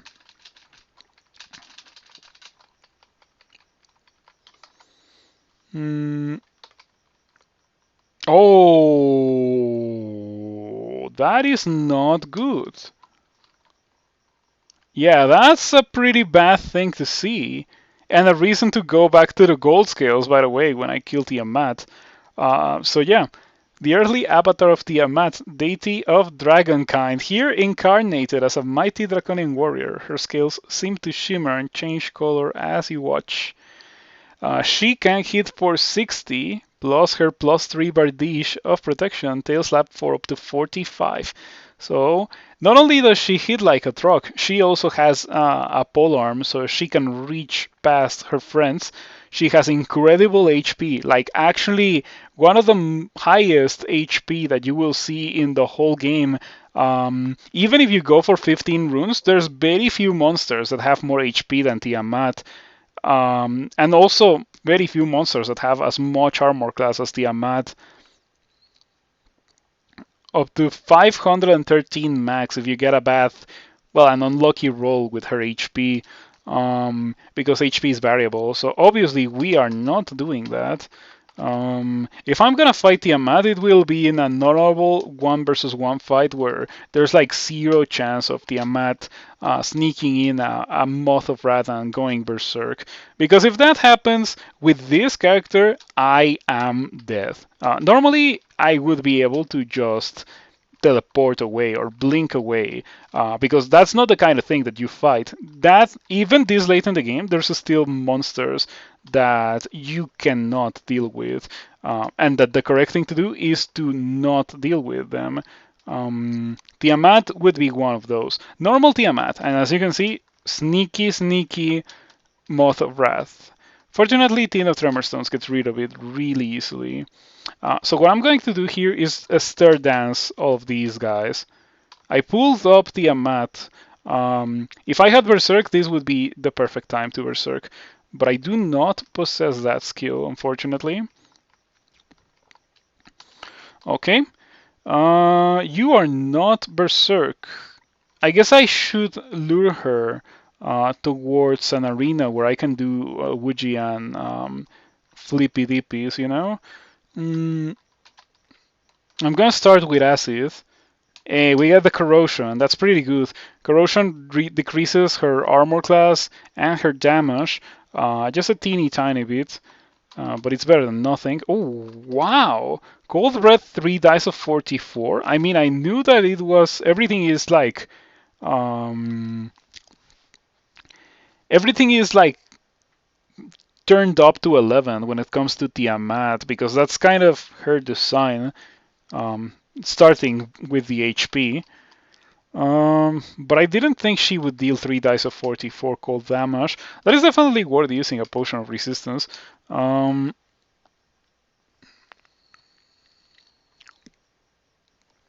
typed into drinking degeneration and the game stopped me. It said, why would you do that?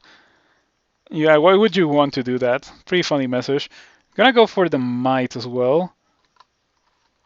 Do I have Phantom Mirror? I do. Okay, Phantom Mirror is a must. Um, Chimera Box. My shield has been carrying. You block Tiamat's attack ad nauseam. Pretty good shielding. Okay, Elder Fire Ox Beast.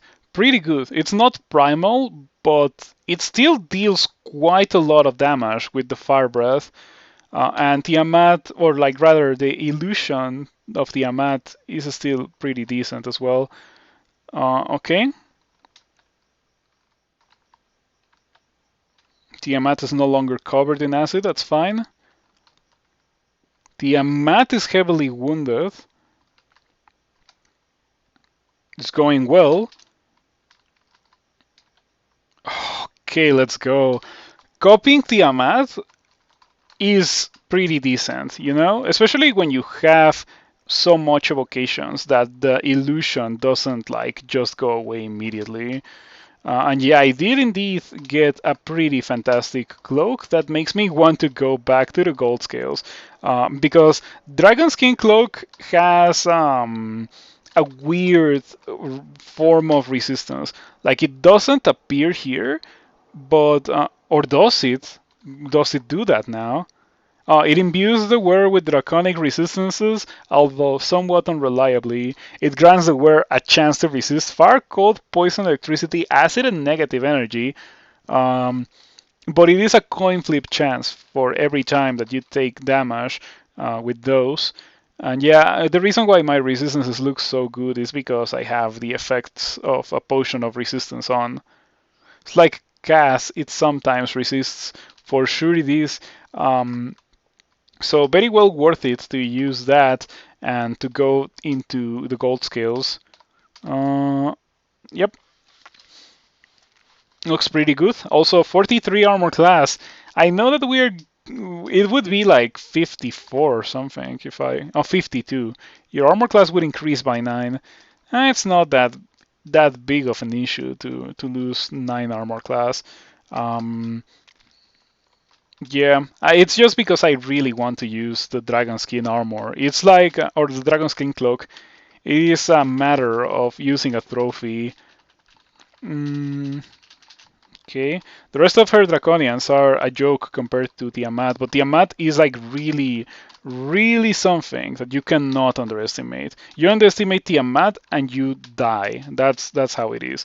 Uh, Imagine dying to something like that, to a single monster this late in the game. It is quite a sad thing if it does happen. What is that Etin doing here? Huh. It's nice they made her tile as big as a panlord. I didn't get to see that because I play console. You know that thing that you see in the lower right corner? That's how the game looks like to me. But that's because I've been playing the game like that ever since I started playing. So I'm just used to it. But I got bribed into doing a Tiles run, and I will do that on November 8th.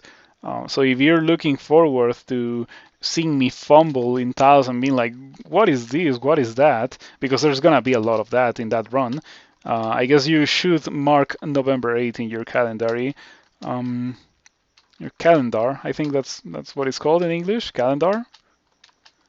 Yeah.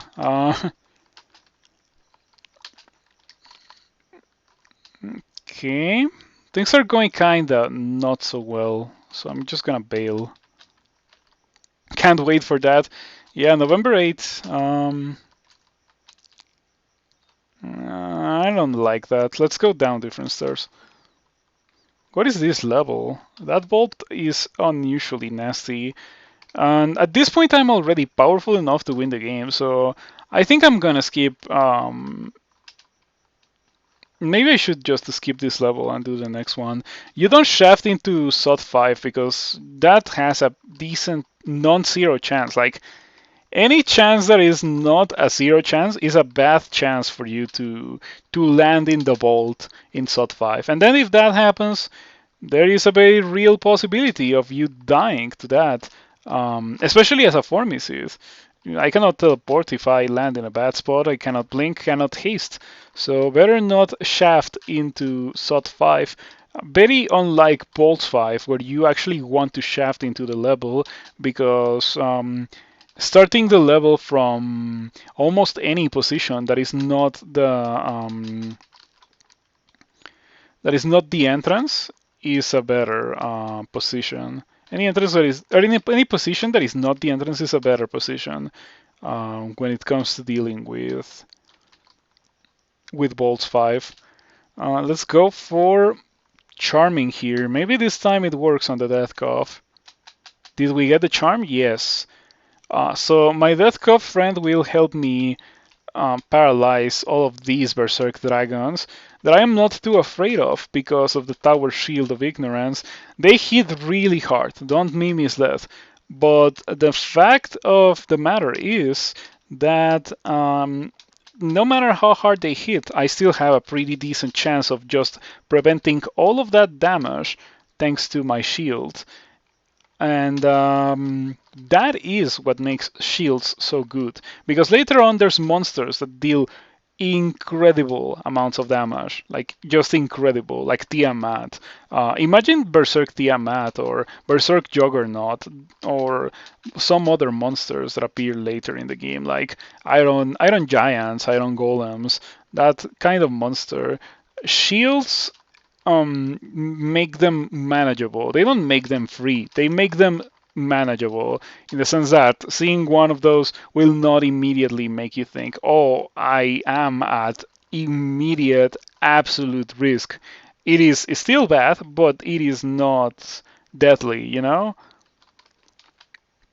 Never agreed with the hate for shields and extended. Still great. Yeah, they're pretty good. Like the fact of that, well, right. The point is that more often than not, if you get to extended, you're using a shield. So why would you throw it away? It still mitigates a fair amount of damage in extended. Sure, there is also a huge chunk of damage that it just does nothing about, like torment, damnation, smiting.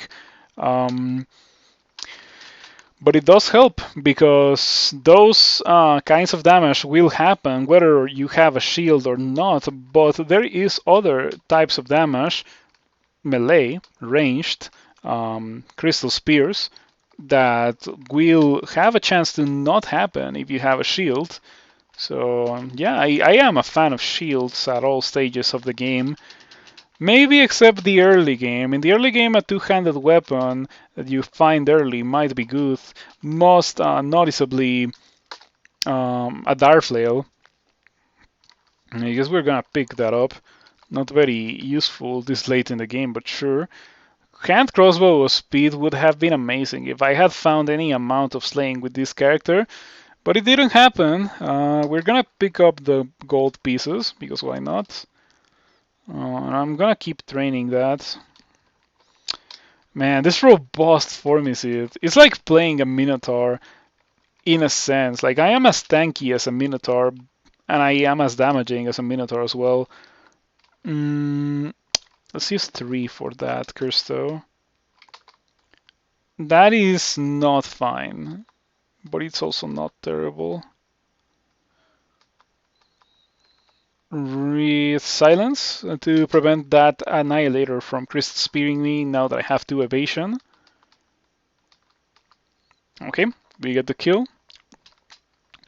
Yeah, 3 form is pretty good for dealing with Kirstos, but they need to be alone. If they have any kind of support whatsoever, 3 form becomes a huge liability.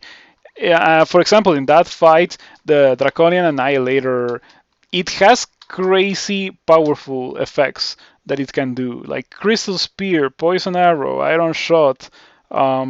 Those things check evasion, and if you have 2 evasion, well, you're gonna eat a lot of damage if your shield roll just fails. That's why I read Silence, because I was at low HP after eating 2 torments, and I just couldn't afford to fail a shield roll and get hit for like 60. That would have gotten pretty bad.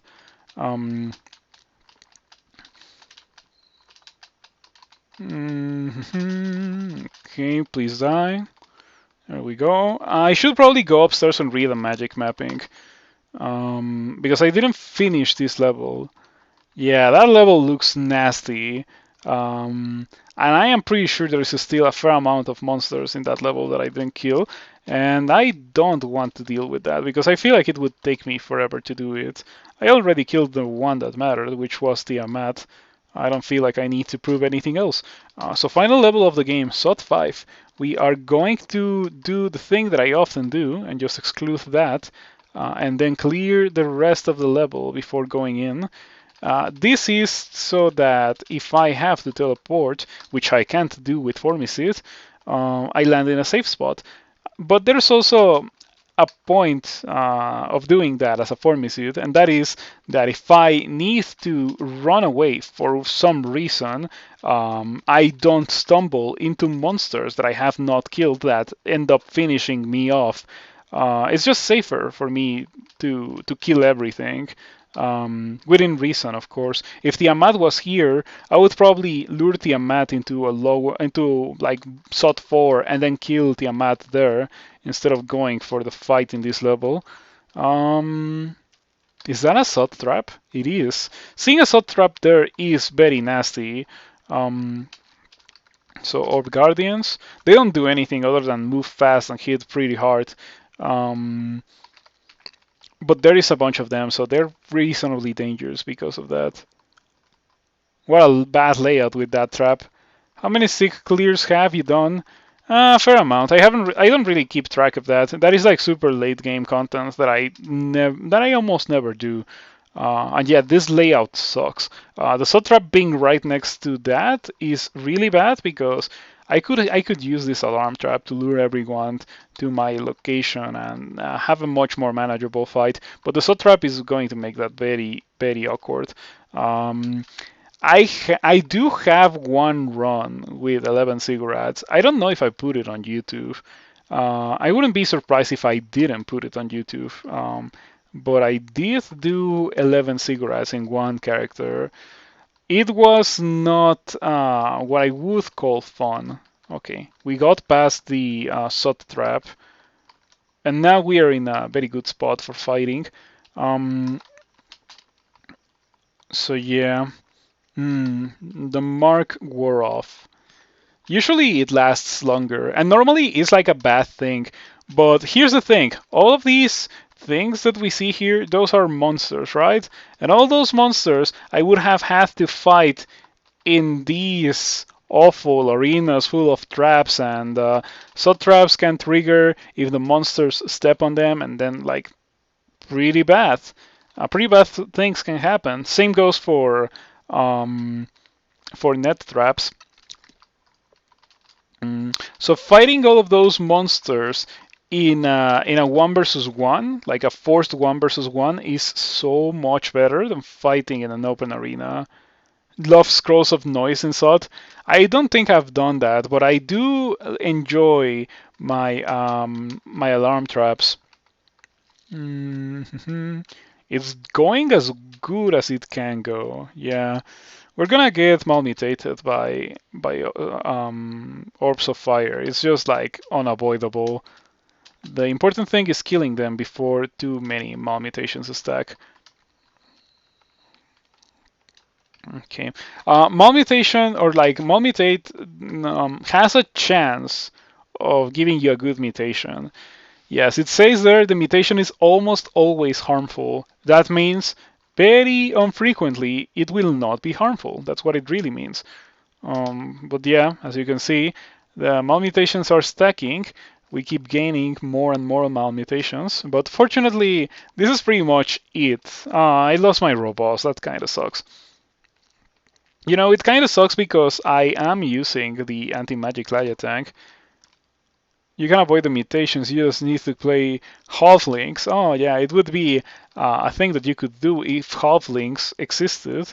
I am okay with halflings not existing. They were kind of like lame and generic. Sure, the mutation resistance was a thing unique to them, but did it really matter? Wow, what's up with so many orbs of fire? I have been killing orbs of fire like crazy. This is like the 5th one. Fighting like 5 orbs of fire in a row is not easy. Not something that a lot of characters can do, and it does help that I have 3 pips of fire resistance with this potion of resistance. Let me refresh the might.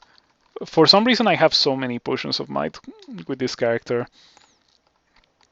I'm starting to feel less resistant. The Orb of Fire falters for a moment ×2. That's gotta be the best message in the game. Okay, big damage. Let me refresh resistance. Halflings for Jian is a great trait. Jian are amazing. Halflings were not amazing in the way Jian are, or Jeans. Who knows? Who knows? You know what I mean. Um, did I get frail one? Okay, I am going to drink some potions of mutation once I'm done fighting all of these guys, which were pretty close to being done. Let me shout a bit.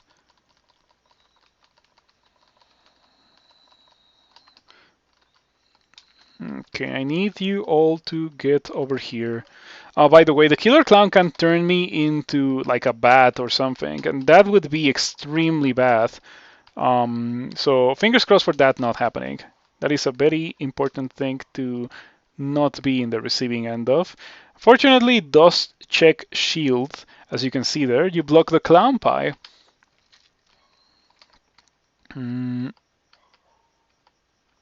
Okay, that's one down.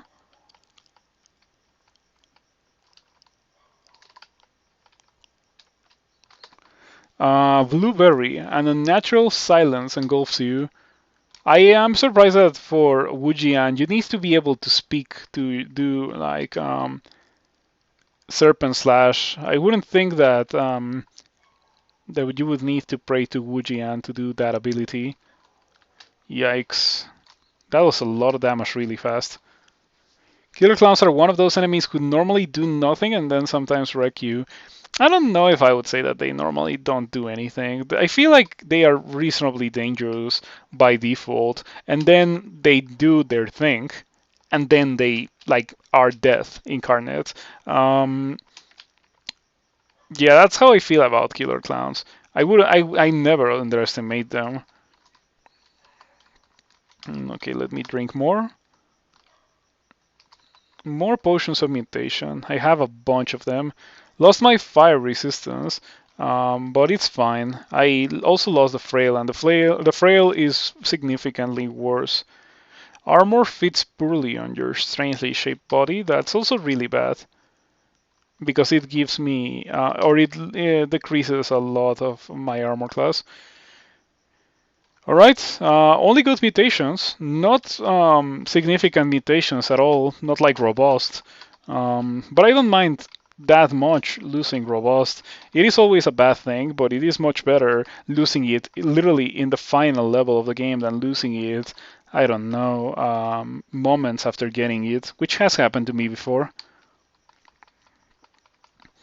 Okay, I think that was almost all of the level. I don't think it was the entirety of it. Um, Shame there's no mutagenic chunks. Yeah, that was a bit of boring optimal gameplay where you just like kept eating until you got literally the perfect thing. Um, in general, eating was so lame. I'm glad that it's gone.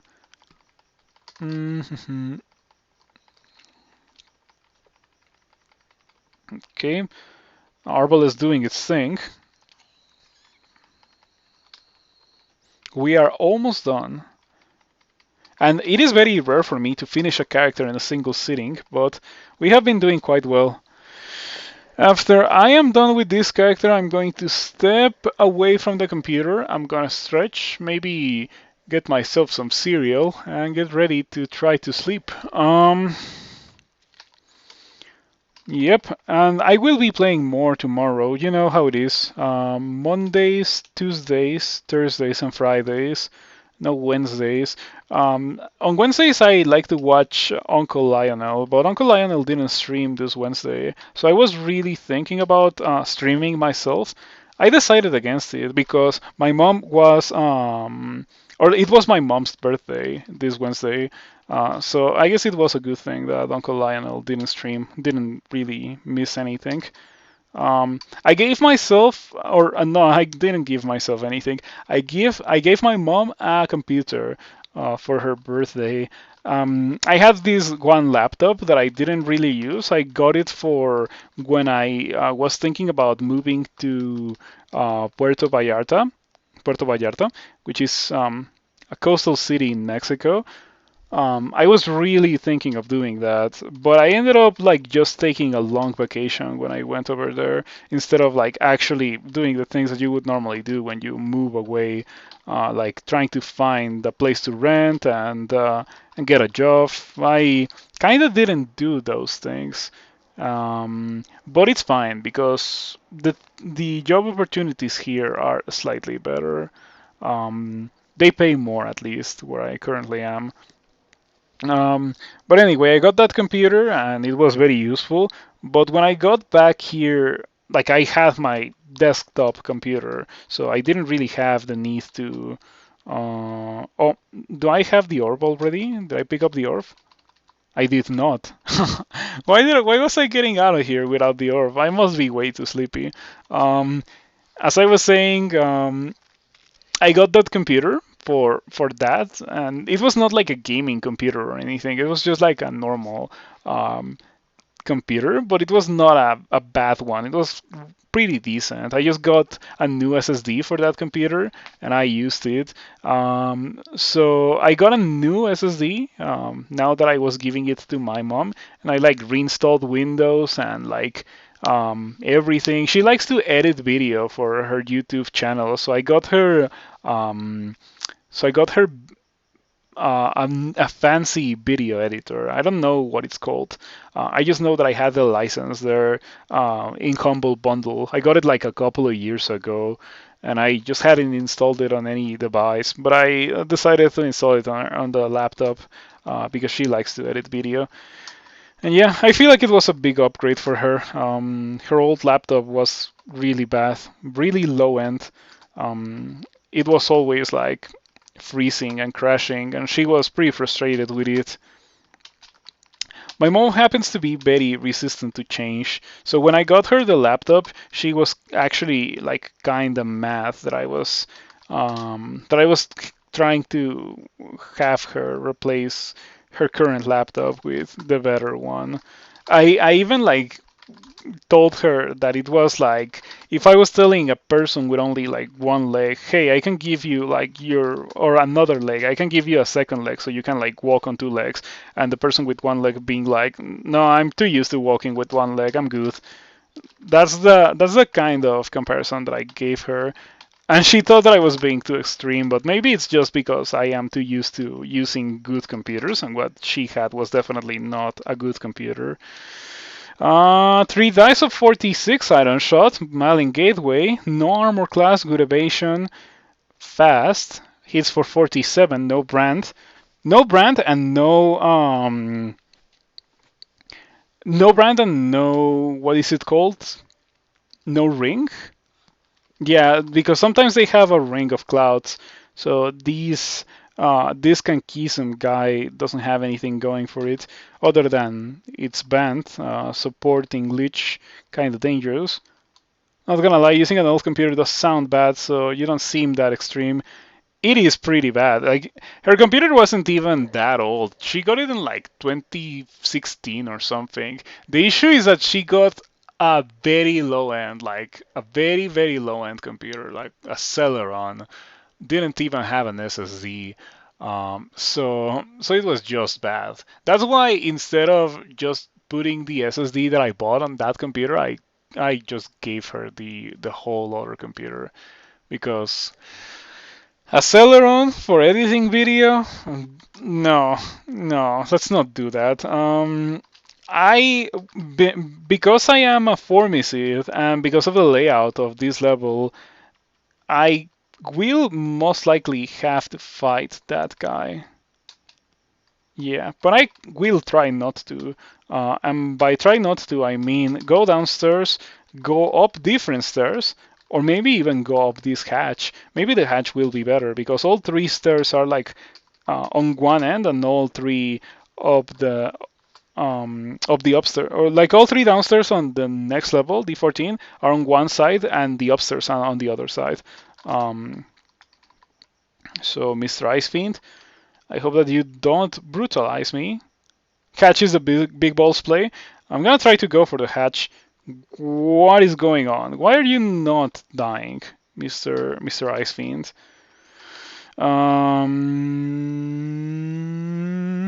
My cold resistance comes from the gold scales. So despite the fact that I would love to turn into a 3 right now to be immune to torment, because there's 2 tormentors around the corner, I can't really do it until I kill the Ice Fiend. Oh, I have Wujian. I should probably use Wujian right about now. What? Oh, I have the Arbalist equipped. Oh no. Oh. You have never been able to see Tzitzimitl? Well, let's be honest here. I have an advantage because I am from Mexico. Tzitzimitl or Tzitzimime, which is the plural of Tzitzimitl, are Mexican demons from the Nahuatl mythology. Um, so it is kind of like a thing that I know how to pronounce, even if I don't know the Nahuatl language. I know how it's supposed to be pronounced when I read it because it's something that I'm kind of familiar with. Like there's volcanoes here that have names like that, Popocatépetl, Ixtaccíhuatl, so I know how to pronounce it by reading it. It's kind of unfair if you think about it. But then again, I can pronounce a bunch of things that other people have issues pronouncing. I wonder if it's because I know how to speak both Spanish and English. So whenever something doesn't make sense in Spanish or in English, I try to read it like it would pronounce in Spanish, and it kind of makes a bit more sense. Like for example, Kiku Bakudha. Kiku doesn't really make a lot of sense in Spanish either. Sixfiri, Necosec, Inoxinul, Norociproca. There's a fair amount of those demonic names. It sounds so nice when pronounced correct. Tzitzimitl. Yeah, it's pretty cool.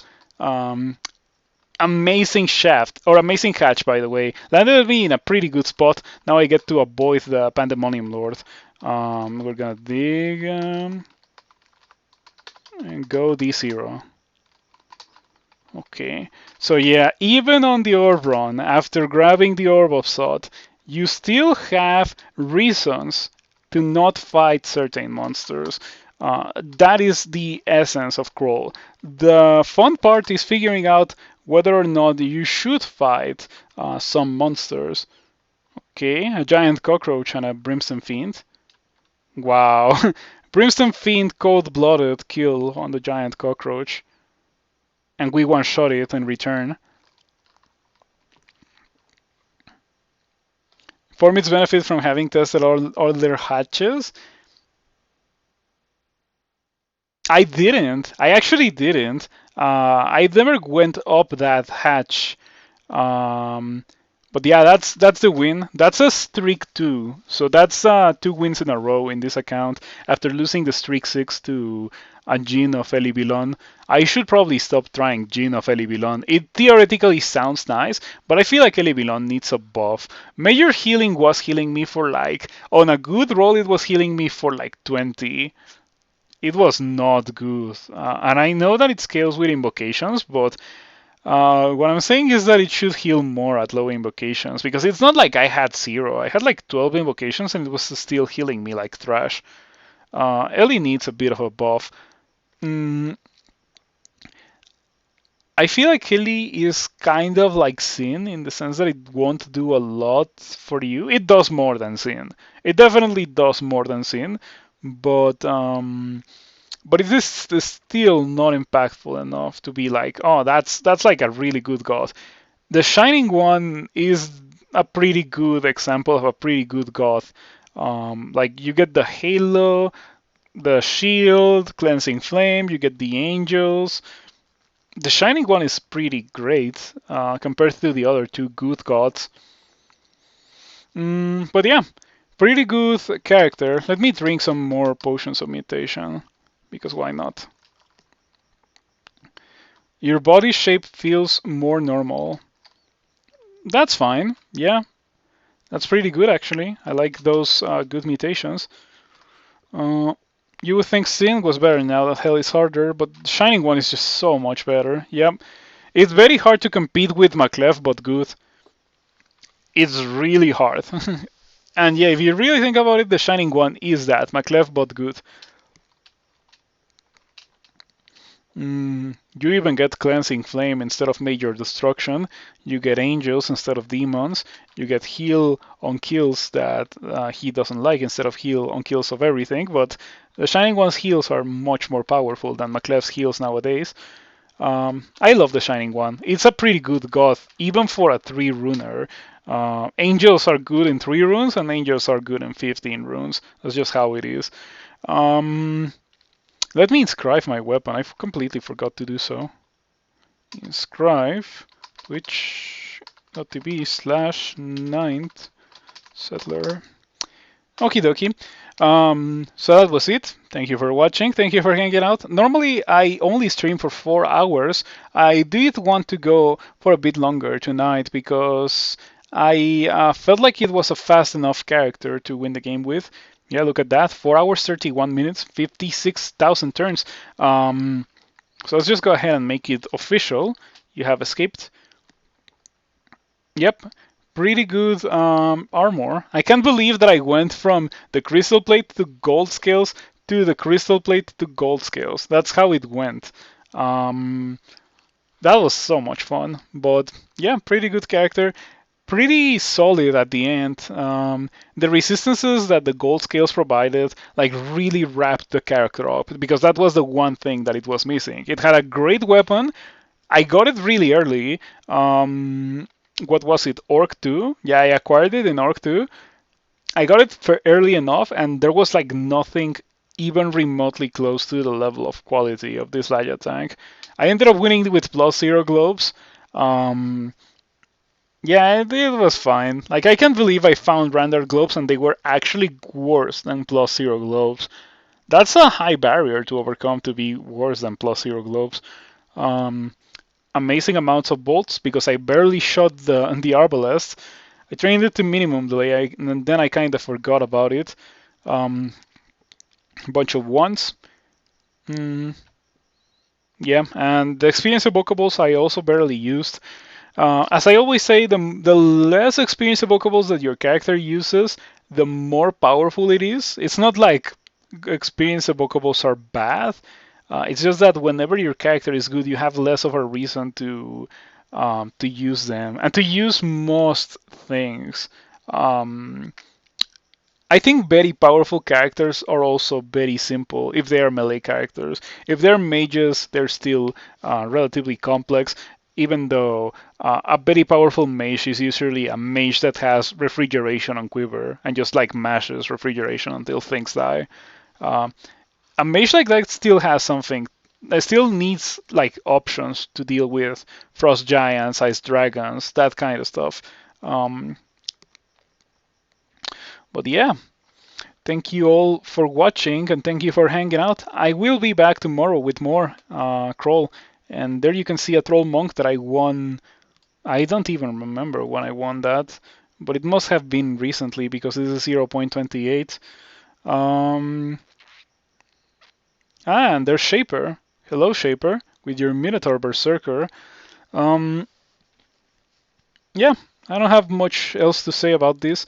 If you enjoyed what you saw, you should consider following if you are not following already. If you're following, you should consider subscribing. Of course, I understand if you don't want to or can't, but it does help me. As I have mentioned in the past, I have been thinking about having a face cam by 2021.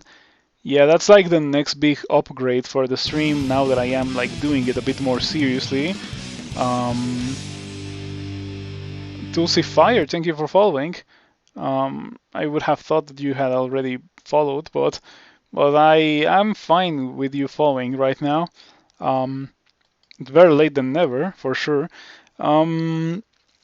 So that is something that I want to do. I want to have a face cam, and any contributions do help, and they directly go towards like improving the stream and also keeping myself alive. You know, that kind of not starving thing. People say it's kind of important, and I am inclined to agree with them in that regard.